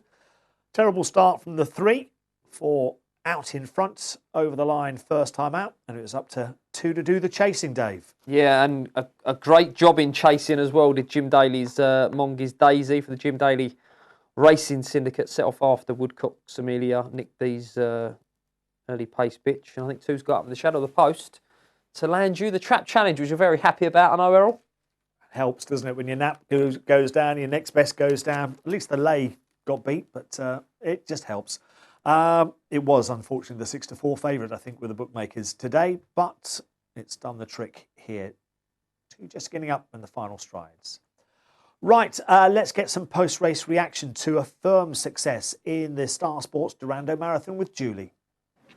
Congratulations to Pat Ducey, who is here with Affirmed, who has won the Durando. My gosh, a big 37-kilo dog. Doesn't actually look like a staying type. Well, it stays all right, doesn't it? Yeah, absolutely. But what a finish. Yeah, good finish. Good finish. How was it for you in the middle of the track there? Very exciting. Very exciting, yeah. Would this be a big win for your kennel? Yeah, it would be, yeah. Yeah, definitely, yeah. Yeah, he always finds a bit of trouble from time to time, but he's done well tonight, hasn't he? It was a big price when I looked at the prices. Was that a surprise winner for you, or were you half expecting it? You'd be hopeful, wouldn't you? Yeah. Well, congratulations, fantastic dog, a brilliant, exciting finish to a wonderful night. Well done. Okay, thanks very much. Great night. Yep, affirmed. And fun enough, just following on that, that was your nap, wasn't it? I did have Christopher Michael tweeting, having the mortgage on Dave Clark's Durando tip for next year. The pressure is on. See if I get the run out, we'll see. Okay, affirmed, going on to win the last there. Just to say, James Riley tweeted in, any chance of a shout out to the Not a Breeding Syndicate who had their first A1 at Shelbourne last night with Smoking DeLucy. Bryn Evans, he said, good to see so much emotion after the Derby final. Great competition, well worth the effort by everyone, especially the Irish. Well presented by Nottingham as well. Right, I'm glad to say we have got the owner of the Derby, Dearjet Sydney, here on the line. Kenny Glenn, what a night for you. It's been good, been very good. Look, Kenny, where are you and how have you been watching everything on Racing Post Greyhound TV? I'm sitting in my living room, just sitting watching it. I'm just on my own. Well, I tell you what, please open some champagne or something, please. Well, what did you make of the run? Come on. Oh, he's a fantastic dog. I mean, God, it's I can't really speak because I can't believe that I've won the Derby. I can't believe it. You've obviously been trying for many years, Kenny. You've been in the sport for a long, long time. I have been in it a long time. Flapping, used to flap, and I've been in it a long, long time.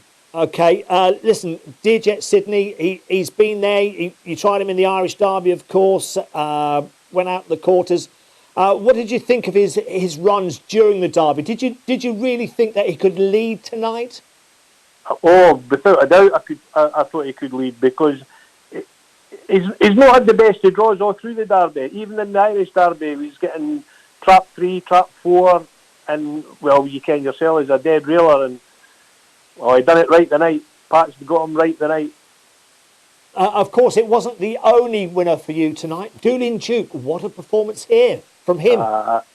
He's a fantastic dog as well. I've got and even Gonzo run well too. Run well, more than that, sir. More than that. What a night! I mean, it's great to win a Derby, but to pick up a few supporting races as well was wonderful. What do you think the plans might be for Dearjet Sydney for the rest of the year? Are we going to wrap him up? Will we see him again next year?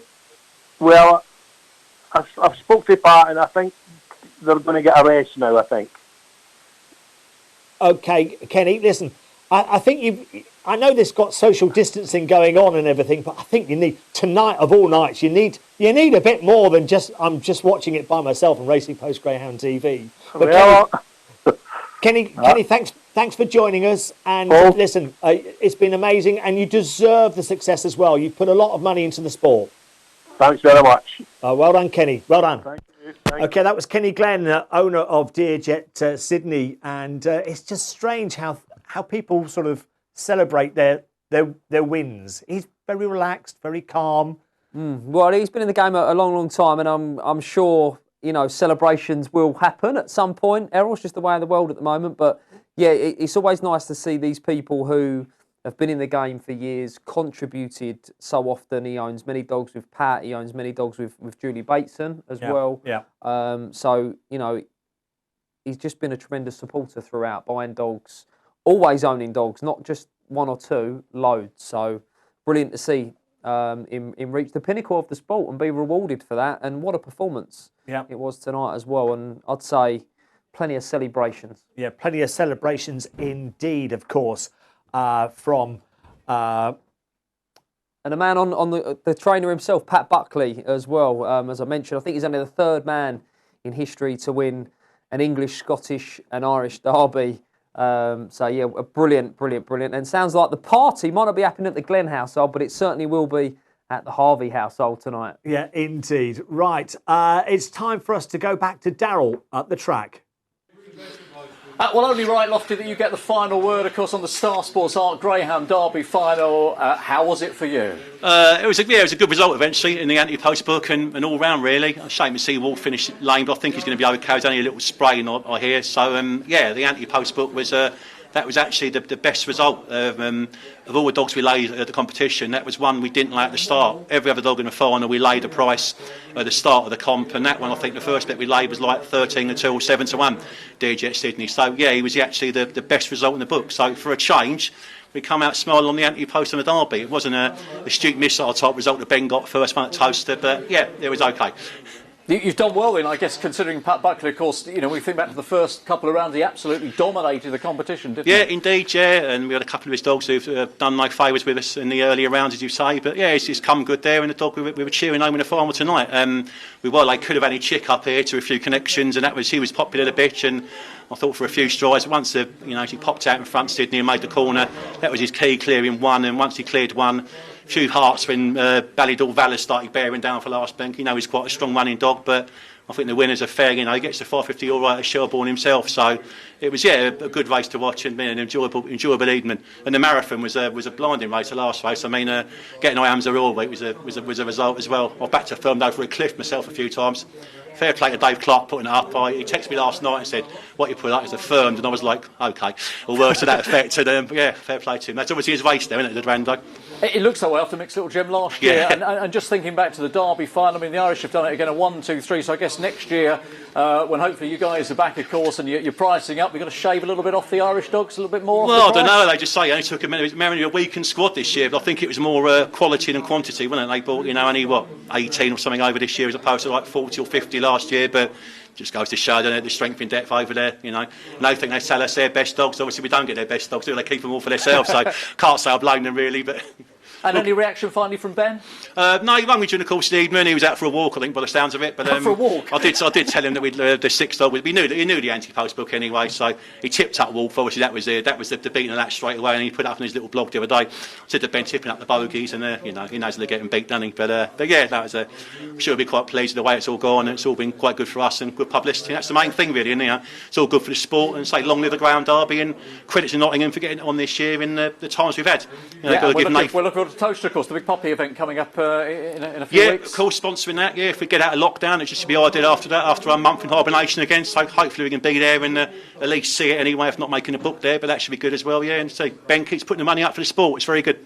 Yeah, listen, we salute Ben, we salute Star Sports. You've done a fantastic job, and once again, it's Irish eyes that are smiling. I won't sing it, Dale, but thank you. Thank you, Lofty. Cheers. Cheers, thanks a lot. Yeah, it's great that Star Sports are right behind the Derby, as they've said on many occasions. Right, let's get back to Nottingham and hear more from Darryl.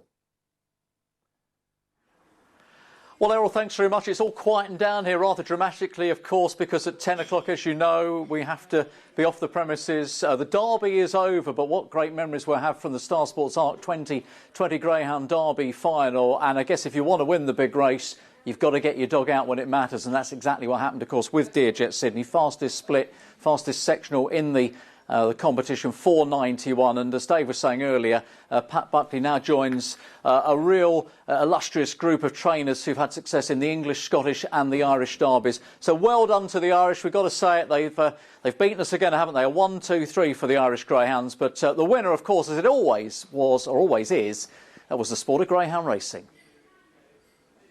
Well, no, what a journey it's been for you with Coulivanny Chick. What a campaign as well. She's certainly done you proud, third in the Derby. I know probably not the result you wanted, but you must be proud of her. Oh yeah, I haven't seen the rear run now, but I don't think she came out running. The two that came out running, fair play to Pat Buckley, and when I didn't win it, I'm delighted he did. What did you make of her performance? Sure, overall, it has been a great few weeks. She has done us proud every night, and I'm delighted with her. So now back home, and then what? I'm not sure. She'll have a winter rest, I'd say. There's no night there, so I'd say she'll have a winter rest now, and hopefully she'll come and see us and be bred. So you won't be back for next year's Derby? I might be back with something else, not with her. It's given you a taste for it? Definitely, I've enjoyed it great, and hopefully we'll be back. We've really enjoyed having you. Thank you so much for your help. Thanks. Bye. Thanks, Julie. Well, Nikki Holland is here now to reflect on that Derby final. First of all, most importantly, how's Wolf? Yeah, he's been made very comfortable by the track vet, who's done a great job with him, and he's given him some pain relief. Looks like he's badly damaged the ligaments in the back of his hock, and he's made him comfortable for the journey home. And I'd say retirement will beckon, you know, at his age anyway, and he'll have a long and happy retirement. He's been a great servant to us. It was a shame, you know, to end his Derby campaign like that, but he's in one piece, and that's the main thing. We're taking him home. A very sad sight, but I know you'll look after him so well. How proud are you of Valor finishing second? He ran absolute blinder. You know, I've only sort of quickly saw one replay because I was in with Wolfie, but you know, they bumped it at the start, R2, and then he's made up serious ground and ran brilliant. His owners are delighted with him. You know, he's really ran brilliant this Derby.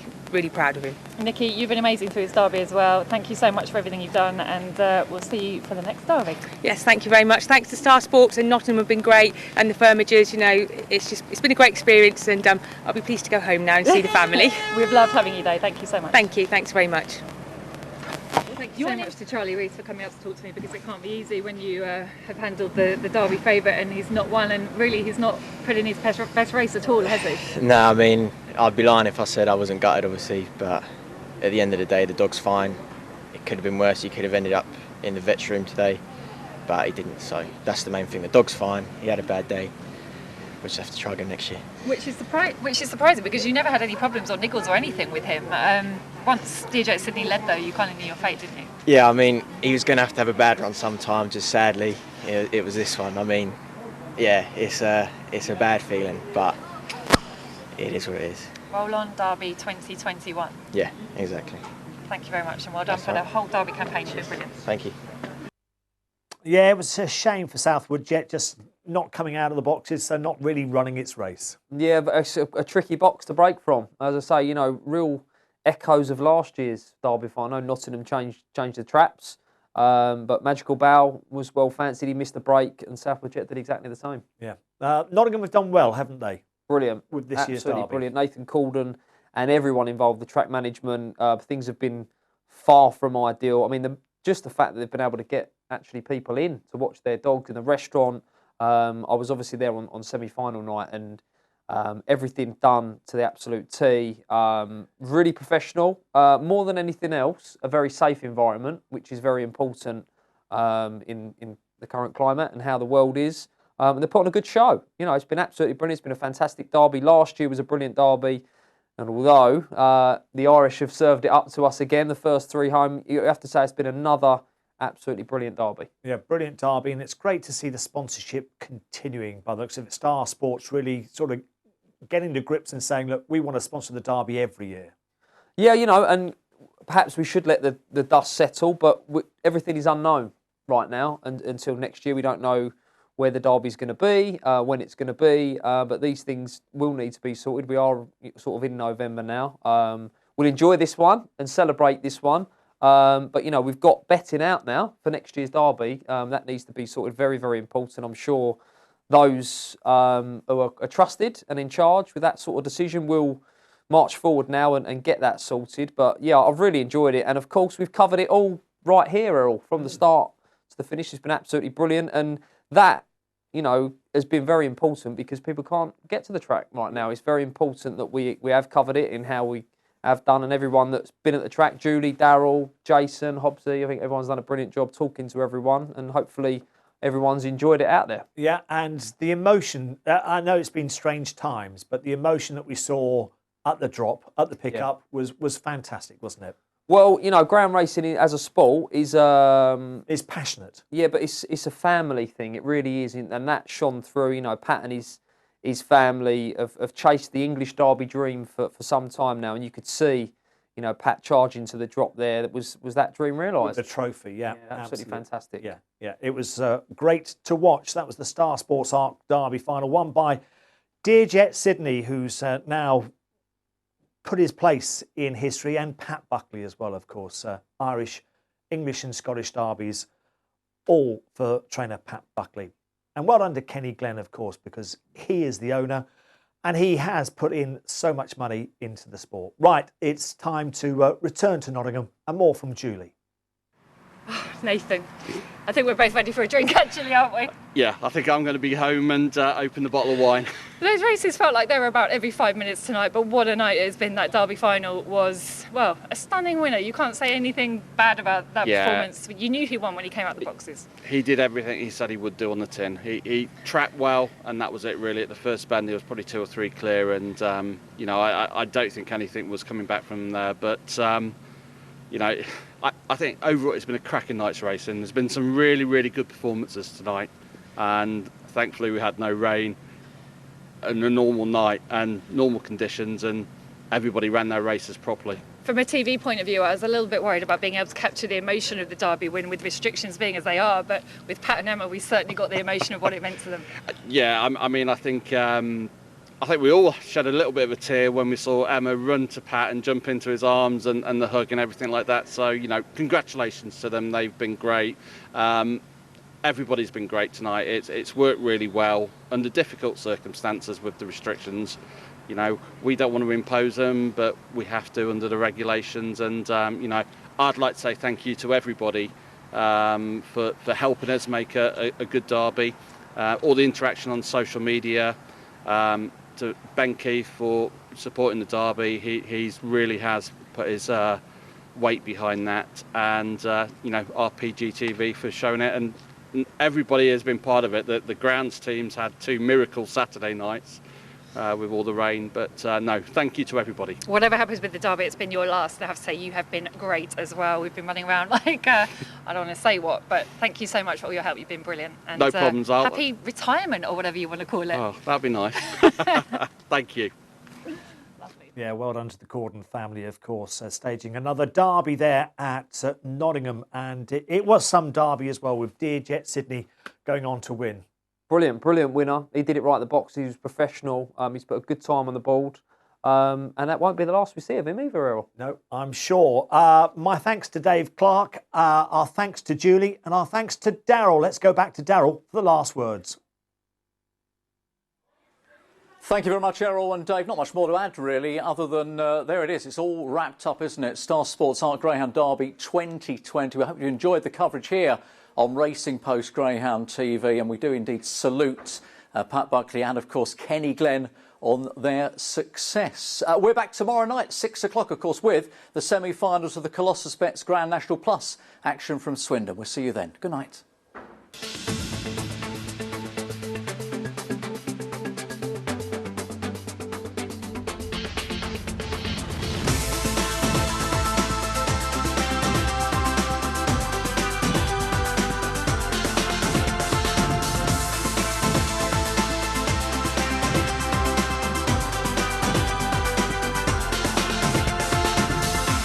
Racing Post Greyhound Television, brought to you in association with Bet365.com, Betfair, Betfred, Coral, Ladbrokes, Paddy Power, Unibet, and William Hill.